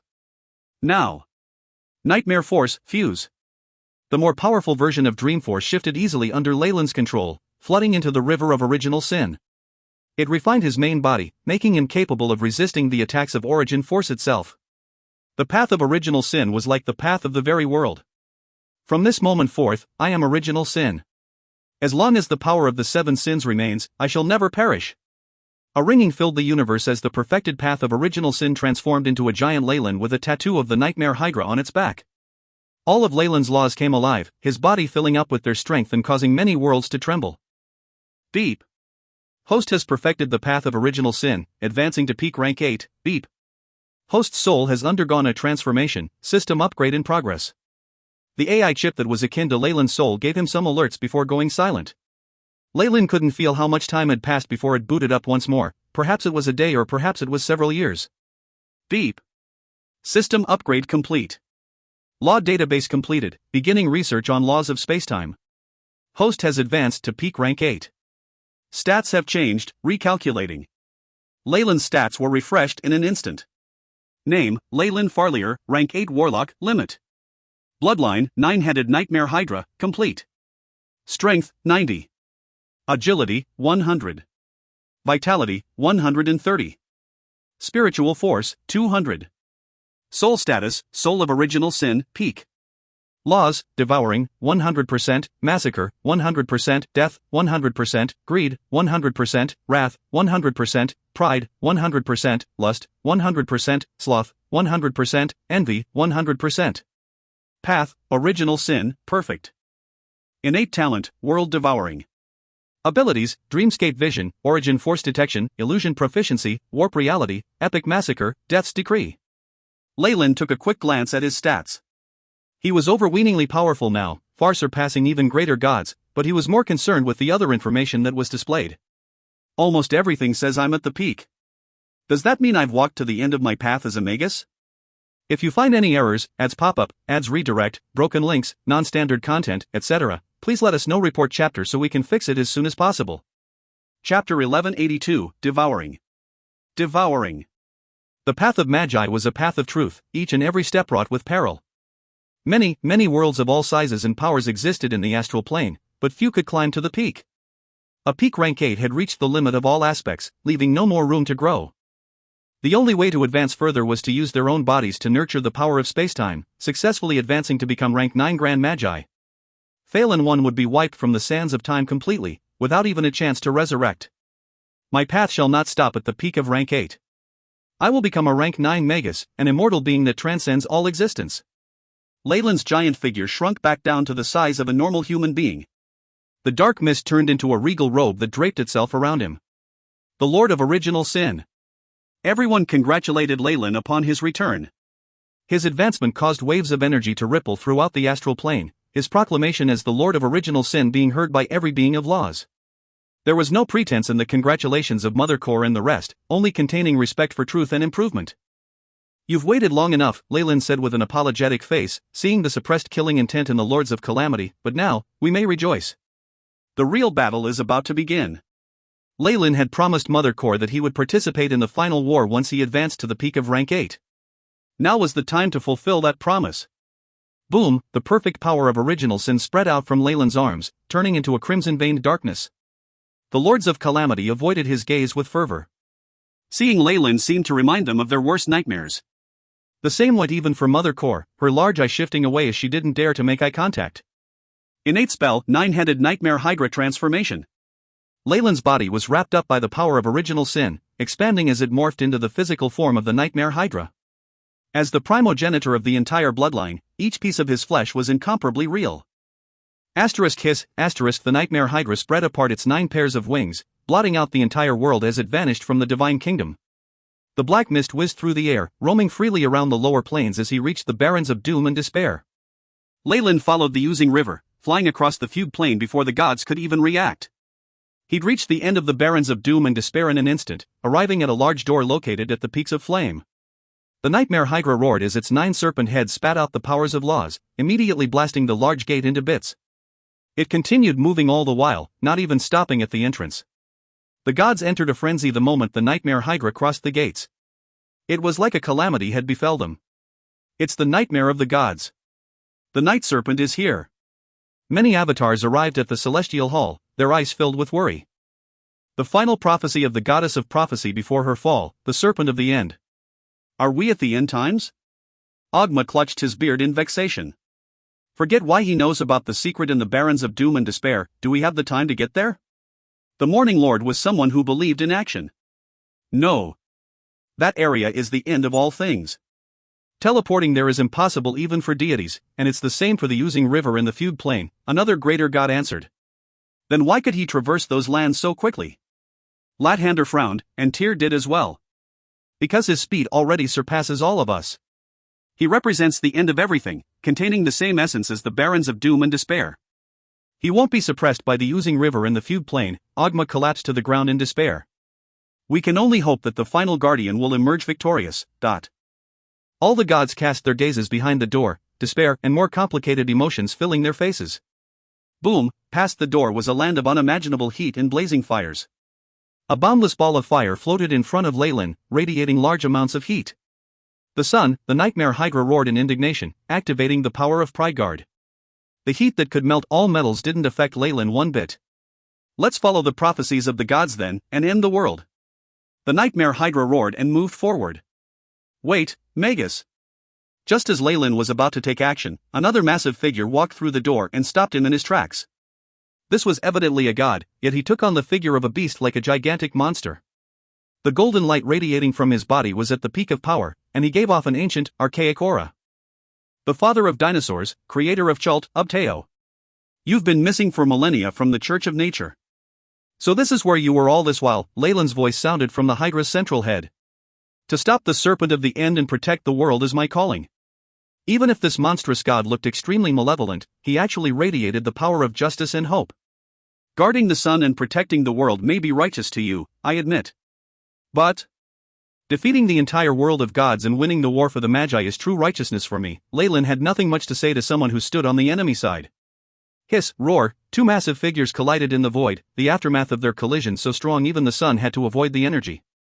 Asterisk boom. Boom. Boom, asterisk space was destroyed in their fight, disintegrating into the tiniest of pieces as multiple worlds rumbled and roared. They hadn't felt such destructive force since the dusk of the gods. You are indeed a powerful god of ancient times, but your time is over. You can't compare to me in any aspect, Ubteo, the Nightmare Hydra roared, and under Leyland's powers of original sin Ubteo's body was riddled with holes. The peak of Apath's power, replenished continuously from the beings of the entire astral plane, let Leyland exceed the peak of rank 8 in power. Even distorted Shadow in his prime would have to give way to him. Protecting the world is the mission the Overgod gave me. The powerful beast roared out, a raging aura forming at its jaws. Stubborn, the Nightmare Hydra opened its jaws, chomping down hard on Ubteo. A crimson light appeared from the vertical pupil, entering Ubteo's head. Ubteo! The fortified defenses of Ubteo's soul were corroded away just like that, and Leyland appeared in front of him with 7 sins in hand. Leyland roared out, swinging a large battle axe down on Ubteo's true soul. A forthright middle-aged man parried the attack, using a dinosaur claw that looked like a crossblade. Wrath! Leyland shouted just one word in the moment of the collision. The head of Wrath appeared behind him, causing Obteo to lose his concentration. Although his soul could not be corrupted by Leyland, a momentary lapse of awareness was a fatal mistake in such a high-level fight. Boom! 7 sins broke the dinosaur claw apart, continuing downwards as it pierced into Obteo's skull. It carried the powers of death and massacre, destroying everything. Boom! Boom! Obteo's true soul was destroyed, followed by his body constructed with divine force. An ancient god fell just like that, causing multiple worlds to weep. No one, no thing can stop me. The nightmare Hydra howled out, heading above the sun. The sun of the world of gods was quite different from the other stars of the astral plane. It was extremely large and hot, almost as big as a world. It was projected into multiple different planes, providing a continuous stream of energy to the celestial planes and the prime material plane. It was at this moment that a dark shadow appeared above it. Innate spell, world devouring. The nightmare Hydra body grew incomparably large, and its 9 heads formed into one huge maw, hissing as a terrifying stormy black hole appeared at the devouring serpent's head. Heat could not escape, nor could small particles, not even light could escape this. The black hole grew larger and larger, growing into the maw of a beast that swallowed the entire sun hole. Boom! Beings of multiple worlds saw a horrifying scene. A winged serpent which covered the skies had gulped the sun down. If you find any errors, ads pop up, ads redirect, broken links, non-standard content, etc., please let us know. Report chapter so we can fix it as soon as possible. Chapter 1183, Light Killer Bugs. Light Killer Bugs. The sun of the world of gods represented the law of light, being the source of energy for most secondary planes. The prime material plane, the various outer planes, even the divine kingdoms of the gods had grown accustomed to harnessing its energy, making it a natural condition for many things to grow. Such things were normally taken for granted. Only when it was lost would one experience true horror. Multiple worlds entered darkness when Leyland devoured the sun, causing many beings to weep and wail. They all prayed to the gods, but to no avail. Lathander's face grew ashen in the celestial hall. He was the Morning Lord, someone closely connected to the sun's glory. With the sun devoured, he suffered heavy injuries. Crash! His pedestal shattered immediately as he fell down the ranks. He'd become a lesser god in an instant, about to fall if not for several other greater gods helping him. Arg! My son! Dendar! He roared in rage once his divine force stabilized, his expression contorting. However, several evil gods looked at him in a different manner. The Morning Lord was someone at odds with evil, and he offended them regularly. If not for the Magus infiltration uniting them all, they would definitely have attacked and killed him right away. Boom! Multiple explosions sounded out in the celestial hall, as all the gods of the sun and light fell from grace. Lathander was actually lucky, several intermediate and lesser gods had just died immediately. It was like when the moon exploded, their fates extremely pitiable. The gods in the celestial hall blanked out, unable to recover from the shock. Not good! Ogma exclaimed, our plans to migrate our worshippers to our divine kingdoms. Even if we can create light and heat inside our divine kingdoms, we won't be able to fulfill the requirements. Our gates were built on the sun's energy, they'll need to be rebuilt. Divine kingdoms were supported by faith, but they also used several other energy sources as well. The sun was chief amongst them. Gods were extremely stingy beings, so they'd rather use convenient things like the sun and the weave to reduce their consumption of divine force when they constructed their divine kingdoms. With the ability to warp reality, gods could indeed create small suns in their divine kingdoms. However, this would consume divine force, a precious resource that came from the faith of their worshippers. The prime material plane was wrought with disaster, and the weave had been destroyed. The gods would have to struggle if they couldn't expend their resources at times like these, but Ogma had discovered that they were at a deadlock. They needed worshippers to win this war, but now they needed the power of faith to move their worshippers into their divine kingdoms. They didn't have the resources right now to do so, which meant their worshippers would dwindle as the prime material plane was racked by disaster. This vicious cycle was the root of Leyland's strategy, striking at the foundation of the gods and shattering it. His own divine kingdom was in Bator, and in the worst case he could just turn all his worshippers into devils. The worst that could happen was the loss of a puppet controlled by the AI chip. On the other hand, the gods would have to give their very lives up. Doran sat paralyzed on the ground within the prime material plane, unable to bother about the belongings that meant the world to him. He was staring up at the sky, his mouth wide open. What had he just seen? 9 heads had suddenly appeared in the sky, merging into one and swallowing the sun. And then, darkness. Darkness enveloped the world, causing him to strain his eyes to see anything at all. He almost felt like he was dreaming. The camp had descended into chaos. Wailing and weeping resounded throughout the city. The end of the world that the priests had warned them of had actually arrived. The innate fear that caused was enough for a person to suffer a mental breakdown. Don't panic, be still. Holy light radiated from the priests' hands, barely illuminating their surroundings. Doran saw only fear on the faces of the others, some of them scared silly. The sun being swallowed was like the skies collapsing. Check the teleportation gate, the bishop ordered. The priests went up quickly, but after several failed attempts they reported back helplessly, not good. The door to the divine kingdom has been destroyed. The Lord's divine kingdom has shifted as well, so we'll need to relocate, but... Then what are you waiting for? The bishop frowned, but very soon his expression changed again. The Lord has sent a decree. Stop all plans to shift the worshippers. Fear shrouded the bishop's face as he spoke of the holy decree word by word. What? The priests were shaken. All along they'd believed that the Lord's divine kingdom would save them even if the prime material plane lost the sun and headed for doom. However, the plans had been halted. It was like they'd been kicked off the ark that was supposed to shelter them from the apocalypse. The news wasn't kept secret, spreading very quickly. The refugees quickly began to howl and clamor, with even the paladins and knights unable to maintain order anymore. They themselves could no longer determine their own future and fate. There were even some who joined the ranks of the refugees in their outburst. Everyone, quiet. The bishop saw things go south, but it was already too late to fix the situation. The clamor grew louder and louder, eventually becoming a violent mob. Doran was caught up as well. A wave of rioters surged forth, stomping, kicking, and cursing incessantly. Many were trampled to death under the stampede, grabbing the priests and knight in despair as they used any and every weapon available to them to vent their resentment and despair. Some officials were even torn to shreds. The mob finally lit a large fire, tossing everyone who couldn't escape inside it. The priests and knights were gobbled up by the fire as the rioters watched their struggles in happiness. Doran was at the outer perimeter of the rioters, still managing to maintain his rationality. It was at this moment that his ears picked up a large buzzing noise. Strange, what's that? He raised his head, seeing a giant green bee in front of him. It opened its mouth, letting more bugs fall down. Arg!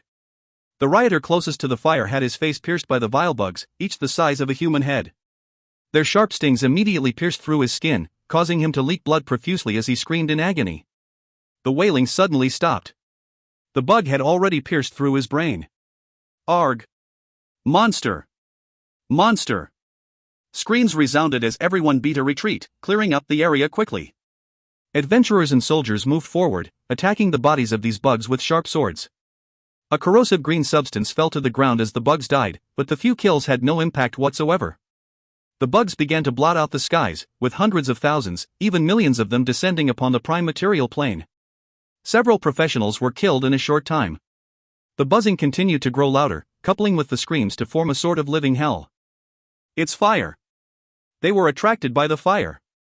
Doran's outstanding observational abilities led him to discover that there were more bugs gathered around the fire.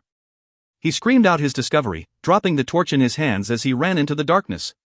Your Excellency Lyle, what do you think of this batch of light-killer bugs? A giant colony of hives had been erected within the marshlands of the prime material plane, giant green bugs swarming out from the hives.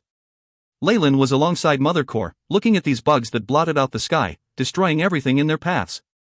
This is a lower bound of the colony's strength. Once enough flesh and souls are harvested, it will evolve to produce stronger and stronger units comparable to morning stars and even breaking dawns. The strongest brood mothers could even become beings of law.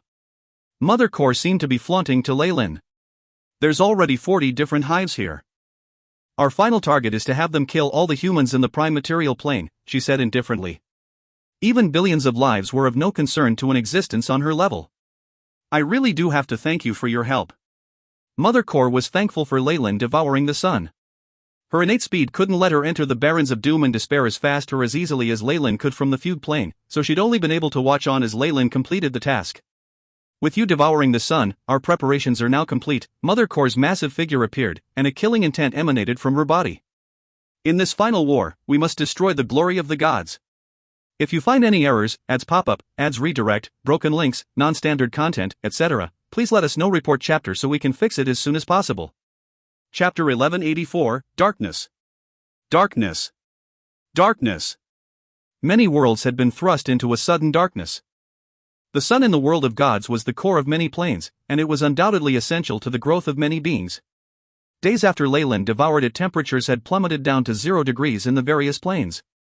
The frigid cold seeped through the worlds, affecting the prime material plane greatest of all. Without the radiance of the sun, life had entered a standstill. The gods lost a powerful source of energy, and were rendered unable to bring more worshippers into their divine kingdom. The survivors of the prime material plane would come to call this period the Dark Ages, a time ruled by death and solitude, famine and plague, a generation where all hope was lost. 3 days after the sun was devoured, the prime material plane had turned into an icy hell. Large areas of growth withered within the month, dying without sunlight to nurture them. All food supplies were depleted by the year, as famine struck the world. However, even the weakest and smallest of lives were astonishingly resilient. The creatures of the prime material plane were like cockroaches in the darkness, eking out an existence even as civilization was replaced by savagery. Even the beloved humans turned into barbarians. Year 5 of the Dark Ages, where Fallen Island had been located in the past. A portal opened up from Bator, and Leyland's figure stepped out. Although this was just a clone, the might of a being of law was still enough to shake the lands. It's already become like this? His mind scanned his family's lands in but a moment. The Pearl of the South was now filled with death, the grey limestone walls dusty and about to break. Skeletons littered the ground, with absolutely no traces of human life in the vicinity. Even other creatures were few and far between. Chirp, several black figures scrambled out of a pile of bones, blinking their large green eyes. Their pupils were like 2 jade flames in the darkness as they looked around and hurriedly left the area. Rats? Leyland expressed kindness and gentility to such weak creatures that would never be able to harm him. If not, a tiny bit of his Magus radiation would kill all life here. Adaptation to the environment is necessary, huh? Leyland recorded the figures of those rats in his AI chip. They were 10 times as large as they were before the Dark Ages, the fur changing color from black to more gray as it grew thicker to keep them warm. The mutation is too fast, just a few years. Is this happening under the influence of the laws in the world? The Overgod is still unwilling to see the prime material plane perish just like that, Leyland sighed. Evolution normally required tens or even hundreds of thousands of years, determined by the natural environment of the creature. However, even though it was sleeping, the world could bring about such changes much faster, giving the inhabitants of the world a chance to adapt to their surroundings. As the rats scurried away, the change was now more evident than before. So the animals had their genetics adjusted to the environment. But the humans seemed to be a little bit slower. The island told Leyland enough to extrapolate to the current situation of the world. The gods are paying more attention. It seems like they still want to migrate their worshippers. Leyland's motive of devouring the sun wasn't just to destroy the prime material plane. The world of gods had a unique system of laws to it, in which the sun had played an extremely important part. Its loss was like a building losing its foundation, causing many mysterious changes like the shift of space-time coordinates. This affected the divine kingdoms as well. The gods fumbled to find the new coordinates of their divine kingdoms, unable to attend to the changes in the prime material plane. It had taken them years to regain their bearing, stabilizing their own camps in the prime material plane before beginning to launch a counterattack. Leyland's clone came to the prime material plane under such circumstances, exploring the changes caused by the Dark Ages and the influence of the gods on the land. Desolate. Incomparably desolate, the clone retracted all the radiance of its aura, looking just like a regular wizard as he made his way towards the continent. Even the depths of the ocean had few creatures now. Even as the perpetrator, Leyland released a sigh as he saw these circumstances. Of course, there was a limit to his sympathy. It wasn't like he'd make a different decision if the events played out the same way. The only good gods to the Magi were those who'd fallen, so they would take all measures to weaken their opponents. The disorderly survivors in the mainland were unaware of the events in the southern seas, and even if they did, they wouldn't care one bit. Right now, they'd already grown completely numb to everything. Surviving and fighting were their only concerns. Civilization forgotten as savagery took its place. The glory of the prime material plane was gone in a mere few years, only leaving behind zombies in its wake. I'm going out. Doran gripped the jacket and leather armor on his body. The dirty leather gave off a putrid stench, filled with traces of blood. However, despite the number of patches on it, he hugged his buffed jacket tightly, giving him a bit of warmth in the frigid cold. Come back safely. A voice sounded from the short room behind him, a pair of beautiful eyes in the doorway. The eyes seemed to fill his body with vigor and strength, making him forget all regrets as he left the hut and strode forward. The icy winds whistled, the walls of the city encased in a layer of ice that caused Doran's memories to switch to his warm hut. However, the hunger he felt right now reminded him of something. It wasn't just himself, the lady waiting for him back home would die of hunger if he couldn't find anything. Damn it! Doran cursed, clenching the only valuable item he owned, a gleaming sword, and walking forward. He'd been living this life ever since the Dark Ages, thinking many times that this was only a nightmare. However, this nightmare was so long it caused him to weep. He'd only found the secret of the bugs by chance back in that camp, being able to escape because he was at the edge of the mob. He'd conveniently helped himself to a dead paladin's sword then, the same sword that was now his treasure. However, all of his luck had been used up in his escape. There was still plenty of food. Even if crops couldn't be grown anymore, they already had abundant harvests. He'd roamed through an empty village, using its resources to feed himself for over a month. However, those days did not last. Food ran out, plague spread once more, and the bugs stole the lives of the people. He tried to join several mercenary groups, but he couldn't last for more than a month.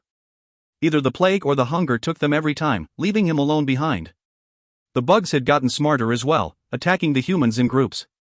What terrified him was that those green light-killer bugs were the lowest life forms of the beasts.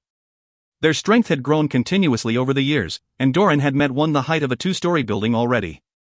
It seemed like a massive red bug that crunched a paladin in one of his parties into 2 pieces.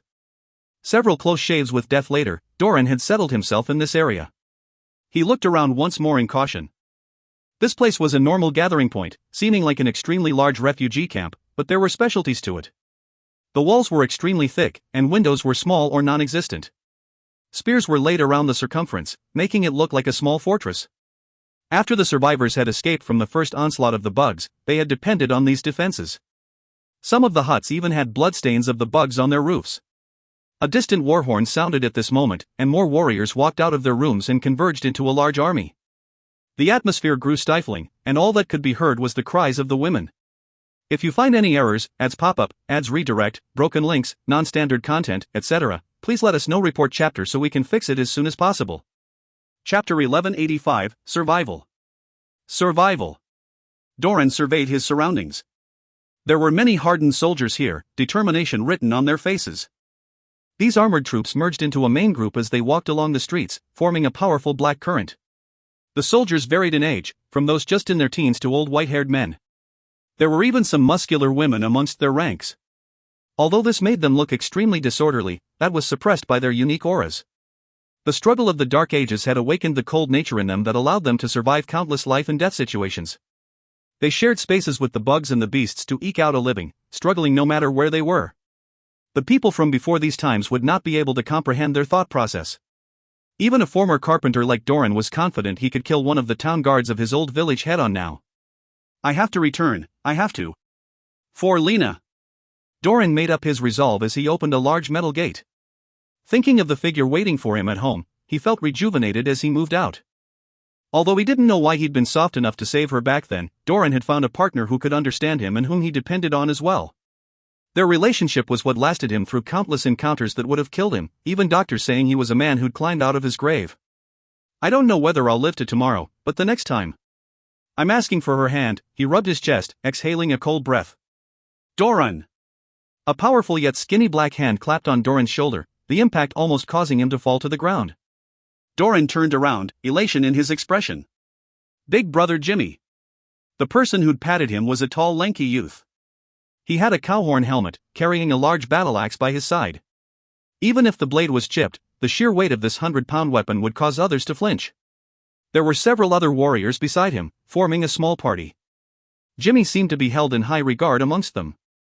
Ha, kiddo. I knew the light-killer bug acid wouldn't kill you. Jimmy seemed extremely excited as handed a leather pouch to Doran. Come, have a drink. Ooh, Doran salivated, taking a careful sip after he heard several gulps around him. A powerful sour and spicy taste ran down his throat to his stomach, causing him to feel much warmer than before. Strong wine. The warriors around him said in envy. Any strong wines went for sky-high prices in these times. A wine pouch was akin to a second life in the frigid wilderness. Many members of the party looked at Doran strangely, but eventually turned away after he handed the pouch back to Jimmy. Who were they kidding? The Skullcrusher's name resounded throughout the region. Even if Jimmy looked like a pole, the battle axe in his hands had already smashed in the heads of several people larger than him. Sometimes, survivors were more dangerous than the bugs. Just for a small bag of wheat, clean water, or even a piece of jerky, 2 people would fight to the death. Doran himself had encountered this scenario many times. However, because of this, he had a good impression on Jimmy's generosity. Being able to retain some of his principles and kindness at times like this was really rare. Even if Jimmy had wished to make use of him, there was nothing wrong with it. After all, such charisma and sincerity was rare even amongst leaders. If Jimmy wanted to use him, that meant that he had a certain value, did it not? Doran clenched onto the fine metal sword in his hands. Ha ha. How is it? Are you still joining us for the mission this time? Jimmy rubbed his bald head, his blue eyes shimmering with sincerity. No. I need supplies to tide through the cold this time. I also need to get medicine or healing scrolls. Lena's caught a cold recently and I'm rather worried. Doran's face turned red. Even Jimmy's party would have to sacrifice lives to get everything he needed. If it's like that, Jimmy rubbed his chin. So I'll be going solo this time, Doran said after some hesitation. Jimmy grabbed his shoulders and guffawed. I never thought that our little Doran would turn into a big man. Ha ha. Very well.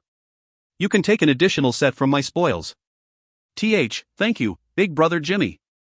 Doran was extremely moved, and tears almost streamed down both his cheeks.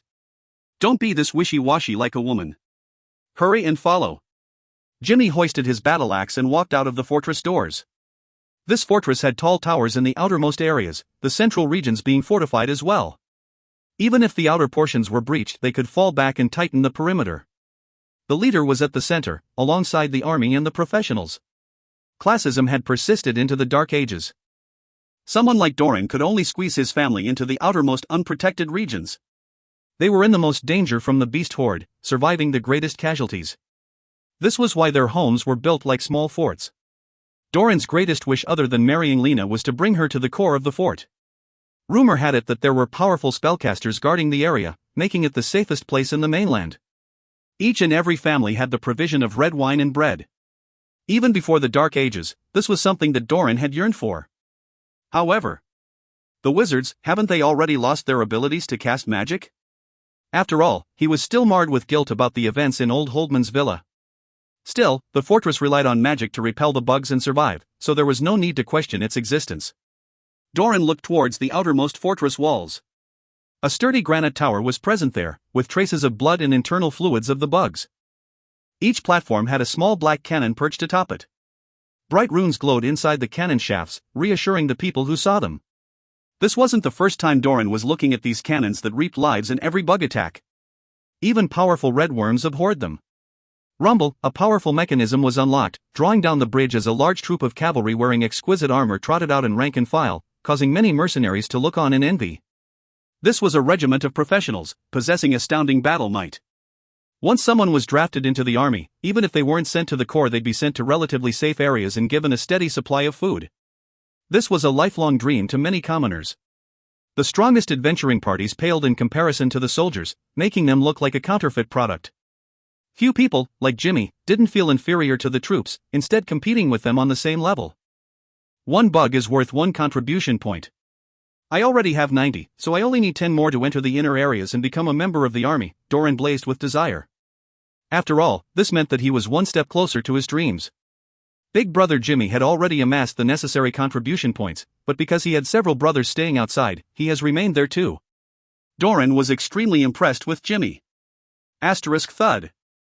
Thud, the army entered formation at this moment, causing a solemn atmosphere that silenced the adventurers. Whoosh, the cold wind blew, causing the silvery moon flag held by one of the knights to flap in the wind, radiating a strange glow. Jimmy blinked his eyes, and saw several black spots in the skies. Without knowing why, even with the absence of the sun, his eyes had grew accustomed to the darkness. At the very least, with the help of the stars in the skies, what was said to be the light of the gods' divine kingdoms, he could already see clearly in a 50 meters radius. Though several black dots grew larger, and when they closed in, the onlookers exclaimed in surprise. It had been the figures of several wizards flying in the air. My people, a female wizard wearing silver-white armor spoke. Her appearance was obscure, yet her voice carried the vicissitudes of time, drawing the alarmed voices and gasps of the people.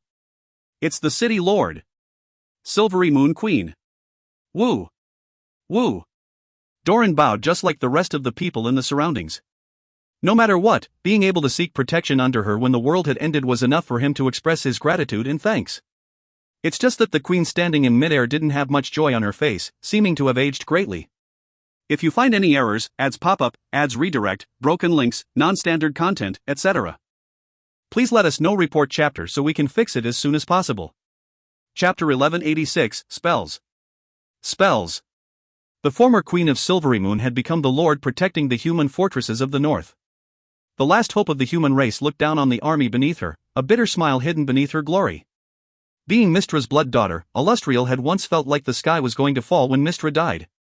Even though she was a powerful legendary wizard with a trace of divinity in her blood, she knew full well that leading the humans of the north without her mother's support would be extremely difficult.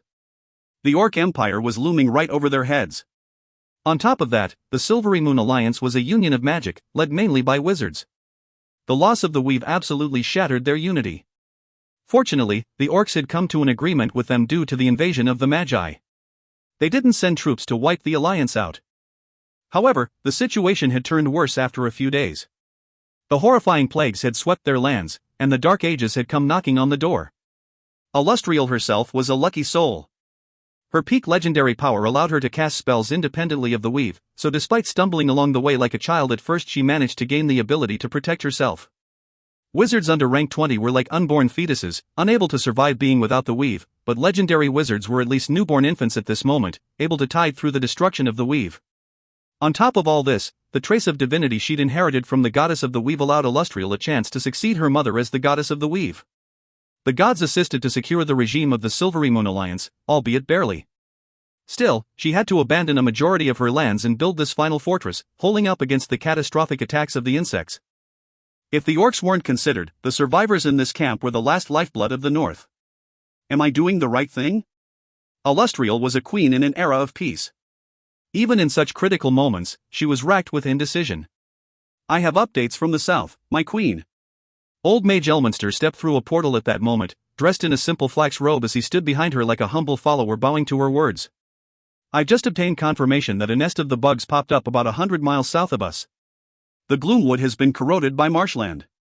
Illustrial's heart skipped a beat. This was definitely the worst news for this camp. She'd come to learn that the tide of bugs originated from the massive colonies of hives. The appearance of a nest in an area spelled its death, an endless wave of insects engulfing the entire land and turning it barren. Damn it. We put so much effort into making this place arable. We've already cleared the lands.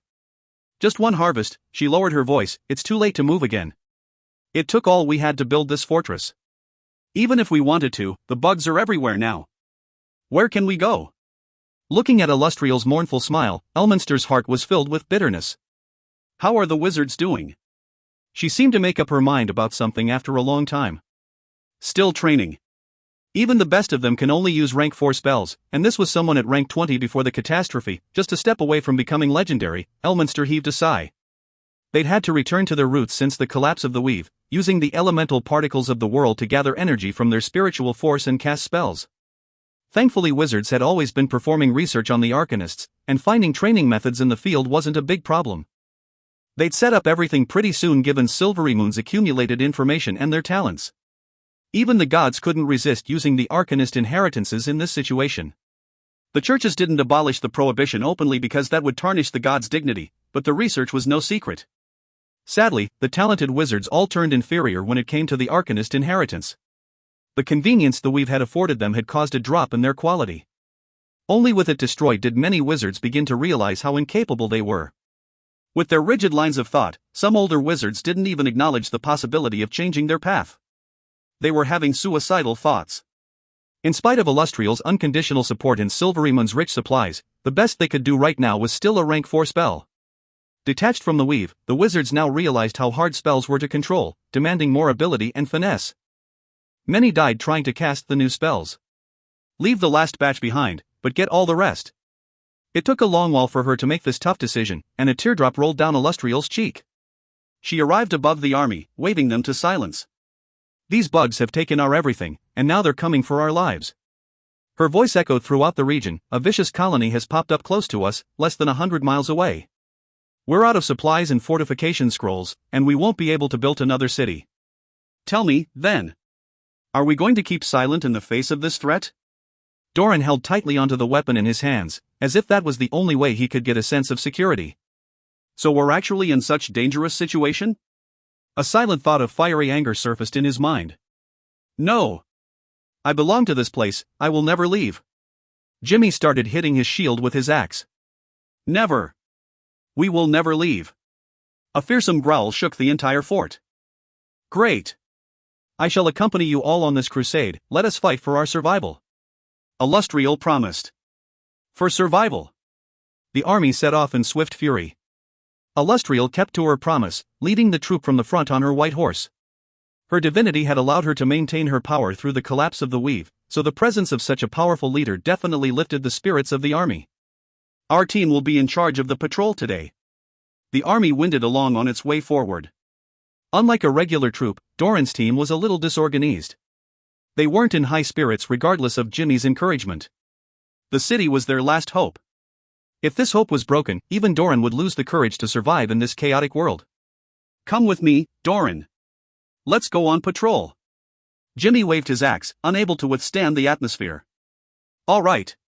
Doran didn't like the stifling aura here either, so he quickly stood up when Jimmy called him. Shrouded in darkness, the continent was full of unknown dangers. Even though many creatures had died out, unable to adapt to the new conditions, those that didn't had become much more cunning and cruel.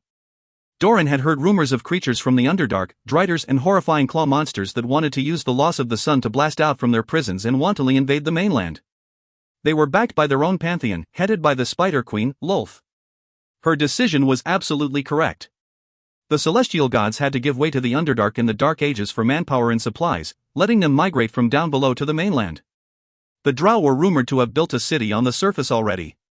The rumors said men were the lowest of slaves amongst the Drow, alongside other species. They could be sacrificed to the gods at any time. Despite all this, a large number of wandering species were seeking shelter from the Drow just to survive. What a pity! Lolth is an evil god, and my lord, Doran's eyes flashed in struggle, but he soon turned firm. Even though the gods weren't as glorious as they once were, their decrees remained meaningful enough to influence the entire prime material plane. The battle between good and evil had cast a shadow in Doran's thoughts. If you find any errors, ads pop up, ads redirect, broken links, non-standard content, etc., please let us know. Report chapter so we can fix it as soon as possible. Chapter 1187, Attack. Attack!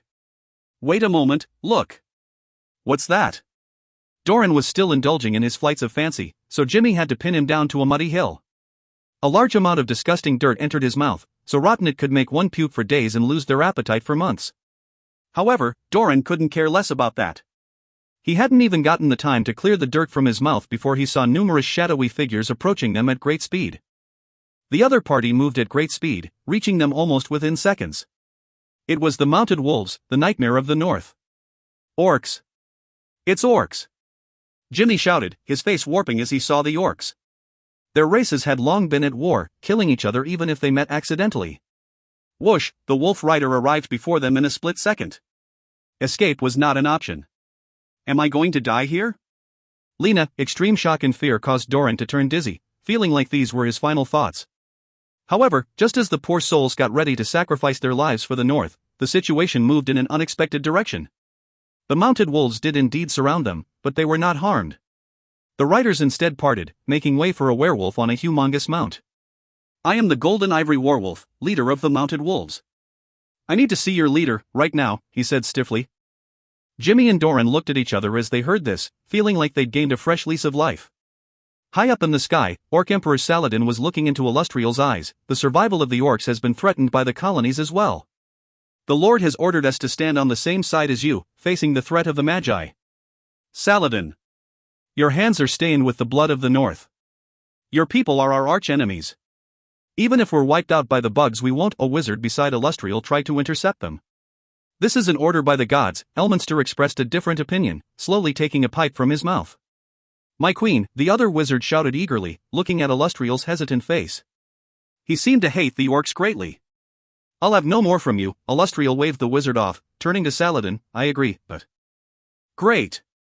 Saladin nodded. I've brought the Thunder God's hammer, and I'll also send out the best of the mounted wolves and battle orcs.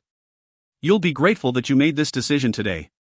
I only hope you'll keep to your promises. Illustrial looked Saladin deep in the eye. However, we still have been enemies for a long time. I need your army to take a different route. We can meet at the swamp. You did well. Elminster sighed in gratitude after Saladin left. No. I feel like I've changed a lot, becoming more cruel, more of a realist. Illustrial's reply was indifferent. Trust me, my good daughter, this is all part and parcel of our lives. The old mage blew a ring of white smoke. So you thought I was a little girl for the past thousands of years? You're such a pedophile. Illustrial stared at Elminster, an unnoticeable redness covering her face. An agreement was made with the orc armies, and Jimmy and Doran took the chance to return safely to their team. However, Doran seemed to have his reservations about something. He tried to say something multiple times, but eventually stopped himself. He waited until everyone was asleep, moving close to Jimmy and asking him in an extremely low voice, "Hey Captain, are the orcs really here to help us?" Jimmy turned his body and replied in a blurry voice, "I think so. Nobody dares to disobey the gods in this world, except those demonic beings of other worlds. But aren't we still at war with them?" He wanted to say vendetta, but Doran didn't recall any good friends or relatives dying at orc hands. Many had instead been killed by the town guard or in robberies, so it seemed even less applicable. Understand this, Doran, politics is complicated. Alright, I'm really tired today, stop irritating me. Jimmy turned his body again. Doran just looked over the flap of the tent, an extremely complicated emotion in his gaze. Asterisk thud. Thud, asterisk the wooden wheels of the carts hit the uneven surface of the ground as they moved along, releasing dull thuds due to their heavy loads. Doran was following Jimmy aimlessly, his beloved sword hung at his waist. The dark circles were obvious under his eyes as he seemed distracted. He obviously hadn't rested well last night. The army assembled into the dragon formation, all equipped with weapons and shields. It scared any predators away, making the trip relatively safe. Doran! Get back on your feet, do you want Lena to become a widow? Jimmy patted Doran's shoulder. Suddenly, the corner of his eye shifted. Careful! Doran had noticed the shadowy figure speeding through the bushes at almost the same time. A silver ray darted past him before he could act himself, shooting from Jimmy's hand into the bushes. A shriek sounded out. Awesome! Captain's the best.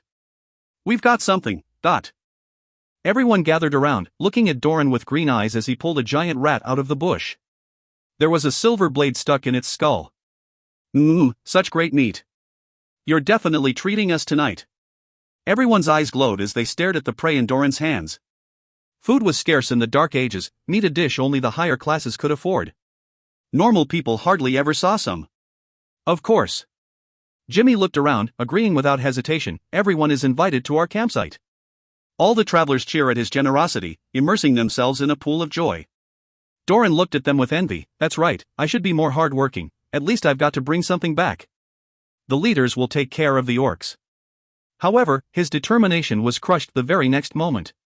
A huge ball of fire shot out of the sky, aimed at Jimmy's position. A great explosion tore Jimmy's body apart in moments, charring his incomplete corpse. Having run over to get the prey, Doran had escaped the worst of the damage. Still, despite avoiding death, a large amount of his hair was burnt even at that distance. Looking at that region swarming with victims of the disaster, his eyes glittered coldly. The fireball spell. Wizard attack. Doran knew from Holdman how powerful wizards were. Realizing such powerful spellcasters were his opponents, he didn't just go up wildly to avenge his captain, instead rolling into the bushes. He'd made the right decision, as a wave of terrifying spells followed. Cloud Kill. Summon Monster. Ice All. Banshee's Wail. Volley after volley of mid-rank spells crashed down on the army, with dazzling light. The powerful spells reaped numerous lives. It's an attack from the sky. Doran's eyes were wide open as he tried his best to raise his head. He saw huge pairs of wings supporting dark shadows in the air, obviously flight of the dragon. The dark shadows were dressed in traditional wizard robes, but one thing was different, there was a pair of twinkling purple eyes on their dark robes, alongside a holy black emblem surrounded by a purple ring. Shadow Wizards. Illustrial and Elminster responded immediately. They had few high-ranked and legendary wizards on their own end. It was a slap in the face for the Silvery Moon Union, famed for its magic, to lose in that field. They got ready for the counterattack, but the Shadow Wizards retreated into a portal. This is just the beginning. Their leader warned before stepping into the portal. The portal disappeared immediately. Illustrial and Elminster, who were both trying to cast Dimensional Anchor, turned a ghastly pale. Human wizards, why are they attacking our army? Doran's eyes were filled with fury. He couldn't understand why they were attacking at all.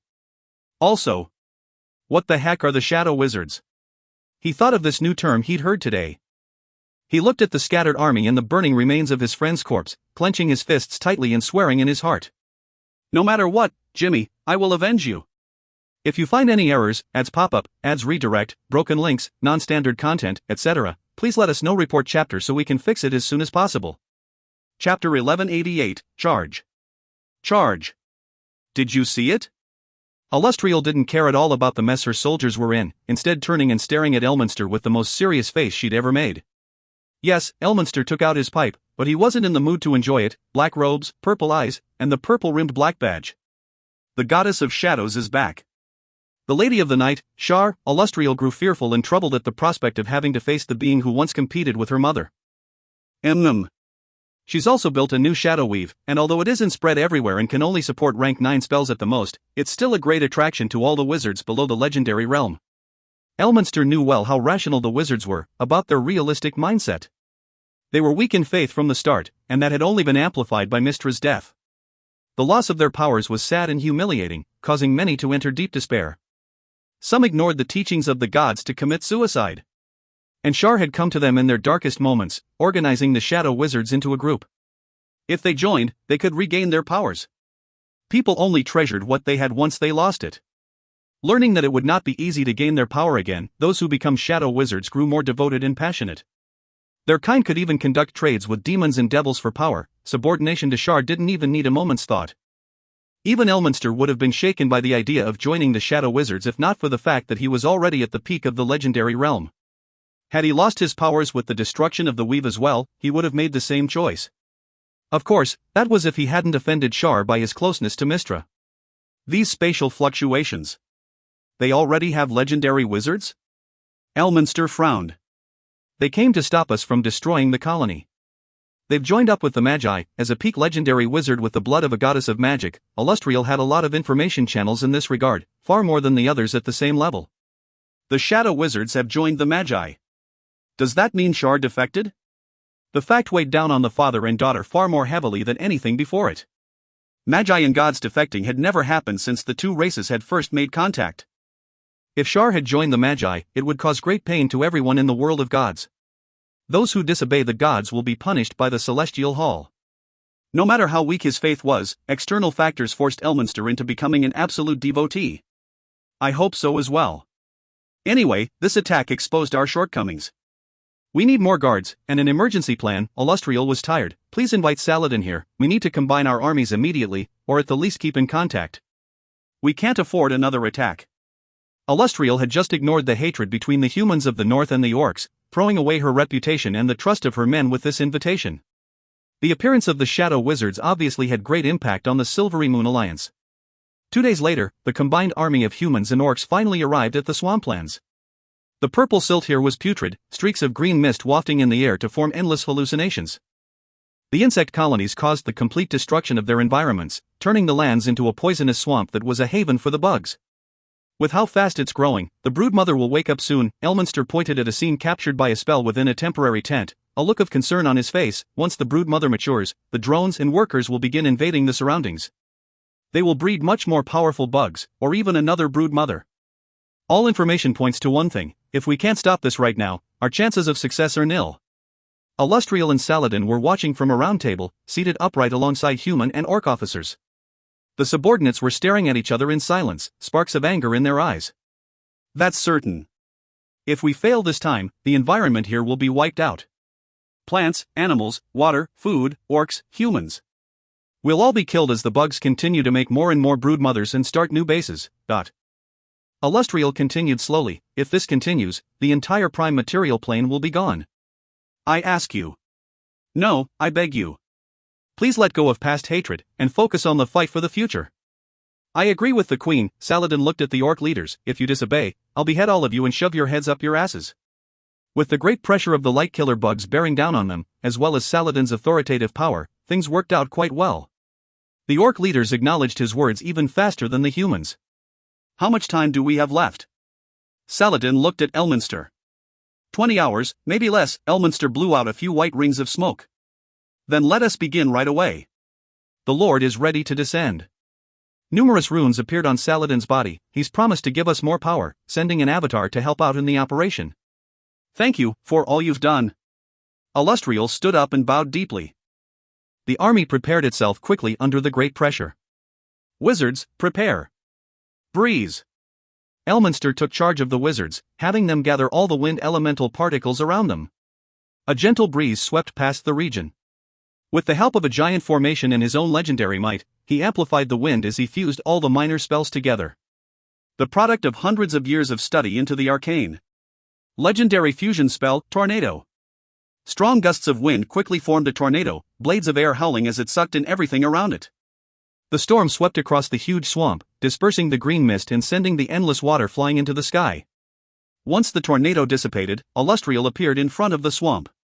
Mass summon earth elementals. A ring of brown light shimmered in her hands, pulling the elemental particles and teleporting several earth elementals to the prime material plane. The elementals roared out as brown energy particles gathered into a spell. Transmutation, dirt to stone. The assistance of the many elementals allowed a large amount of brown light to cover the swamp.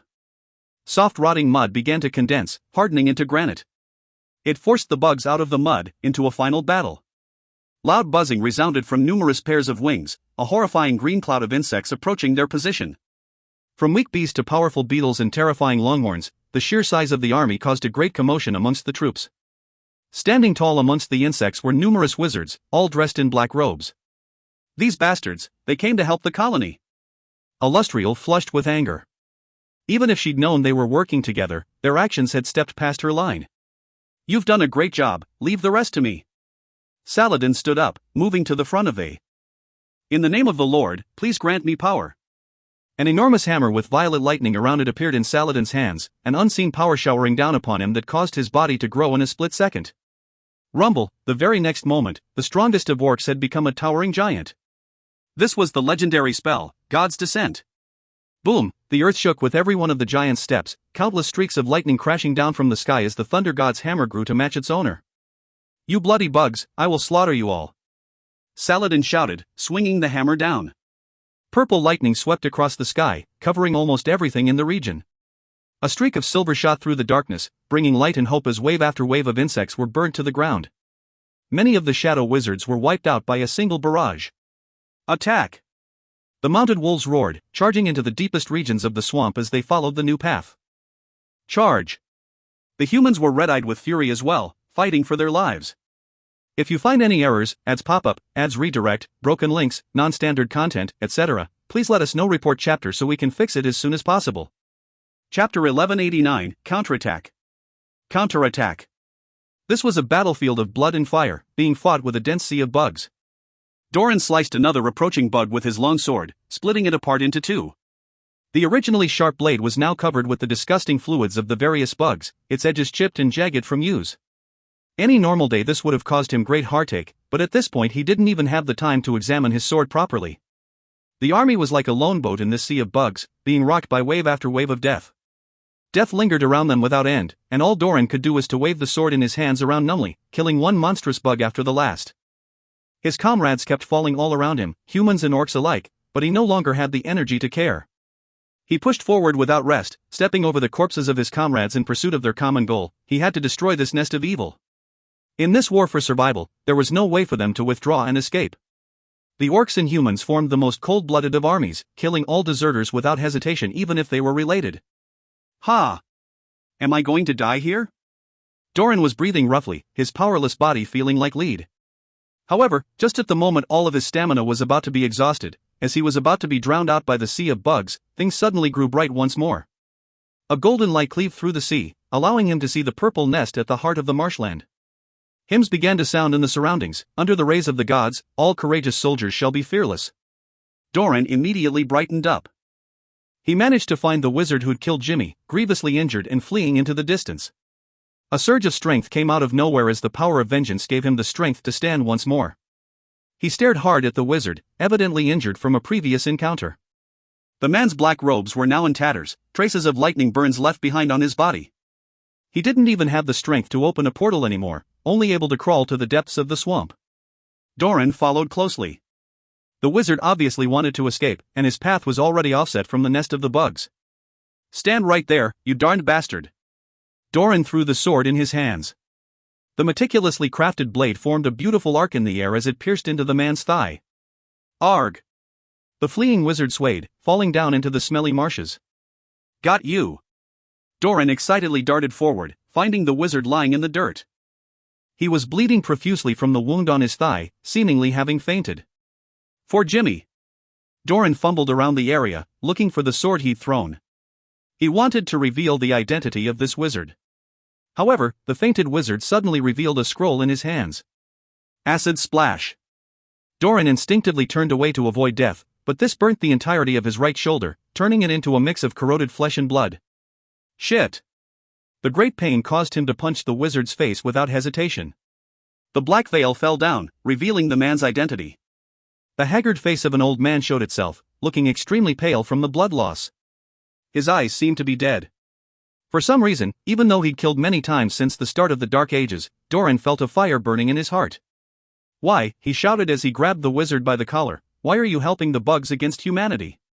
Cough cough, wizards were naturally weaker than fighters. This one was even injured gravely, unable to cast any spells as he was still coughing up blood. Even a child could kill him easily right now. The wizard looked slightly confused for a while, but after hearing Doran's questions he suddenly began to laugh. His pale face twisted with a smile, the blood causing Doran's stomach to churn. What are you laughing at? Doran was full of ire. Do you know how many people you killed? Jimmy, and all my other foster brothers. They have people back at home waiting for their return. Why? Why are you going against your own kind? My own kind? Kiki. The old wizard's smile widened. Are you my kind? While I was still a high-ranked wizard, a whole bunch of people respected me, sang praises of me, and longed to meet me. However, after the collapse of the weave, those ruffians. What did those ruffians whose souls should go to hell after death do? They took everything from me in front of my face, killing little Benji, and, a hint of sorrow flashed on the wizard's face. I no longer treated them as humans. When the shadow wizards found me, I joined immediately for the sake of my vengeance. I'd be willing to sell my soul to the devils for my revenge. He. Now I've had those bastards enjoy the most painful and regretful deaths they ever could have. My purpose is done, kill me. The old wizard closed his eyes, and Doran froze in place. The wizard's face morphed into that of Holdman in his vision, bringing back memories of his manor and his family that stayed outside town. The condemnation of the wizard caused him to remember his own actions, that night amidst the flames appearing once more before his eyes as if he was experiencing it all again. Oh. The veins on the back of Doran's hands popped up, and his face began to twitch as if he was trying to weigh his options. Perhaps, we're all at fault. Blame this wretched world. Doran recalled Lena, who was still waiting for his return. He gritted his teeth and picked up his sword. Come. Chop off my head and make this your achievement. The wizard snickered and closed his eyes. Ha! The sword dropped down on the wizard's head with all the strength Doran could muster. However, it felt like he'd pierced into cotton, not flesh. Doran opened his eyes in shock, finding the sword in his hand stuck in midair as a great pressure enveloped him. Sorry, little guy. While I'm sympathetic of your plight, the camp does give out rewards based on merits, a pleasant voice sounded, and Doran's vision went black. The gods are already recovering. Leyland's clone watched the collapse of a huge hive in the distance, a strange smile on his face. As for you, loser, I'm benevolent, I'll give you another chance. A dark red luster wrapped around the old wizard's body, causing him to cry out pitifully as a strange transformation occurred to him. Kukulkan, my lord. You are the mighty lord of original sin, the sole source of sin in the universe. You are the master of everything. What had once been the old wizard knelt before Leyland, his grievous injuries long gone. Go somewhere else. Leyland waved his arms, and a dark red teleportation gate opened up to take the bowing monster away. This test failed. Leyland shook his head, gazing into the distance. A few orc avatars were lying there in wait. So, Grunge? Are you regretting the fact that you only sent one avatar here?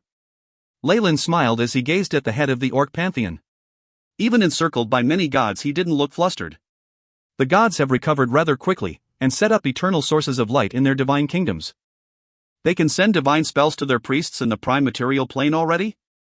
Leyland knew full well that without the help of the gods the Silvery Moon Alliance and the Orc Empire couldn't destroy a nest. Nightmare serpent. Sinner that devoured the sun, the gods condemned him in such seething fury that they could burn even the void itself as they descended to fight him. The battle's only begun. Unfortunately, the avatar dissipated before Leyland's punishment arrived for him, leaving behind several enraged roars. Ba Tor. How is it? Leyland was standing in front of Mother Core, watching the events in multiple locations in the prime material plane. The few survivors in the mortal world had obtained great support, beginning to send troops to destroy the nearby hives. Priests were playing an extremely important role in this process. The counterattack of the gods is beginning, Mother Core said with a sigh. That's normal, but the timing, Leyland stroked his chin, it's at just the right moment when we're planning for the support of the Magus World's world will, unable to make any clones. What are you trying to say? Mother Core focused on the Lord of Original Sin in front of her. There's a traitor in our midst. Leyland turned solemn.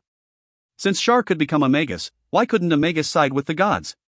The power of sin in the world of gods is telling me something. If we don't treat it seriously, the consequences will be dire. Leyland looked at Mother Core in front of him, speaking sincerely. I hope to call a joint conference of the Magi immediately. If you find any errors, ads pop up, ads redirect, broken links, non-standard content, etc., please let us know. Report chapter so we can fix it as soon as possible. Chapter 1190, Encirclement. Encirclement. Numerous powerful conscients gathered within a secret space, their powerful auras forming huge black silhouettes. There were a few new figures amongst them, containing unfathomable power. Rumble, space split apart at that moment, and the powers of the world and original sin entered the space. Everyone. Leyland fashioned a form out of original sin, looking at the silhouettes around him. Every person here was a peak rank 8 existence.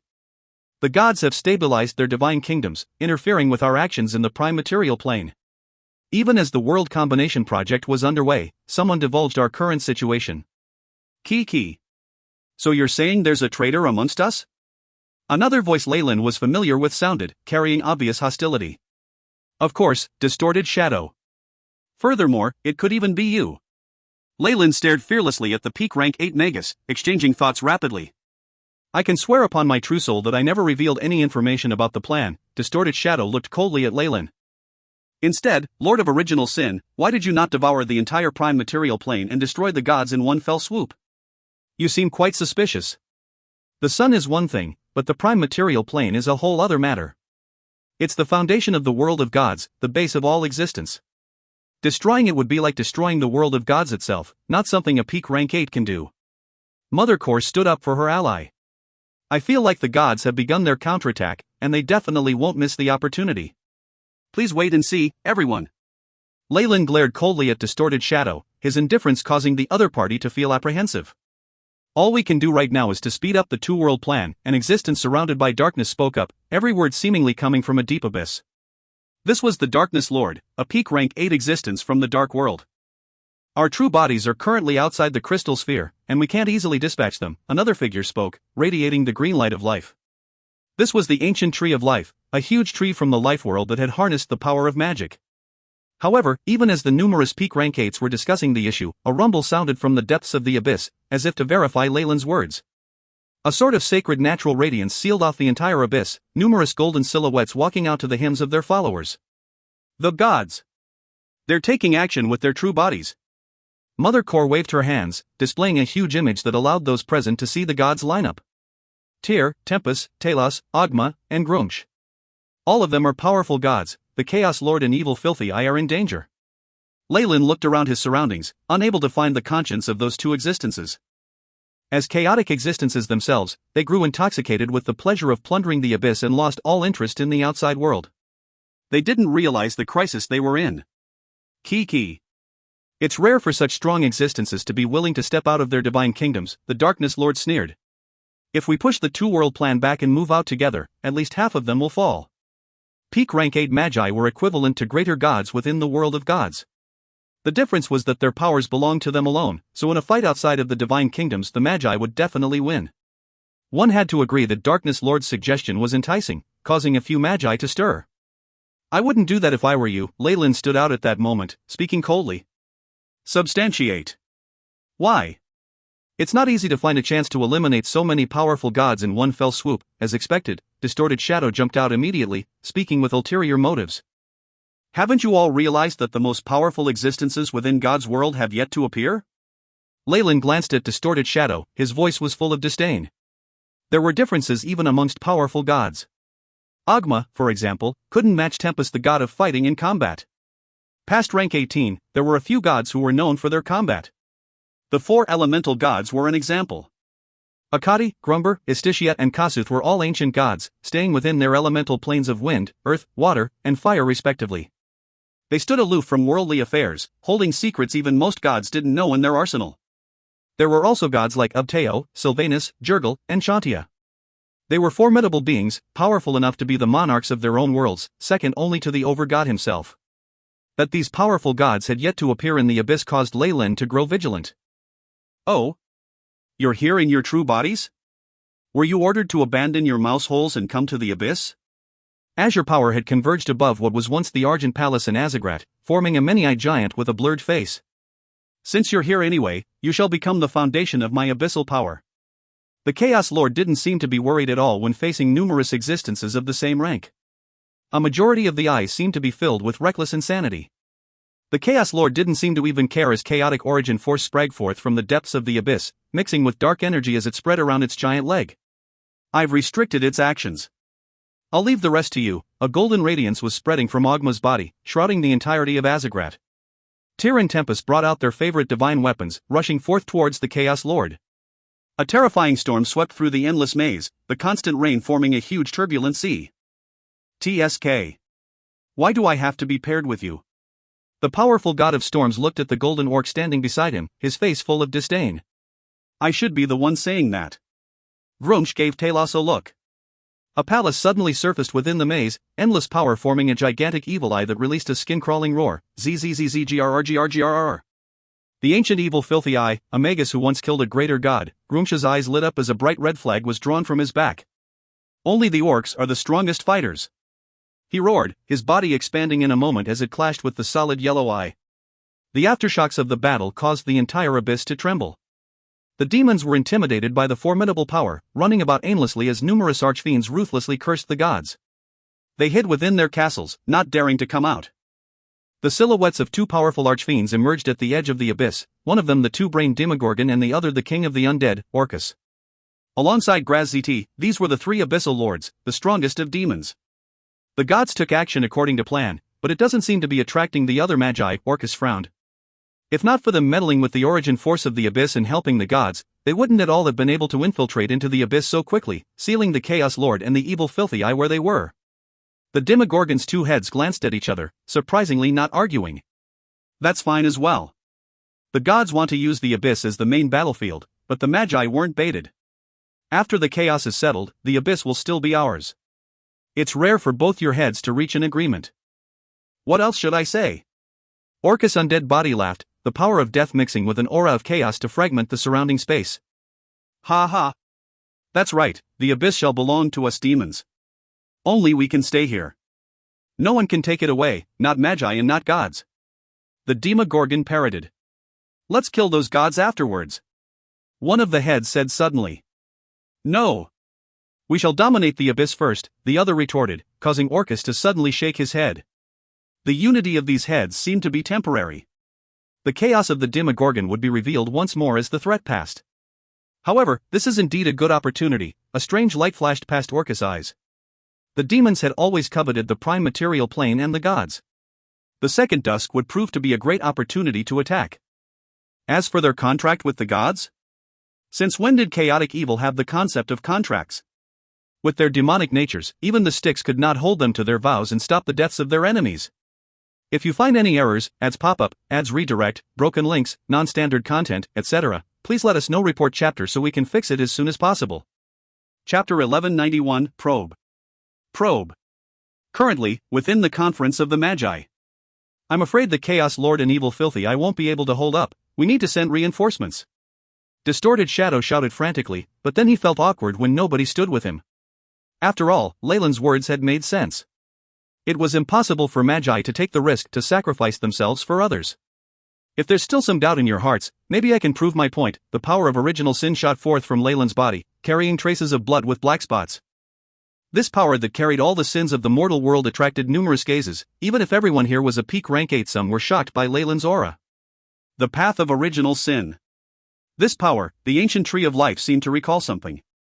The blood dripped down in the void, forming into the 7 sins as it seemed to acquire a life of its own. The dense fog shrunk to form a few tall figures. Leyland, the Darkness Lord, Mother Core, even Distorted Shadow. They were all imitated to perfection, including the energy waves of their true souls. Such was the mercurial power of original sin. Even the faint auras being leaked by these rank 8 existences could be analyzed and imitated. Identical auras, numerous rank 8s were surprised by the skill Leyland displayed, Mother Core most of all. He's grown stronger again. Even if it's only an avatar, one can see the changes in his true body as well. It's like he never met a bottleneck after reaching peak rank 8. She sent her tendrils out to gather information, finally getting to the crux of the matter. This is the influence of the Dark Ages? The negative emotions generated in the end times are the best nourishment for the nightmare Hydra. Indeed, that was why Leyland engulfed the sun, bringing about the Dark Ages instead of attacking the gods. The Dark Ages benefited him greatly, giving 1,000-fold the power of sin he would have acquired during times of peace. Massacre, death, greed, envy. All the deadly sins had come into play in the end times. They occurred often, and were intense when they did. Without anyone knowing the better, Leyland had actually seized the powers of everyone struggling in the prime material plane to increase his own power. It was like he had an entire world's worth of zealots worshipping him, providing him with unending power. How could his strength not advance by leaps and bounds? The avatars that were more real than the originals crossed the boundaries of spacetime, containing violent energy. Kill the overgod. Our glory cannot be tarnished. Reinforce the Lord of Chaos and Evil Filthy Eye. Powerful conscience pierced through the sky, led by an avatar of original sin with the power of a peak rank 8 magus. They descended upon the abyss like several gigantic meteorites. Such vile power. As expected of the god of massacre, more chaotic than the demons and more vile than the devils, both the Demogorgon and Orcus quivered at the edge of the abyss. The Magi are here. Inform the gods. The truth shall verify everything. Several existences were looking at the image displayed by Mother Core. The fake avatars had just arrived outside the abyss, about to enter its depths. A terrifying change occurred at that moment, green light brimming with the aura of life suddenly forming a cage of green vines that trapped the party.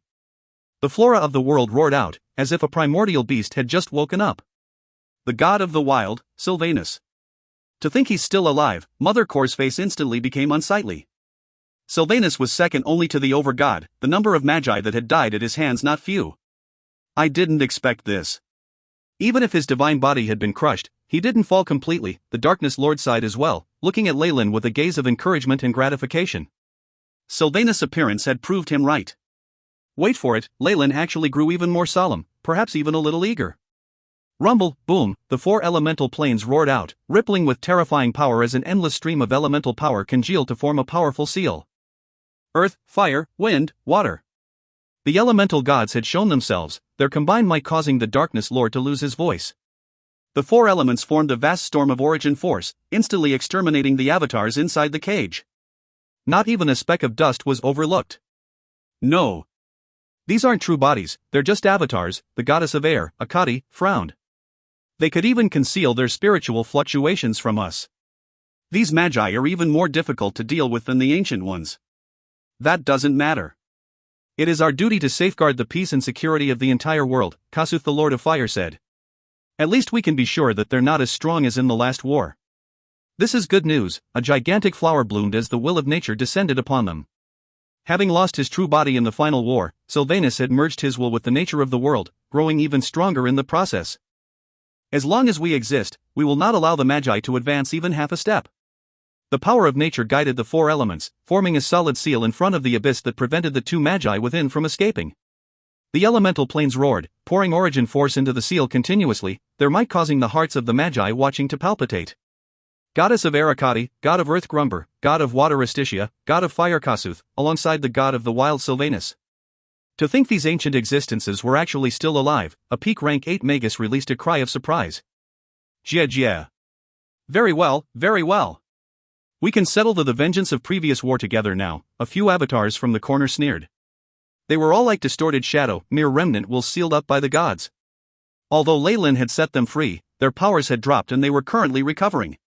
These are 5 pinnacle existences even amongst the greater gods. Unless we mobilize everyone, we won't be able to break through the elemental planes, Mother Core said. On top of that, the 2 world plan's defenses will drop if we leave. It isn't just that, Leyland said without hurry. No magus would underestimate him now, thinking of him as a new entry to their ranks. It wasn't easy to confuse greater gods with an avatar, and being unable to see through his powers themselves, couldn't he casually mount a sneak attack upon any of them? All guarantees were fake, might being the only truth. I noticed another existence as well. Leyland waved his hands, and the dark power of original sin built a murky image. A golden light was lurking within the darkness of the abyss, something Mother Core's probes hadn't managed to discover. Seeing the genuine appearance of the god, Mother Core immediately stirred up. That's the Earth Mother, she's mine. Eh? Leyland frowned for a moment, but quickly relaxed. Right. Mother Core has reached the limits of her path, unable to advance and comprehend the powers of spacetime. Shantia walks the same path as well, so if she can devour the goddess to make up for her foundation, she really will have a chance of advancing to rank 9. What was more enticing to a peak rank 8 existence than advancing to rank 9? Leyland could understand Mother Core's excitement. Her future had just appeared in front of her. Sylvanus is mine, the ancient tree of life followed. Its path of life perfectly fit into Sylvanus' domain of nature. Ha ha. Very well, this is the boldness we should have. Even a greater god is restricted by their faith, only fit to become my prey. Looking at this atmosphere, the Darkness Lord began laughing in excitement. If you find any errors, ads pop up, ads redirect, broken links, non-standard content, etc., please let us know. Report chapter so we can fix it as soon as possible. Chapter 1192, Moving. Moving. 2 streaks of lightning crashed down in the abyss, flashing with resentment and unwillingness. The world rumbled as a few powerful gods escaped the place, cutting a sorry figure as they assembled before Sylvanus. Chaos Lord. Deserving of the name, Tyr looked at a laceration on his chest, filled with chaos energy as it spread throughout his body. The other gods weren't much better, Runch the most worse off. More than half his body had been corroded, revealing dark brown skin. Golden blood and internal organs were sticking out of his body. It wasn't an easy task to kill 2 peak rank 8 magi, and even these 5 formidable gods had to pay the price. I've consumed a lot of divine force. I'll need to enter slumber for a while, and looking at the state of my worshippers it will take longer than normal. Ogma frowned. You've worked hard. A layer of green light enveloped the greater gods' bodies. Their divine force was suddenly replenished, their expressions recovering as the injuries on their bodies healed. I've gathered enough faith over the millennia to replenish your powers. Sylvanus was brimming with gentle kindness. He'd always been nice to everyone he met, the sole exception being the Magi. Those Magi can watch on as 2 of their own fall. They really are sinister and crafty, the other gods said in indignation, trying to come up with some sort of conspiracy. Sylvanus waved, and the elemental power of the 4 planes instantly isolated their location. Even Mother Core couldn't peer in on further conversation. Mother Core spoke up without hurry after the image was cut off. I cannot sense the 2 in the spacetime river. They've fallen completely, their true souls destroyed. Without the intervention of a rank 9 it will be impossible for them to revive. Magi gained the ability to revive from a single drop of blood at rank 6, and Magi of Laws were like cockroaches that would revive swiftly as long as a trace of their will remained. However, greater gods were at the same level of power. Leyland could stop the gods from resurrecting, and so, too, could the gods stop Magi. No small number of Magi of Laws had fallen in the final war. Thinking of that point, even Leyland felt his heart go cold. The ability to stop a Magus true soul from entering the river of spacetime. Even Kalember should be unable to perform such feats. Leyland's face grew imposing. There's only one possibility. Jurgil has appeared once more. Is the final war already at that stage? Jurgil was an ancient god of death, the oldest god alive. Legends spoke of his weariness of his job that led him to create Kalember to assume his position, letting him enter seclusion somewhere in the ghost world. Even the ancient dusk of the gods hadn't aroused Jurgil. Any existences harboring ill will towards him could only die miserably, and as time passed his name had become a taboo secret. However, this renowned god had exited seclusion right now, participating in the final war at such an early stage. The turn of events surprised Leyland. It wasn't hard for numerous greater gods to kill 2 peak rank 8 Magi. However, it was far more difficult to wipe their souls from the spacetime river, something only the ancient god of death was proficient in. Leyland felt like the coming battle would be intense, determining victory or death. However, these were all results he had to achieve. All obstructions on his path to truth and eternity would be crushed without hesitation, regardless of identity or power. A dull glow shone out of Leyland's eyes. Starting with the fight in the abyss, the gods completed adjusting their divine kingdoms quickly, beginning their counterattack against the Magi. All gods, regardless of rank and power, turned out in full strength to purge the Magi from their world. Although Magi of Laws were stronger on average, the gods had the home field advantage. They didn't hold back on their divine force at all, using everything in their arsenals to take the Magi out. With the foundation of their divine kingdoms, they were not required to worry about the problem of their backyard catching fire. With numerous peak rank 8s stuck working on the two-world project, the gods were pressing forward step by step, eliminating several magi in succession. The flames of war spread across the astral plane, extinguishing millions of lives. Information from ancient times was spread despite the unreasonable ancient races, speaking of the magi, the dusk of the gods, and the road to eternity. It deeply stunned the entire world. The actions of the gods were quick and violent, like predators stalking their prey as they aimed at the weakest points to launch fatal strikes. With several powerful gods overseeing them, the gods took control of the prime material plane once more. Numerous priests were dispatched to aid the remaining survivors, bringing food and superior weapons. The world will adapted the prime material plane to a life without the sun, making new edible plants that were similar to oats and rice. Alongside the mushrooms and seeds brought up from the Underdark, the humans were finally satisfied. Hive after hive of the light-killer bugs was destroyed, ceasing their suppression of humanity. Survivors started to build tall walled cities once more, establishing new towns as well as civilization was rebuilt. Everything seemed to be heading for a better future. Sadly, in the eyes of certain existences like the Magi, these actions were pitiful death throes. Numerous peak rank 8 Magi had assembled outside the world of gods, within the boundless astral plane. Leyland was standing at their core. The major preparations are finally complete.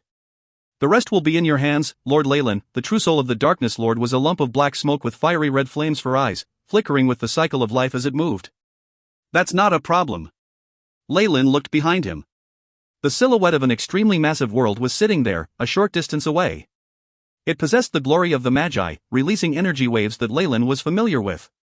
The Magi had actually brought the Magus world here from across the astral plane. A massive world had been moved into the path of another equally large one. This had never happened in the history of the astral plane. This was the arduous project that the majority of peak rank 8 Magi had dedicated themselves to, combining their true souls for a long time to complete. *BZZT*** a unique attractive forces was generated as the two worlds drew close. Numerous laws distorted as they fused, spreading endlessly to form a network that encompassed the whole area. The mutual attraction of the world origin forces, Leyland sighed in admiration. When the world of gods and Magus world fuse completely, the hidden path of eternity will show itself. A prophecy from ancient times verified by several Magi. Right. Now is the time for everything to end. A faint light shone within Mother Core's eyes as she arrived beside Leyland, looking at the disc in his hands. The combined efforts of many Magi had finally repaired the Manderhawk plate, revealing several strange and disorderly patterns that formed one harmonious entity with a mysterious glow. It started. The Manderhawk plate in Leyland's hands floated up, emitting a warm radiance at the boundary of the world of gods and the Magus world. The end. Eternity. Numerous peak rank 8 Magi roared, the power of laws gathering to the extreme to form turbulent rivers that represented their paths. All of it poured into the Manderhawk plate. With the support of such great amounts of energy, the Manderhawk plate grew larger and larger. White light melted a huge portion of the crystal sphere, revealing the world of gods within. This wasn't like the small-scale attack Leyland used to enter before. It was a direct, violent confrontation, aimed to destroy the crystal sphere entirely. A terrifying sound spread across several worlds, causing the gods of the world of gods to lose their heads in fear. The crystal sphere. It's been shattered. They felt an impending sense of doom. It was impossible to measure the amount of damage they would take when the crystal sphere collapsed. If you find any errors, ads pop up, ads redirect, broken links, non-standard content, etc., please let us know. Report chapter so we can fix it as soon as possible. Chapter 1193, A Tale of Two Worlds. A Tale of Two Worlds. In the underworld, within the palace of a certain god of death. The person on the throne had the most ordinary of human faces, just that his eyes were full of vigor as they radiated wisdom. The true identity of this god would definitely astonish everyone. This was the ancient god of death, Jurgal. Even the Kalember had to greet him with respect, calling himself Jurgal's student. The appearance of the nightmare serpent has declared the beginning of the end. Jurgal sighed slowly, a trace of light seeming to appear within his pitch-black eyes. And it is when the end arrives that the light of eternity appears. Rumble, the crystal sphere shattered like a honeycomb, smashing apart as numerous Magi of laws rushed forth. The two worlds trembled and roared, and in the midst of the chaos Sylvanus led several strong existences to the border where both worlds met. Vile Magi! You will inevitably be punished by the gods, burning in raging flames for thousands, millions of years. The four elemental gods roared, causing the elemental planes to reveal themselves as they released their powers in a torrent of energy that blocked the Magus invasion. The final war cannot be avoided. Numerous peak rank 8 Magi took action under Leyland's lead. Original sin, darkness, earth, life. All sorts of powerful paths combined in the astral plane, becoming a powerful force that pushed the fusion of the two worlds. A massive fluctuation instantly spread throughout the world of gods, overwhelming everything with terrifying earthquakes. The intense collision caused earth-shattering changes to every plane. Many life forms ran around lifelessly, seeing the beginning of the end. The laws of the Magus world forcefully invaded the world of gods, mixing with it in an intriguing change. The two biggest worlds of the astral plane complemented each other, agreeing to the fusion as they showed the path to eternity. World of gods, sea of origin force. The world crystal protecting the overgod in the celestial hall shattered, causing an astonishingly strong existence to awaken with a terrifying roar. It's the overgod. Their world will awakened. The expressions of the numerous peak rank 8 magi tightened. Bang! Almost instantly they saw a blurry figure wrapped in brilliant light appear before them, someone that represented everything in the world of gods. Overgod, the remaining gods saluted, please exercise your authority, and prevent the arrival of the end. The overgod did indeed wish to merge with the Magus world to advance, however, that didn't mean it was willing to be devoured by the Magus world. There was a big difference in who had the dominant position, so despite being injured the overgod chose to act without hesitation. Leyland was a peak rank 8 Magus, only one step away from the ultimate realm of rank 9. Still, only after seeing the overgod in person did he realize that all his supposed overestimations of rank 9 power were nothing. The power of space and time wasn't something he could comprehend. A rank 9 used the power of their path to build a foundation with which they comprehended the laws of space and time, a realm the overgod had clearly reached. Teleportation was sealed at the border of the two worlds, but the overgod had appeared here instantly anyway. This clearly meant his comprehension of the laws of space and time were terrifying. A true rank 9 having revealed their hand, Leyland felt like all his speculations were just ridiculous. The sea of origin force of the world of gods rumbled with power, descending as it carried the power of the celestial hall. Space froze entirely, something even peak rank 8 magi couldn't accurately describe. Even many peak rank 8 magi couldn't escape, and only those with the power of their own path could still maintain a stream of thought. Is this the strength of a rank 9? Existences below the peak of rank 8 don't even have the ability to think in his presence. Leyland paid absolute attention to the overgod, the AI chip's light flickering frantically. Beep.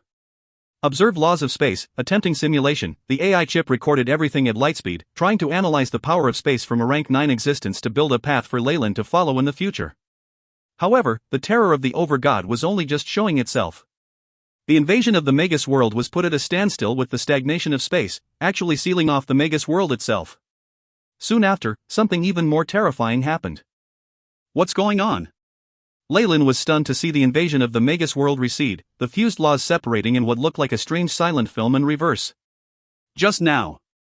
Why did my train of thought derail when the overgod appeared? Unless, Leyland focused on the AI chip. Attempting to analyze law of space. Encountered unknown interference, analysis failed. A portion of the power of space has been observed. Analyze?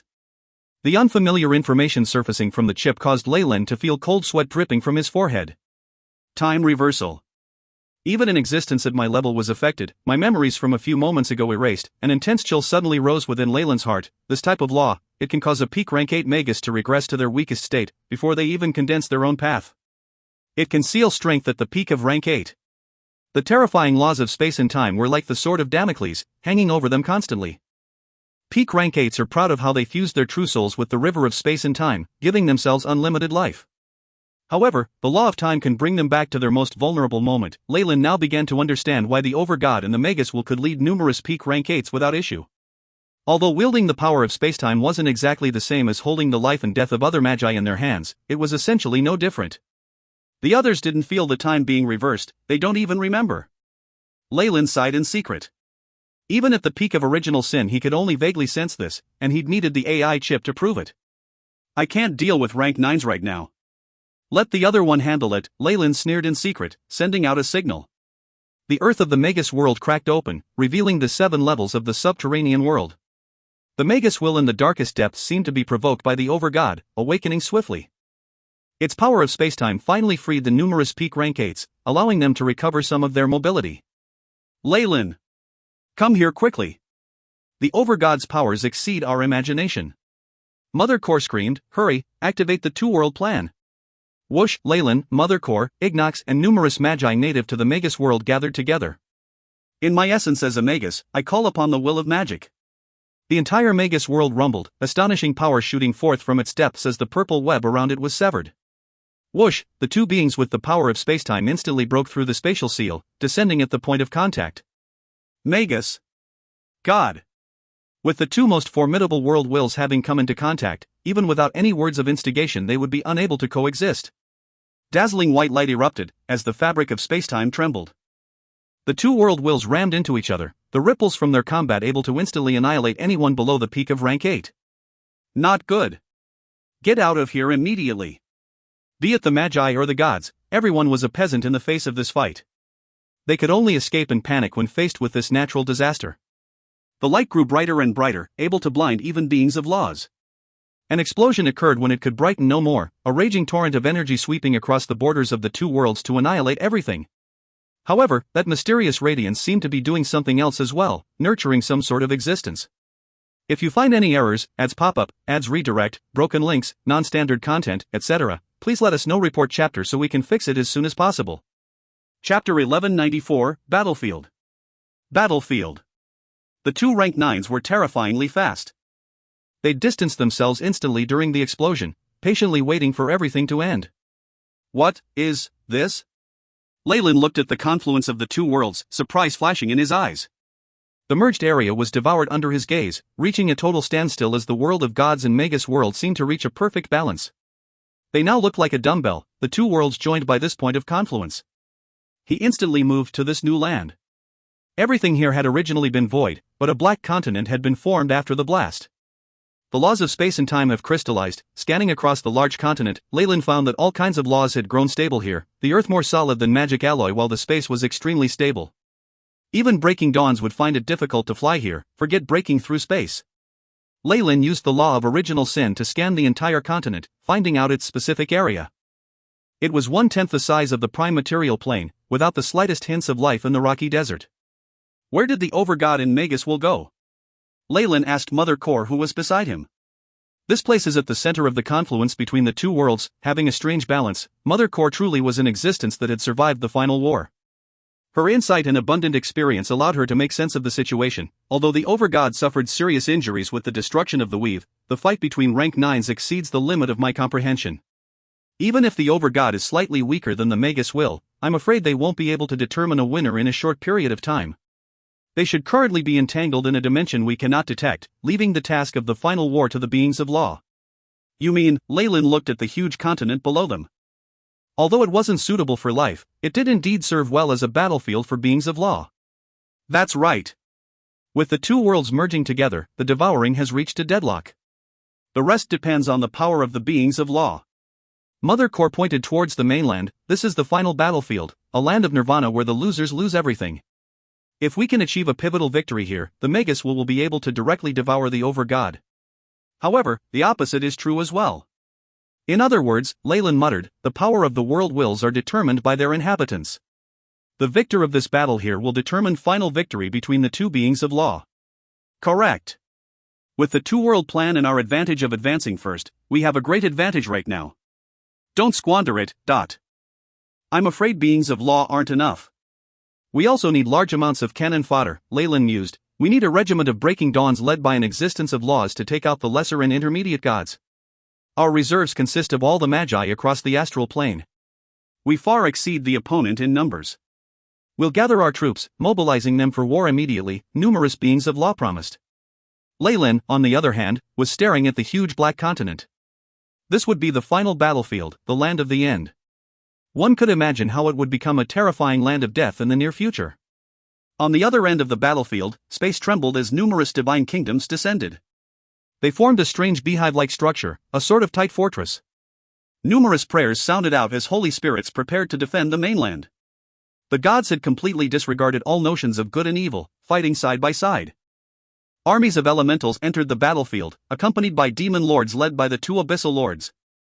Massive demonic armies rushed forth. The divine kingdoms have descended, and all the races allied together.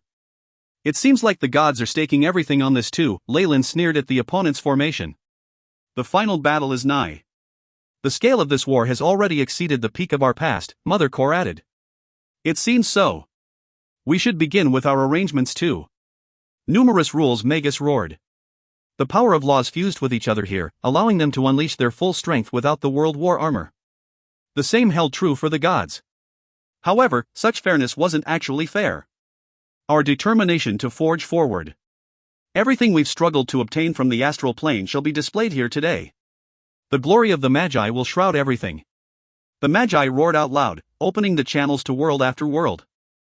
The dark world, purgatory, icy world. A steady stream of troops marched out of every one, their faces flooded with bloodthirst and determination. The weakest was at the Morning Star realm, equivalent to legendaries in the world of gods. And that was the cannon fodder. For the sake of the truth, to advance their true souls, these Magi set off without hesitation. Terrifying war drums echoed throughout the astral plane. A large ghastly castle revealed itself in Leyland's assigned area, as if a living snake that released bloodthirsty roars. Father! 2 young warlocks appeared within the huge hall, and Leyland looked at them with a gentle smile on his face. I only plan to use my accumulations in Dreamscape and my avatar's divine kingdom in this final war. I didn't think you'd insist on coming. The Ouroboros clan was too weak to help. Standing in front of Leyland were his 2 oldest sons, Sire and Daniel. Both of them had inherited his bloodline, benefiting from the power of the Nightmare Hydra. They were close to the realm of laws, just like him when he was at the peak of rank 6. The early stages of advancement for a warlock depended almost solely on the strength of their bloodline. In this regard, what could exceed the bloodline of the Nightmare Hydra? Are you aware of how dangerous the final war is? Even breaking dawns are still cannon fodder here. What do your mothers have to say about this? Leyland looked at his 2 oldest sons. They were already 1,000 years old, having become ancestral figures of the Ouroboros clan with children and grandchildren of their own. The records of the ancient war in the library described it well enough. Sire and Daniel looked at each other for a bit, before Daniel stood up and spoke. We told Mother and Aunt before we left. You, Leyland sighed. He could see a shadow of his past self in the eyes of his children, holding an insatiable thirst for the truth. Furthermore, it was difficult for a Breaking Dawn Magus to advance to rank 7. Even Leyland had relied on frantically plundering Dreamscape and the world of gods to make the leap successfully. Even though Sire and Daniel had a head start with their bloodlines, they still needed opportunities over a long period of time to bloom. The world of gods was a shortcut to this. As long as they managed to kill a true god and seize a portion of their godfire or divinity, they would be able to obtain comprehension in laws directly. None of the Magi in the astral plane could resist this temptation. It was the reason why so many low-ranked Magi had joined despite the shocking casualty rate. I respect your choices, Leyland looked at his sons, traces of gentleness within his eyes. However, since you have decided on this path, you will have to be prepared to undertake the responsibility of your choices, regardless of the result. Yes, sir. Their excited voices rang out. They hadn't expected things to go so smoothly. Leyland clapped his hands once both of them left. 2 Lords of Calamity walked into the hall, bowing slightly towards him. Follow behind them and protect their lives. I'll raise your quota for 100 years in exchange. The Lords of Calamity were happy with that exchange, and they bowed and retreated. The protection of 2 rank 8s, that shall be it. Leyland shook his head. These kids couldn't understand the cruelty of the final war. Even with the Lords of Calamity protecting them, they could lose their lives if they were unlucky enough to meet a greater god or someone of that ilk. However, Leyland decided not to care about it anymore. He'd given them prior warnings and sent guards. His obligations were fulfilled. If you find any errors, ads pop-up, ads redirect, broken links, non-standard content, etc., please let us know. Report chapter so we can fix it as soon as possible. Chapter 1195, Discernment. Discernment. The final war had returned to the astral plane, this time occurring in a desolate land where the 2 large worlds converged. The dusk of the gods had returned, and legions of Magi and gods from various worlds fought with vigor. Morning stars, radiant moons, breaking dawns, everyone died like great batches of ants. Terrifying energy waves rocked the void practically every day, signifying the fall of beings of law. Numerous Magi were lucky enough to obtain the godfires of different gods, becoming beings of laws. The same went the other way, where those who killed beings of law turned into gods or advanced in rank. The merciless war crushed all the laws of the world. Personal power was the only standard here, one that could determine everything. Leyland's zone had become a land of marshes, the AI chip clone and a large number of Lords of Calamity protecting it. They were joined by Shar's Shadow Wizards and the Snake Dowager's Legion of Serpents. Numerous intermediate gods had fallen at their hands, setting a terrifying reputation for the Lord of Original Sin. He was praised and feared by Magi and gods alike. Leyland himself was stood within the Targaryen castle. The nightmare Hydra was thundering, absorbing the near-solid power of sin surging in from everywhere. War really is the best time to absorb the power of sin, Leyland sighed. The nightmare Hydra behind him seemed to have traversed some sort of boundary of the world, encountering a more abstruse and terrifying domain. The essence of the entire astral plane was gathered here, the weakest fighters being in the Morningstar realm. The negative energy gathered here was frightening, only boosted by the darkness in the hearts of the weaker magi and legendary fighters. What does even this much strength mean in front of the power of spacetime? Leyland's expression darkened at this thought, memories of the two world wills replaying in his mind. Beep. Simulation of the law of space is currently at 1.97%, insufficient data. Cannot simulate the law of time. The highest priority bracket had two incredibly eye-catching prompts. I need to acquire the power of spacetime to analyze it and grasp its laws. Leyland stroked his chin. The path of original sin was built upon the power of nightmares, and contained the strength of spacetime. However, how do I get some? Perhaps. He suddenly recalled that the world wills, despite their earth-shattering might, weren't truly omniscient and omnipotent like the rank 9 magi of legend were. He felt like something was off. Perhaps the Overgod and the Magus will aren't actually at rank 9, only grasping a portion of the powers of spacetime like I had with rank 7. All sorts of possibilities arose in Leyland's mind, causing him to brighten up slightly. In that case, Lord of Original Sin. The power of the earth sent a message of invitation to Leyland's ears at this moment. Mother Core. Leyland took a step forward, arriving underground in almost an instant. Mother Core's lava-like main body was lying there in wait, Ignox standing nearby. His guide to the subterranean world finally seemed to have gained some benefits from the war, and advanced to rank 8. Congratulations, Ignox. Leyland smiled as he greeted the being. It was just dumb luck. Mother Core helped me kill the elvish god of hate, Piflas, and I obtained his divinity, Ignox answered modestly. Leyland gave him a long look. Whatever be the case, it took some decisiveness to choose a path of evil like the law of hatred. Still, the Magus world had its fair share of magi like Ignox. The sigh of admiration didn't last long before Leyland shifted his attention elsewhere. Mother Core, is it the appointed time yet? Yes, and I hope to get your help. Mother Core's tone was very humble. Leyland was her equal in strength, and he had the Lords of Calamity, Shar, the Snake Dowager, and others under him. He also had an intermediate god for a clone, alongside the outreach of a huge organization that exceeded hers. He played an important role to the Magi, occupying a position of power. His suggestions were taken very seriously by the entire alliance. Please speak. Since she'd been helping him all this while, Leyland didn't mind giving her some help to bind their alliance further. I wish for your help in killing the Earthmother, Chantia. Mother Core spoke in a low voice, but Leyland didn't look the least bit surprised. Mother Core was already at the peak of rank 8, but her path was limiting her advance. It couldn't hold the power of spacetime. Now, however, as long as she devoured the greater goddess Chantia, she would be able to make up for the defects in her own path with the power of the earth. This would make her foundations perfect, and create a better basis upon which she could grow in strength. The chance to compensate for the issues in one's path was incredibly rare for peak rank 8 magi, something that couldn't be given up on. Any price was worth praying for it. Have you found traces of her yet? Chantia was a goddess on the same level as Sylvanus. Divine rank held no meaning to them, because they already stood at the peak of the gods. They were only second to the Overgod himself. If he needed to deal with an existence like that, even Leyland had to be cautious. Of course. She's an important asset, so she needs to be at the most intense battlefields. Mother Core waved a giant screen into existence, countless hills forming a general map of the battlefield. The green regions have the least intense battles, while red is places both sides are vying for. The darker the color, the more intense the battle. Mother Core pointed at 3 areas that were almost purple on the map: Gale Gorge, the Dark Cage, and your own swamp and the Blade Hills are the areas with the greatest amount of activity. My information says Chantia is at Gale Gorge, and I've already applied to be stationed there.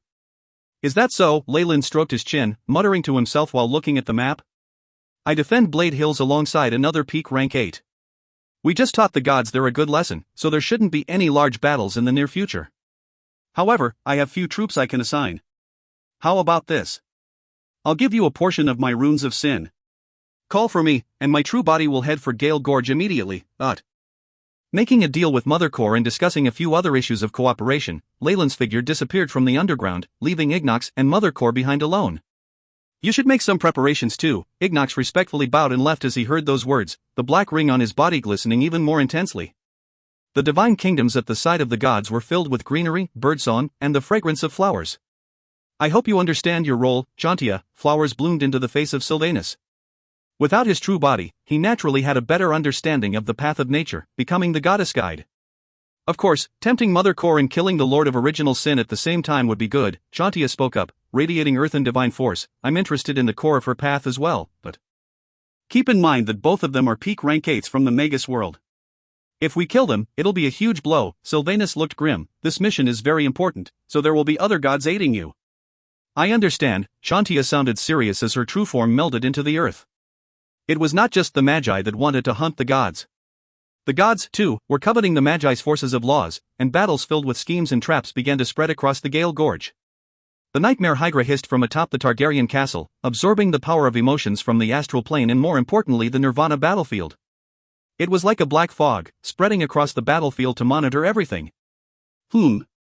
A power of envy and greed is aimed at me. The heads of greed and envy suddenly opened their eyes, the ice-cold pupils concealing threads of emotional force as they soon entered the heart of a certain someone. Hee, so it's you, Leyland snickered, and circled above the battlefield. The nightmare Hydra that fed on the power of emotional force was like a spider queen in a large spider cave, not even the slightest of movements missing his attention. Even as an existence of laws, as long as there was a gap in one's soul, they would also be affected by the power of sins. However, Leyland had always kept this secret well, using it as a final trump card that could turn the tables. Now was the time that he could make use of it.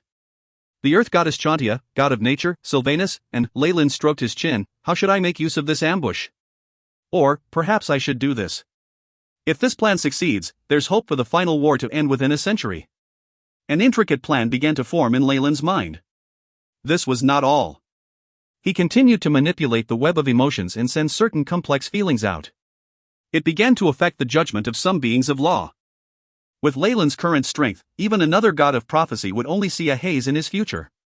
If you find any errors, ads pop up, ads redirect, broken links, non-standard content, etc., please let us know. Report chapter so we can fix it as soon as possible. Chapter 1196, Appearance. Violent winds swept across Gale Gorge constantly, forming a terrifying storm that possessed the power of laws. Even Magi of laws wouldn't be able to hold on for long in this place, making it a choke point where the armies of the Magi and the gods faced off from opposite ends of the canyon. Dazzling runes were emitting energy mid-air. Rumble, the earth whistled at that moment, the entire land trembling as large chunks of black granite condensed to form a female voice in greeting. Mother Core. You're finally here. A few beings of law flew out from the Magus camp, shockingly led by the Darkness Lord. Here, these belong to you now. The Darkness Lord had a grimacing expression as he passed her a seal. Also, you need to give half of the production of Gale Gorge up to the Alliance, everything else belongs to you. Although there were no traces of life within this land of death created by the two world wills, there were in fact other treasures. The Magi and gods realized that the place had an extremely high elemental density, producing veins of precious ores. Of course, even the most precious of stones was of no value to beings of law. However, some items even a peak rank 8 couldn't let go of easily. Gale Gorge, for example, produced some sort of wind elemental crystals that could contain fragmented power of law. It could give one instant success in entering the realm of laws. Leyland speculated that, as the origin of such large worlds, the two world wills were overflowing with excess laws even if they were in slumber. They'd spread out these laws in crystallized form during fighting, something completely normal for them. However, such a normal thing was an unexpected surprise for the combatants. Even if a Magus couldn't utilize these crystals, they could hold on to them for future generations or exchange them with other beings. There were even rumors that fragmented laws of spacetime were being produced in the depths of Gale Gorge, something that the peak rank 8 Magi were unable to resist. Several investigations had revealed 3 possible locations of these spacetime fragments, the same 3 regions becoming the primary battlefield between the two sides. This was how Gale Gorge, the Dark Cage, and the Battle Hills became the Nirvana battlefield. However, despite being at the swamp of the Battle Hills, Leyland didn't have good luck. Although he'd mobilized all his subordinates, he'd yet to see even a shadow of spacetime laws, instead finding several fragmented laws of other domains. These were sadly of no use to him, only to be added to his treasure vault or exchanged with other Magi. Mother Core had made several secret transactions in order to be allocated here, paying a huge price. I'm sure the Earth Mother Chantia is currently in the opposing camp here. The kind of divine force coming from there is not something normal gods can wield. Having known of Mother Core's target, the Darkness Lords voluntarily sold her a favor. She seems to be fond of entering the Gale whirlpools in search of crystals, attacking our men single-handedly. I see. Once again, I thank you for your assistance. The Magus world shall eternally remember the friendship of darkness, Mother Core guaranteed. A huge core emerged from the earth, spreading its infinite roots out into the land. Despite being tougher than magic alloy, the ground couldn't stop Mother Core from taking root, spreading across the entire camp to put it under her control. The range of her detection tendrils spread out unceasingly. I sense a problem, Ignox snorted from behind her. Do the gods treat us as fools with such an obvious trap? Of course, I know that too, but I can't wait anymore. Mother Core's huge eye seems to be trembling slightly. I need her divine force to make up for my lack of foundation. This is my only chance to advance to rank 9, nobody can stop me. Definitely not. Alright. We need to call for reinforcements if things escalate, Ignox shrugged his shoulders. No matter what, we outnumber them. We should use our advantage and push forth steadily, making all schemes and tricks useless. You're right. Mother Core agreed, the fiery thirst unconcealable in her eyes as she looked towards Gale Gorge. A dark web of negative emotions had spread throughout Targaryen Castle, allowing Leyland to absorb the essence of original sin without end. He grew stronger by the day, the nightmare hydra located at the core of the web seeming more and more unpredictable. Hiss, the central devouring head of the nightmare hydra suddenly opened its vertical eyes, showing a puzzled expression. Whoosh, large amount of black mist condensed as it transformed back into Leyland, emotional energy forming dark luxurious robes that draped across his body. The silhouette of the hydra flashed within his eyes, as numerous black hairs seemed to connect themselves to all the emotions in the world. Wielding the power of Shar's shadow weave, and having controlled Mystra's powers previously as well, Leyland was familiar with the architecture of energy networks. Leyland's third eye opened up in the midst of his devilish eyebrows, the void twisting to form a rune. Save me. A gust of weak emotional power was transmitted from within, carrying fear and urgency. Mother Core. To think she was trapped in a gale whirlpool? They've finally decided to act? Leyland sighed. He'd been somewhat shocked by the amount of strength the gods had been able to display. Mother Core was a peak rank 8 existence, and it was 10 times more difficult to trap someone than to kill them. Leyland? A black secret imprint twisted behind Leyland's hands. This is Ignox. Mother Core and I have been trapped within Gale Whirlpool. This was a trap. Chantia and Sylvanus have revealed their hands. Please contact the Alliance as soon as possible, and save us. We can only last another 30-hour BZZT. Damn, they're interfering with the connection, it's going to. The imprint suddenly shifted to static. The rune flickered a few times, before dying out completely. Damn it, Leyland cursed, and had a clone appear within the Magus conference. Mother Core and Ignox fell into a trap. We need to send reinforcements. There were only a few figures present in the conference right now, seeming empty and lonely. Kiki. Isn't this the Lord of Original Sin? You are here to request reinforcements? Unfortunately, the majority of other peak rank 8 magi have been allocated missions. Of course, if you don't mind, my true body can always be dispatched. Distorted Shadow appeared, clearly amused. Such a coincidence. Leyland took a deep breath, and stared coldly at Distorted Shadow. Magi always placed importance on their own interests. Regardless of their former relationship with Mother Core, if they lacked the strength to save her from her plight, not many would be willing to take action. This was how they'd watched the Chaos Lord and Evil Filthy Eye fall. Knowing this, Leyland stopped trying to get more reinforcements. He directly disappeared from the conference hall. Hiss, almost all the magi near Targaryen Castle saw a marvelous scene. The silhouette of the terrifying nightmare hydra shot out from its abode, moving with determination as it instantly disappeared from the sky. Lord Leyland. Most magi identified their lord, bowing respectfully. Few panicked. Kiki. As expected, he has dispatched his true body. Distorted Shadow's true body surfaced somewhere in the void. It's as you said, he's proud and arrogant. Another black silhouette spoke out, golden light within his eyes. He's the Lord of Sin, of course his laws will influence him. The influence of the 7 deadly sins isn't easily eliminated, not to mention I amplified it 1,000-fold with my distortion power. Distorted Shadow snorted coldly. We shouldn't underestimate him. I've suffered time and time again at his hands. You can rest assured. Don't you know the forces we've dispatched this time? The Black Shadow with golden eyes guaranteed. We've never underestimated the Lord of Original Sin. The power of a peak rank 8 combined with his prior feats, no god will take him easily. There seemed to be a sadness within the Black Shadow's voice. On the other hand, for you to be willing to abandon the Magi and join us gods, it looked at Distorted Shadow. Once this operation succeeds, will begin your ascension to become the god of chaos. You'll be able to become a greater god easily. Chaos? A spoil of war stripped off from the original Chaos Lord? Kiki. I like the sound of it. Distorted Shadow's owl-like voice resounded, as his silhouette disappeared. If you find any errors, ads pop up, ads redirect, broken links, non-standard content, etc., please let us know. Report chapter so we can fix it as soon as possible. Chapter 1197, A Show. A Show. The Magi at Gale Gorge had fallen into chaos with Mother Core and Ignox being ambushed. The gods launched an attack on them, divine light shining down on the area as angelic holy spirits swarmed the skies, singing praise of their gods as a light of purity raised the Magus castles. Hiss, the void split apart at that moment, revealing the figure of a nightmare hydra that covered the skies. It's the Lord of Original Sin. The Magi rejoiced. On the other side, the petitioners and Holy Spirit showed fear in their eyes. After all, this existence that had once swallowed the sun was still burning in their memory. That fear was etched deep inside their hearts, and now it had grown into full-fledged terror. Original Sin. The nightmare hydra hissed, and dense clouds began to envelop the battlefield. Holy spirits, petitioners, even the beings still within the divine kingdoms found their expressions contorting, as the negative emotions in their hearts were magnified over 10 million times. Their eyes grew bloodshot. Arg, a holy spirit roared, and his body was split into two. A dark beast clawed its way out, possessing the power of hellfire. Servants of Original Sin. Attack! Large numbers were turned in an instant, and the dense army of the divine actually turned around to greet their new lord. It charged out under the command of the nightmare hydra, heading for its original camp. Cries of anguish rang out, and the magnified emotions were absorbed by a rejoicing Leyland. Leyland, Lord of Original Sin. Leyland, Lord of Original Sin. Leyland, Lord of Original Sin. A great number of magi cheered, their voices heard above all other commotions.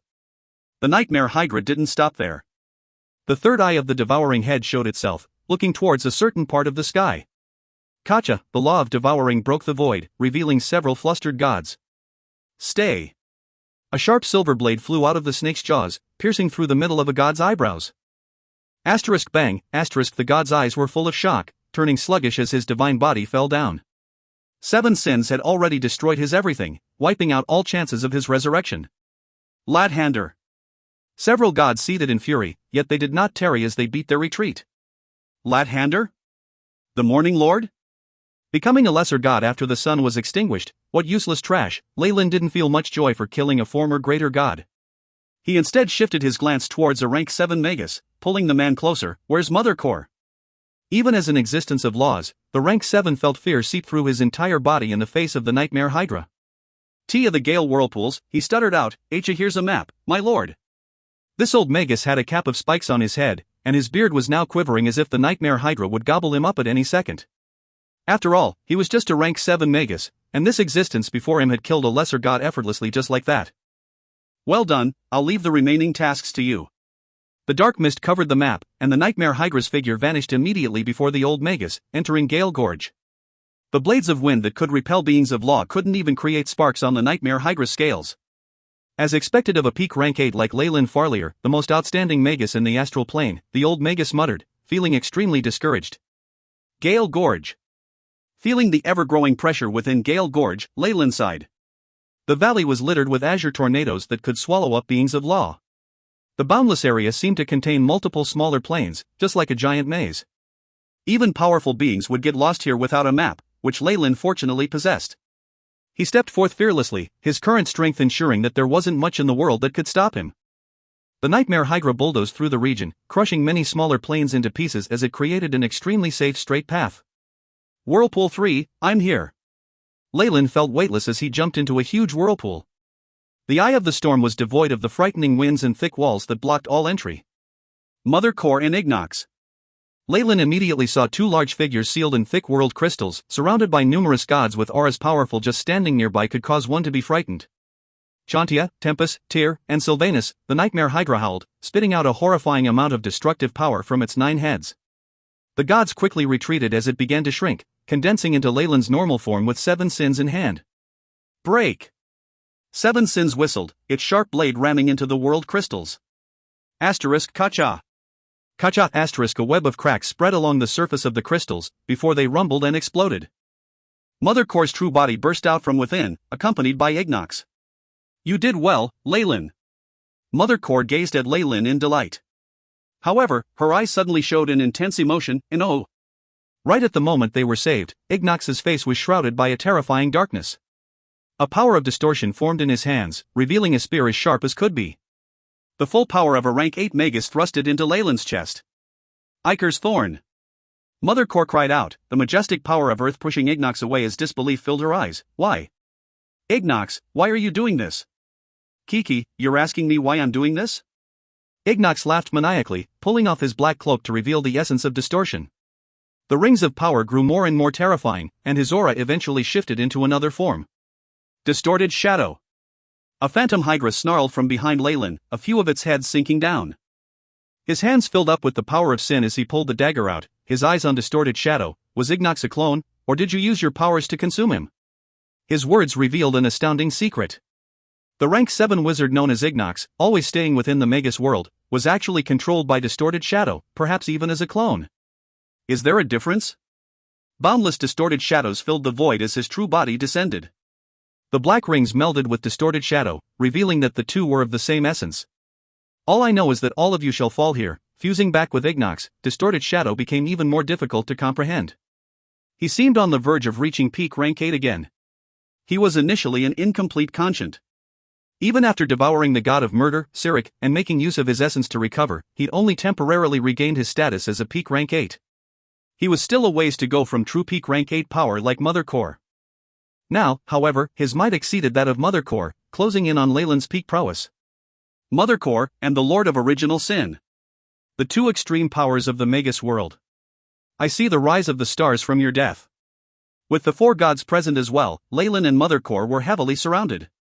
Rumble, Sylvanus will descended amidst a green light. The leader of the gods brought with him the power of the 4 elemental planes. Wind, earth, water, and fire. The 4 elemental gods had descended, forming a terrifying seal once more as they broke off all chances of escape. Gods. Mother Core gazed at distorted shadow, seemingly in disbelief. For the sake of internal conflict you're actually willing to betray us and side with the gods? The fight between Leyland and distorted shadow had only been a conflict of interest before. Now, however, distorted shadow joining the gods would make him the archenemy of all magi. How can my tolerance and greatness be estimated by you? Distorted shadow laughed maniacally. I will soon become the god of chaos in the world of gods, still retaining my powers as a magus. I am the only one qualified to reach the end of the final war, obtaining eternity. The distortions around distorted shadow's body began to go berserk, representing the agitation in his mind at this moment. If you find any errors, ads pop up, ads redirect, broken links, non-standard content, etc., please let us know. Report chapter so we can fix it as soon as possible. Chapter 1198, Killing. Killing. The 4 elemental planes surged, becoming the essence of a seal powered by the cries of the gods. Even then, distorted shadow's laughter was more piercing than everything else. Before this, were you the one who revealed the two-world plan and caused the fall of the Chaos Lord and Evil Filthy Eye? Struck by a powerful weapon like Iker's thorn, Leyland now looked rather pale. Still his eyes emanated a brilliant luster, even as his true soul of original sin was weakening and the phantom hydra behind him withering away.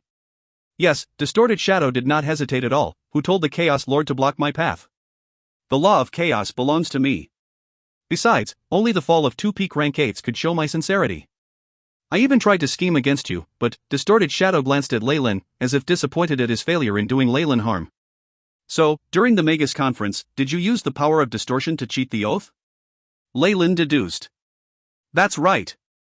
Ask me if there's anything else you're unsure of, I'll tell you everything. Whatever it is, from here on, all traces of your existence shall be completely wiped out. You shan't even exist in the river of space and time. There's nothing else. A smile appeared on Leyland's face, causing distorted shadow to suddenly have a bad premonition. You lot heard this, right? But yes, very clearly. A couple of whistles sounded in the air, and another nightmare hydra came into the shattered space. Numerous peak rank 8 magi made their way here, protected by the power of original sin. The Darkness Lord, the Tree of Life, the Blood Knight. Even another Leyland appeared, seeming completely unharmed. The appearance of so many peak rank 8 magi seemed to destroy the god's glory, and distorted shadow shouted in derangement. Did you think that just your powers of distortion could deceive the true soul of a being of laws? The Leyland next to Mother Core sneered furtively, his body dispersing and turning into a dark bloody mist of original sin.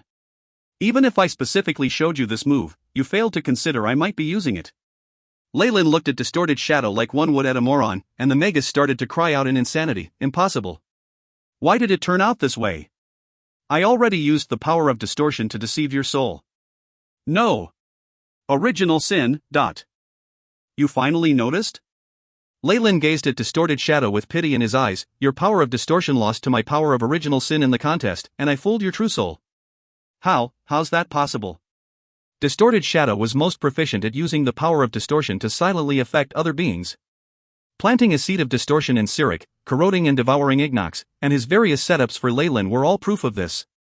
However, with 7 sins supporting it, the power of original sin had extraordinary effect on the mind. In the clash of these two forces, Distorted Shadow had been defeated completely. He'd failed to deceive Leyland's soul, instead being trapped under an illusion himself to reveal all his schemes. Being defeated in the area he was most proud of, and defecting in front of so many magi, this was the greatest humiliation and blow Distorted Shadow ever faced in his life. I will kill you, all of you. Distorted Shadow had completely gone insane. I should be the one saying that. I shall be the one to judge you for your sins. Leyland waved his hand. Asterisk bang. Bang. Bang, asterisk. The 8 Lords of Calamity appeared one after the other, followed by the AI chip clone and the Snake Dowager. The number of rank 8 existences present caused the gods to turn grim. For the sake of victory, and his own safety, Leyland hadn't hesitated to give up his swamps and gather all his people here. In the name of the Allied Magus Conference, I hereby announce that Distorted Shadow has renounced the path of truth and given up on the glory of the Magi. He is no longer fit to be called a Magus. The Darkness Lord announced, from here on, Distorted Shadow is a lapdog of the gods, and the enemy of the Magi. The plan failed. Retreat. Sylvanus Conscient descended with green light. Save your strength. What are we waiting for? Now's the best time. If we take them out, we'll save hundreds of years in the war. Leyland leapt out and exclaimed, 7 sins emanating a demonic luster. Everyone, act according to plan. The clone bellowed, light flashing in its eyes. Although the Lords of Calamity were strong, they had to join forces to survive amidst peak rank 8s and greater gods. With the bloodline as a foundation. The Snake Dowager opened her arms, and the ball of snakes that was her true body appeared, hissing and roaring as it surged with bloodline force. With the power of Calamity as the structure. The 8 Lords of Calamity roared in range, forming 8 different nodes of a formation as they balanced perfectly with the snakes. Bloodline Calamity. The AI chip clone was at the center, using its terrifying computing abilities to tune the might of the 9 beings of law. It synergized bloodline force and the powers of Calamity, forming the ultimate killing move. Crimson crystals fell from the sky like snow, immediately defending against the attacks of Tyr and Tempest. It created a unique space around it, possessing a trace of spacetime power that separated the 2 gods from Gale Gorge. Leyland soon moved out, 7 sins in the form of a crossblade. He guided the uncountable crystals in the sky, sending them hurling down on the gods like hail. Pride Guard. 7 sins turned into an armor that deflected Tempest's final attack. Leyland then drove the crossblade that carried the power of blood and calamity through his forehead, destroying his true soul. Silence and death activated, ensuring no chance of Tempest ever resurrecting again. Vile Magus. You have killed yet another of our ranks. Even the sticks cannot wash you of your sins. Tyr bellowed, but he continued to retreat. The only thing he was feeling now was regret. If he could go back in time, he swore he'd have given everything to kill Leyland at all costs. However, Leyland did not give him this chance. Tyr, Mystra's ally. Today marks the end of our conflict. 7 sins morphed through its various forms, eventually settling to become a black-horned hammer. Fury Amplification. Blessing of Greed. The hammer crushed down, carrying a power that could destroy everything. Tyr screamed like a damsel in distress, as he frantically fled backwards, but he couldn't escape the joint attack of 10 rank 8s, countless crimson crystals sealing off his path, causing him to accept his fate. Boom, the divine weapon in Tyr's hands cracked in its clash with 7 sins, unable to bear the burden. The hammer soon smashed Tyr's head in, and destructive force ravaged the god of justice. Bang, everything soon returned to normal, but there were no more signs of Tyr in this world. 7 sins cried in victory, its whole body shuddering to make its satisfaction known. Gluttony's devouring had absorbed the powers of 2 greater gods, actually making it feel bloated at the moment. Crash, the barrier of spacetime broke apart, and Leyland moved out only to see a startled expression on Distorted Shadow's face. He was in the midst of trying to break the barrier, trying to assist the 2 greater gods. Why? Are you that surprised? 7 sins turned into a fine long sword in Leyland's hands, letting out a crisp ring. Tyr and Tempest, these 2 greater gods actually died just like that. It wasn't just Distorted Shadow. The other gods, even the Darkness Lord Leyland had brought along, was dumbfounded. Distorted Shadow reacted quickly, giving up on the fight to retreat immediately. However, Leyland would never give him this chance. 7 sins absorbed too much energy, let's use this chance to unleash it. The crimson barrier appeared once more, this time sealing distorted shadow. Leyland followed him in. 7 sins had a network of veins on its body right now, squirming with excess energy. Seeing distorted shadow ahead of it, it roared loudly. Energy release. The Battle of Gale Gorge would be passed down as an important turning point in the second final war. The gods had lost Chantia, Tyr, and Tempest, and their elemental gods were gravely injured. Their double agent had been hunted down and killed by Leyland as well, delivering a heavy blow.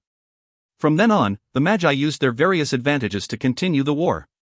As for Leyland, the main force in this battle, hymns of his prowess were passed down through the astral plane.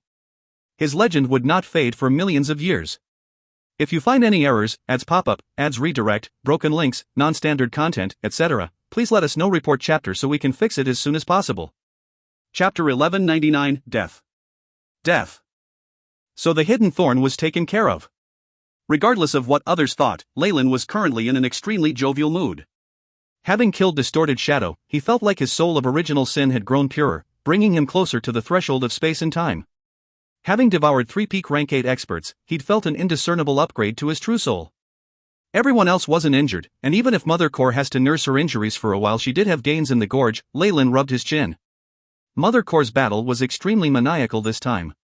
She'd given her all in order to stop Chantia from fleeing, suffering severe injuries. It took Leyland's assistance for her to kill the Earth Mother and devour her powers. This was going to be a great benefit. Once she healed, Mother Core would be a step closer to rank 9, able to try and use the powers of spacetime. It's time, Leyland sighed and walked out. Let's begin the true plan. But the underworld of the gods currently stood opposed to him in the swamp, the vast sticks like a moat that stopped any Magus attacks. However, the Nightmare Hydra roared into the skies like thunder at this moment, charging in without the slightest hesitation whatsoever as it stirred up huge waves. The corrosion and attraction of the underworld had no power over Leyland. Crash, Leyland broke the defenses of the sticks instantly, entering a land very similar to the underworld. Lord of Original Sin. A greater god surrounded by the laws of death walked out from his palace, shock in his eyes. This was Kalimver, the opponent Leyland was guarding against. His shock was not a pretense. Even if the Magi had obtained victory at Gale Gorge, they'd also suffered severe injuries. Rumor had it that Leyland blocked Chantia's final attack to protect Mother Core, or both the beings who used the power of the earth would have ended up dead. However, Leyland seemed to be in his peak form here, showing no signs of weakness. Die! The Nightmare Hydra hissed, and a silver light shot out of its vertical eye as it carried the powers of illusion. Arg! Don't dream about it! Kalimver tried to put up a final struggle, but a layer of shadow had appeared on his body. This shadow had the same face as Kalimver, but it was filled with pride and envy. Hee. Arrogant god of death. So you have always been jealous of Jurgil's power and might, and feel like a stray dog that could be left behind at any time?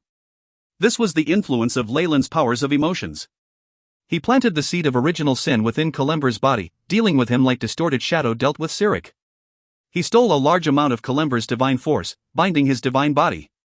Boom, 7 sins turned into a silver arrow that pierced through Kalimver's skull, immediately causing the fall of this greater god. Leyland closed his eyes, feeling his weapon greedily absorb the law of death and nourish him. Leyland's powers had long since surpassed Kalimver's, and the only reason the god had still been alive was because Leyland was toying with him. Now that he was serious, the greater god of death was no match for him.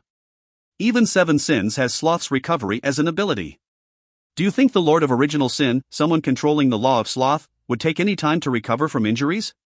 Leyland looked over at where Kalimver once stood, speaking in a tone of mockery. However, Kalimver was already wiped off the face of space and time, losing all traces of his existence. Without the assistance of a rank 9 he could not be resurrected. Hiss, the Nightmare Hydra reared its heads and roared. Lightning, poison, acid, flames. All sorts of matter were spewed from its heads, the only common point being the powerful destructive properties. Kalimver's armies were devastated, the land ravaged as his divine palace and his petitioners and holy spirits within taken out. After everything seemed to return to the beginning of the world, the figure of an ordinary old man dressed in linen appeared in the void. He stood there quietly, not emitting a trace of a powerful aura. The only distinct thing was his eyes, which seemed extremely bright. Jurgil. I still thought you would help that student of yours. The Nightmare Hydra shrunk under the mist, turning back into Leyland. Even a god of death must die, such are the laws of the world, Jurgil said in a discerning tone. Although this god had handed most of his divinity and divine force to Kalimper in the past, Leyland didn't dare be complacent in front of him. He sensed that this opponent would be more powerful than the elemental gods. You should know my goal by now, right? Leyland waved his hands, and the powers of original sin sealed the area, creating an illusion that Jurgil and Leyland were just staring at each other in confrontation. Of course, your search for truth and eternity. Even as a god, I'm influenced by your perseverance, Jurgil smiled gently. This endless life allowed me to learn more than the rest. The Overgod and Magus Will are currently in the core of the Nirvana battlefield, locked in battle. The turbulent currents of spacetime there will make it difficult even for existences like us to break in. You need my help, Magus. Jurgil looked at Leyland. This primordial god of death evidently didn't share the gods' loyalty towards their world will. He was instead similar to Leyland, wanting to ascend himself. Indeed. This was Leyland's purpose in coming here. For the sake of advancing to rank 9, he didn't mind allying with a god. Very well, follow me. Jurgil parted the river with his arms, revealing a path to the core of this battlefield. The purging powers of the sticks had no effect on Leyland's body of original sin, causing his face to change. The core of the Nirvana battlefield is protected by the ultimate defenses of the astral plane. Even having spent so much time, I've only managed to open up half the passageway. The sticks brought the two to an empty void after a long journey. There were no conscience of beings of law here, only wild currents of spacetime with the power to destroy everything. The path of a peak rank 8 was the only way for one to protect themselves. Leyland could feel two overweeningly powerful conscience in the center of this void, infinitely close to comprehending the laws of spacetime yet stuck in a deadlock. The world wills were in an extremely slow process of devouring each other, powered by the inhabitants of their worlds. I'm afraid that the victor of this battle will become a true rank 9, from what Leyland could tell, these two conscience were halfway to rank 9. Only once they devoured their opponents could they break through the threshold, the true meaning of the prophecy of eternity. Although we'll obtain their favor by aiding them, the leftovers from someone else will never compare to what you earn yourself, Jurgil exclaimed. The combined origin force of the two worlds will definitely be taken by the victor, we won't have much of a share at all. Eternity will be but a distant dream. What do you want to do? Leyland asked. Ally with me, and we'll consume the powers of the Magus world and the world of gods, causing their fight to come to a stalemate. 1,000 years, 10,000 years, 100,000 years, 1,000,000 years. We will continuously weaken their forces, eventually consuming one of the wills each. A crazed expression appeared on Jurgil's face as he spoke of this blatant plan. He didn't think Leyland had any better options, being the strongest in his own camp at this point. If they joined forces, they could even extend the final war to 1,000,000,000 years, weakening the world wills and attempting to devour them as they made for eternity. Not a bad plan, and the success rate is extremely high. Leyland clapped his hands and looked at Jurgil. However, how will two broken worlds with extremely weak wills aid our advancement? You have a better plan? Wariness surfaced on Jurgil's face. Dense power of death circled around him, many black skeletons arising as his guards. These world wills are already quite weak. Once we devour them, we'll be able to advance to rank 9. Leyland laughed heartily, 7 sins appearing in his hands. Bang! A black tome of death appeared in Jurgil's hands, its writhing scriptures having recorded the end of all creatures. This was an overgod weapon as well.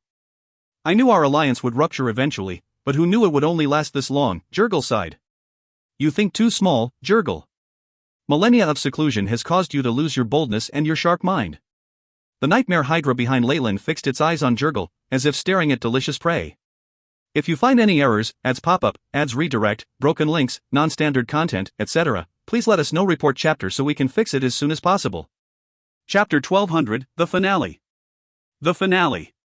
The Nirvana battlefield was a place created by two world wills, the most stable land within the astral plane. However, a terrifying earthquake suddenly rocked it in its entirety. Space trembled, thick and complicated chains of laws revealing themselves as they began to fall apart. The shackles that could confine breaking dawns broke all of a sudden, as the land that was more firm than magic alloy cracked. It was like the end of the world was nigh. What's going on? Why is this happening? The earth-shaking changes immediately alarmed several existences. Be they greater gods or peak rank 8 magi, everyone ignored their subordinates' injuries and rushed towards the epicenter. A strong sense of unease was spreading within their hearts. The Nirvana battlefield, the intersection of Gale Gorge, the Dark Cage, and the Battle Hills, was shaking, violent explosions rocking the lands as columns of fire soared into the sky. The heat could reduce anything to nothingness, leaving a huge dark pit that led to the core of the battlefield. Spacetime laws. The Darkness Lord muttered in excitement. Someone broke through into the fight between the world wills. Who is it? The Magi and gods looked at each other, immediately placing their suspicion on Leyland and Jurgil. A majority of the dense fog of Leyland's original sin had dissipated in this earthquake, and given the absence of the strongest members of each side, it was sufficient to explain several questions. The laws of space and time. Eternity. Let's go. The Magi didn't hesitate in the slightest as they headed for the Nirvana battlefield. It was instead the gods that hesitated, eventually following Sylvanus and the four elemental gods into the deep pit. Leyland! Leyland! The first thing everyone heard when they entered the Nirvana battlefield was a voice full of resentment and unwillingness. All they managed to see was the nightmare Hydra roaring, filled with an aloofness despite the scales on its body being scattered around and some of its heads injured. Leyland was wielding a longsword with both hands in the Hydra's shadow, having pierced through Jurgil's tome of death to directly behead him. A strong devouring power exploded forth as the god of death turned into black liquid, being greedily absorbed by 7 sins. Absorbing the primordial laws of death, the Hydra rapidly healed from its injuries, growing more and more powerful. An inexhaustible body, the ultimate inexhaustible body. Nobody below rank 9 can contend with the Lord of Original Sin. Sylvanus and the Darkness Lord cried out involuntarily. Everyone is here. That's great. How could beings of law miss the passage of history? Leyland looked around him with satisfaction. Lord of Original Sins, what exactly are you planning? The Darkness Lord asked, a slight sense of excitement in his heart. Leyland turned back, releasing the power of Original Sin mixed with Jurgil's laws of death. 7 sins rumbled as it struck the barrier where the two world wills were fighting, and it began to crack. It's obviously to pursue eternity and truth. A terrifying aura exploded forth as Leyland shot forth with one final blow. Having been struck several times as Leyland guided Jurgil's attacks in their battle, the barrier finally exploded with a huge bang. It caused the two frighteningly powerful world wills to descend upon them, full of blazing ire. The Overgod and Magus will had expended much of each other's energy, but they weren't too weak yet. It was far too easy for them to suppress a group of peak rank 8s. Overgod. Sylvanus and a group of gods immediately knelt down. Mighty Magus will. Cold sweat dripped down Darkness Lord's forehead as he bowed alongside the other Magi. Only Leyland stood tall in this atmosphere, looking at the glamour of the two world wills in earnest. Indeed, only wills with this much power can satisfy my requirements and allow me to advance. Leyland burst into a manic laughter, his nightmare Hydra growing in size as the power of Original Sin was flaunted. A violent fury emanated from the two wills, like giant dragons that had been challenged by ants. A seal of spacetime was formed once more. The Magus world gazed down at Leyland, about to mobilize the law of time to thoroughly exterminate this ant who dared to resist. The time has arrived. However, Leyland revealed a strange smile at that moment. A while ago, in the 7th subterranean level of the Magus world, Leyland's AI chip clone was present here, surrounding Mother Core alongside Shar, the Snake Dowager, and a host of Lords of Calamity. You know what we need, hand it over. The AI chip clone stood out, looking at the seriously injured Mother Core. I already helped you obtain Chantia's powers. Live through this, and you'll be able to pry into the next realm. Now that we don't owe each other, will you surrender your will fragment or do you want to fall? Mother Core had been seriously injured in the battle with Chantia, and all the other existences had rushed underground. There was nobody to come rescue her. Your actions make me lament. A green light flew into Leyland's hands. When faced with survival and death, she'd decisively chosen the former. Great, let's begin. Shar walked out in leisure from behind Leyland, sending a golden seed to Leyland's hands. This was why she hadn't appeared at Gale Gorge. Once the green light and golden seed came into contact, a terrifying change occurred. The seed grew instantly, growing tender branches and soft green leaves as it became a lofty grand tree. Tree of Life Project, activate. The clone laughed loudly, a myriad of threads hanging from the huge Tree of Life beginning to spread around the entire Magus world. The Tree of Life absorbed the nutrients of the Magus world, strengthening and growing. The injured Mother Core could only sigh sadly at the scene, leaving the range of the Magus world. Leyland had been pondering one question ever since his return from the Shadow World, and that was on how to deal with the world will. The Overgod in Magus will would definitely become a hurdle on his path to rank 9, something that he couldn't overcome himself. Leyland hadn't been able to think of a way to deal with these powerful existences until Shar's actions inspired him. Although the two world wills were powerful, they were still the same as the world will of the Shadow World. They were existences composed of the consciousness and thoughts of the entire world. The Tree of Life project could thus be used the same way. With some analysis and modification, the AI chip had refined the Tree of Life.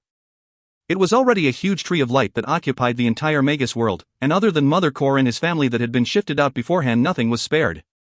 Having been native to the Magus world, Leyland had long since initiated the mutations and implanted himself into the subconscious of the Magus world. He was even more thorough than Shar.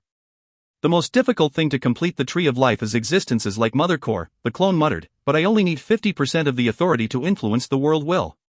Even if I don't occupy the entirety of the underground, Mother Core's portion makes up for the difference. Peak rank 8 existences formed a significant portion of the world will. That was the reason Leyland had been so nice to Mother Core all this while, reinforcing her when she was in trouble. He intended for success in one fell swoop. With his methods, he'd already gained control of more than 90% of the Magus world. It has begun. The chaos within the Nirvana battlefield had been transmitted over at that moment. The clone entered the Tree of Life. Bang! The glowing Tree of Life opened its crown, spreading through the world of gods as well. And started spreading throughout the gods' world.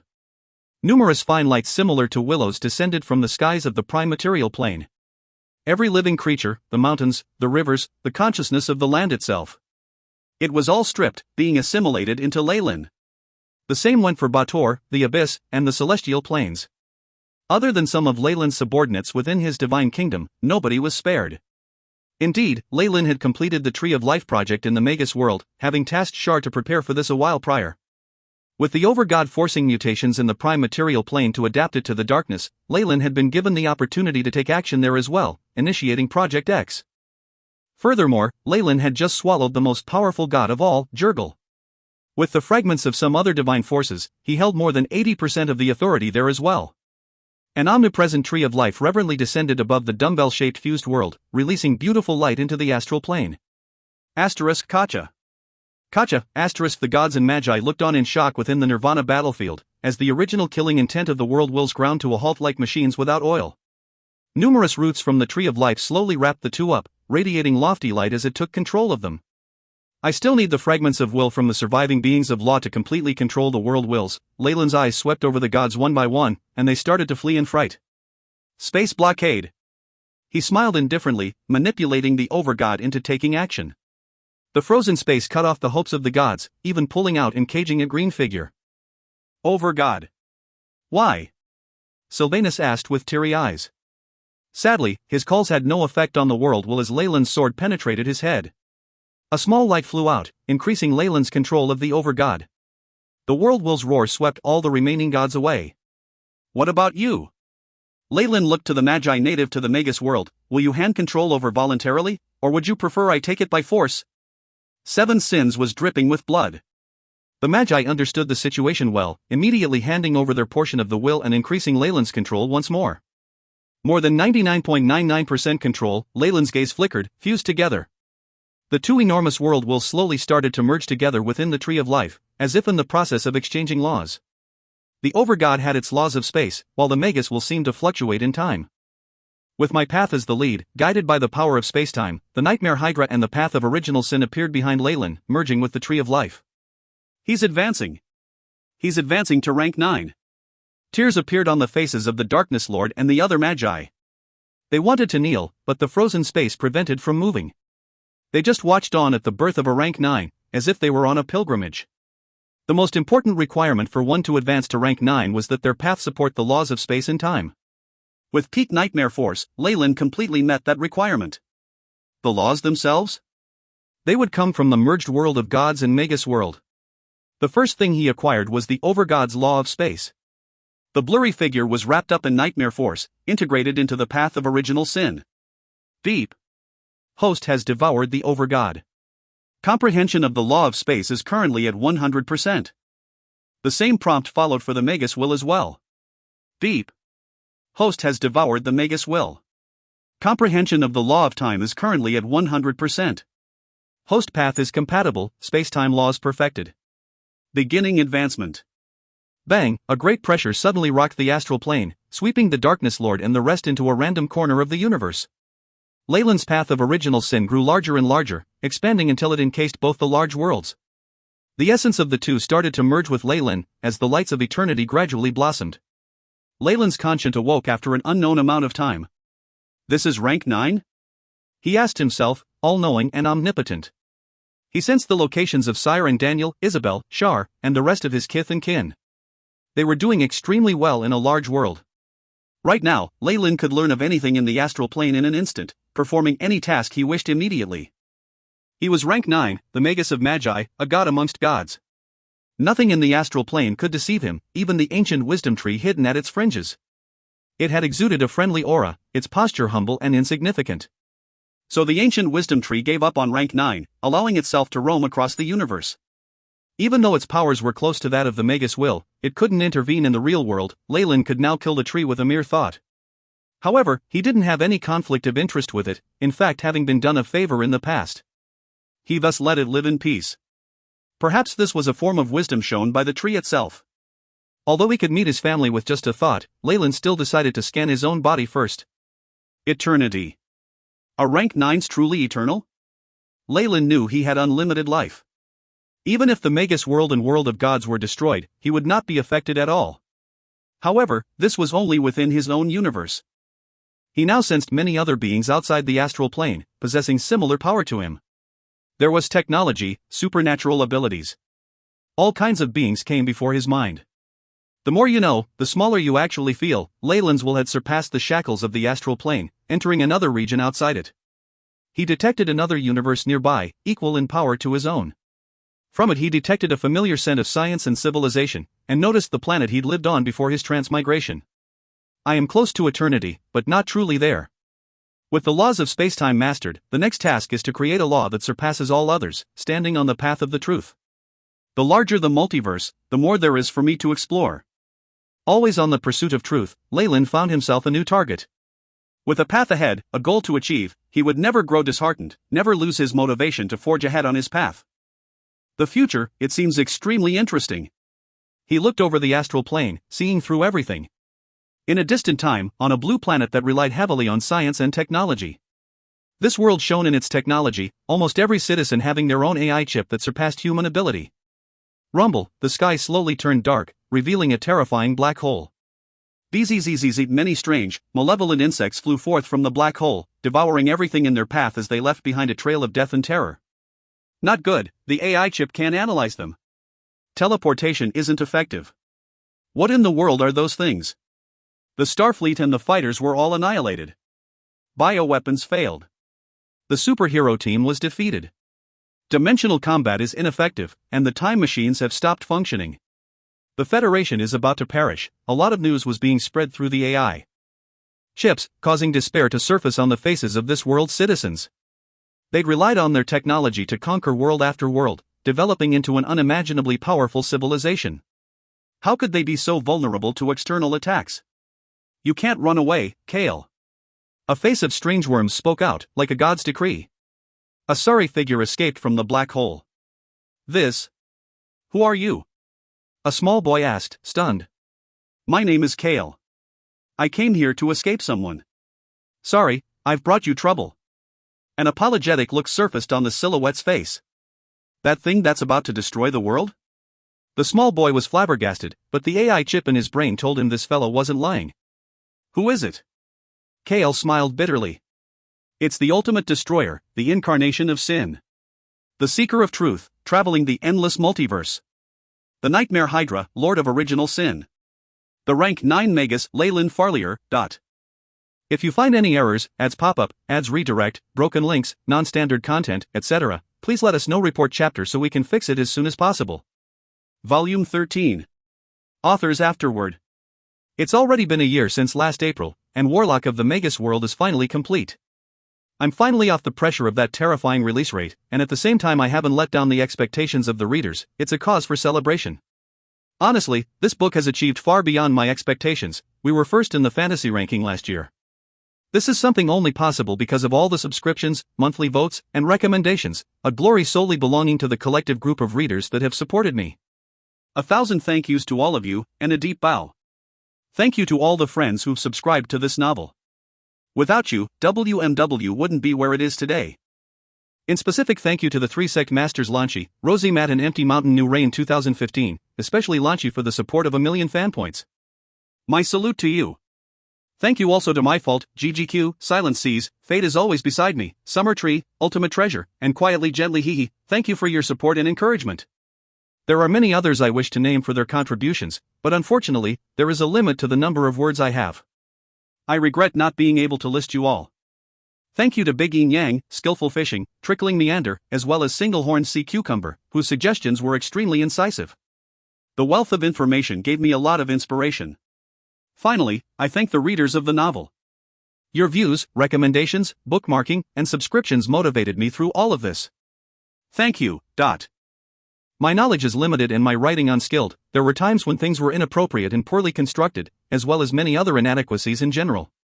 I'm extremely sorry for all of it, and thankful for your understanding and forgiveness of those parts. Lastly, let us meet at my new book, Semi-Martial Artist Hero. It's the legend of a martial artist of infinity, and I look forward to your participation in its writing. Here's to more recommendations, clicks, and bookmarks. __. If you find any errors, ads pop up, ads redirect, broken links, non-standard content, etc., please let us know. Report chapter so we can fix it as soon as possible.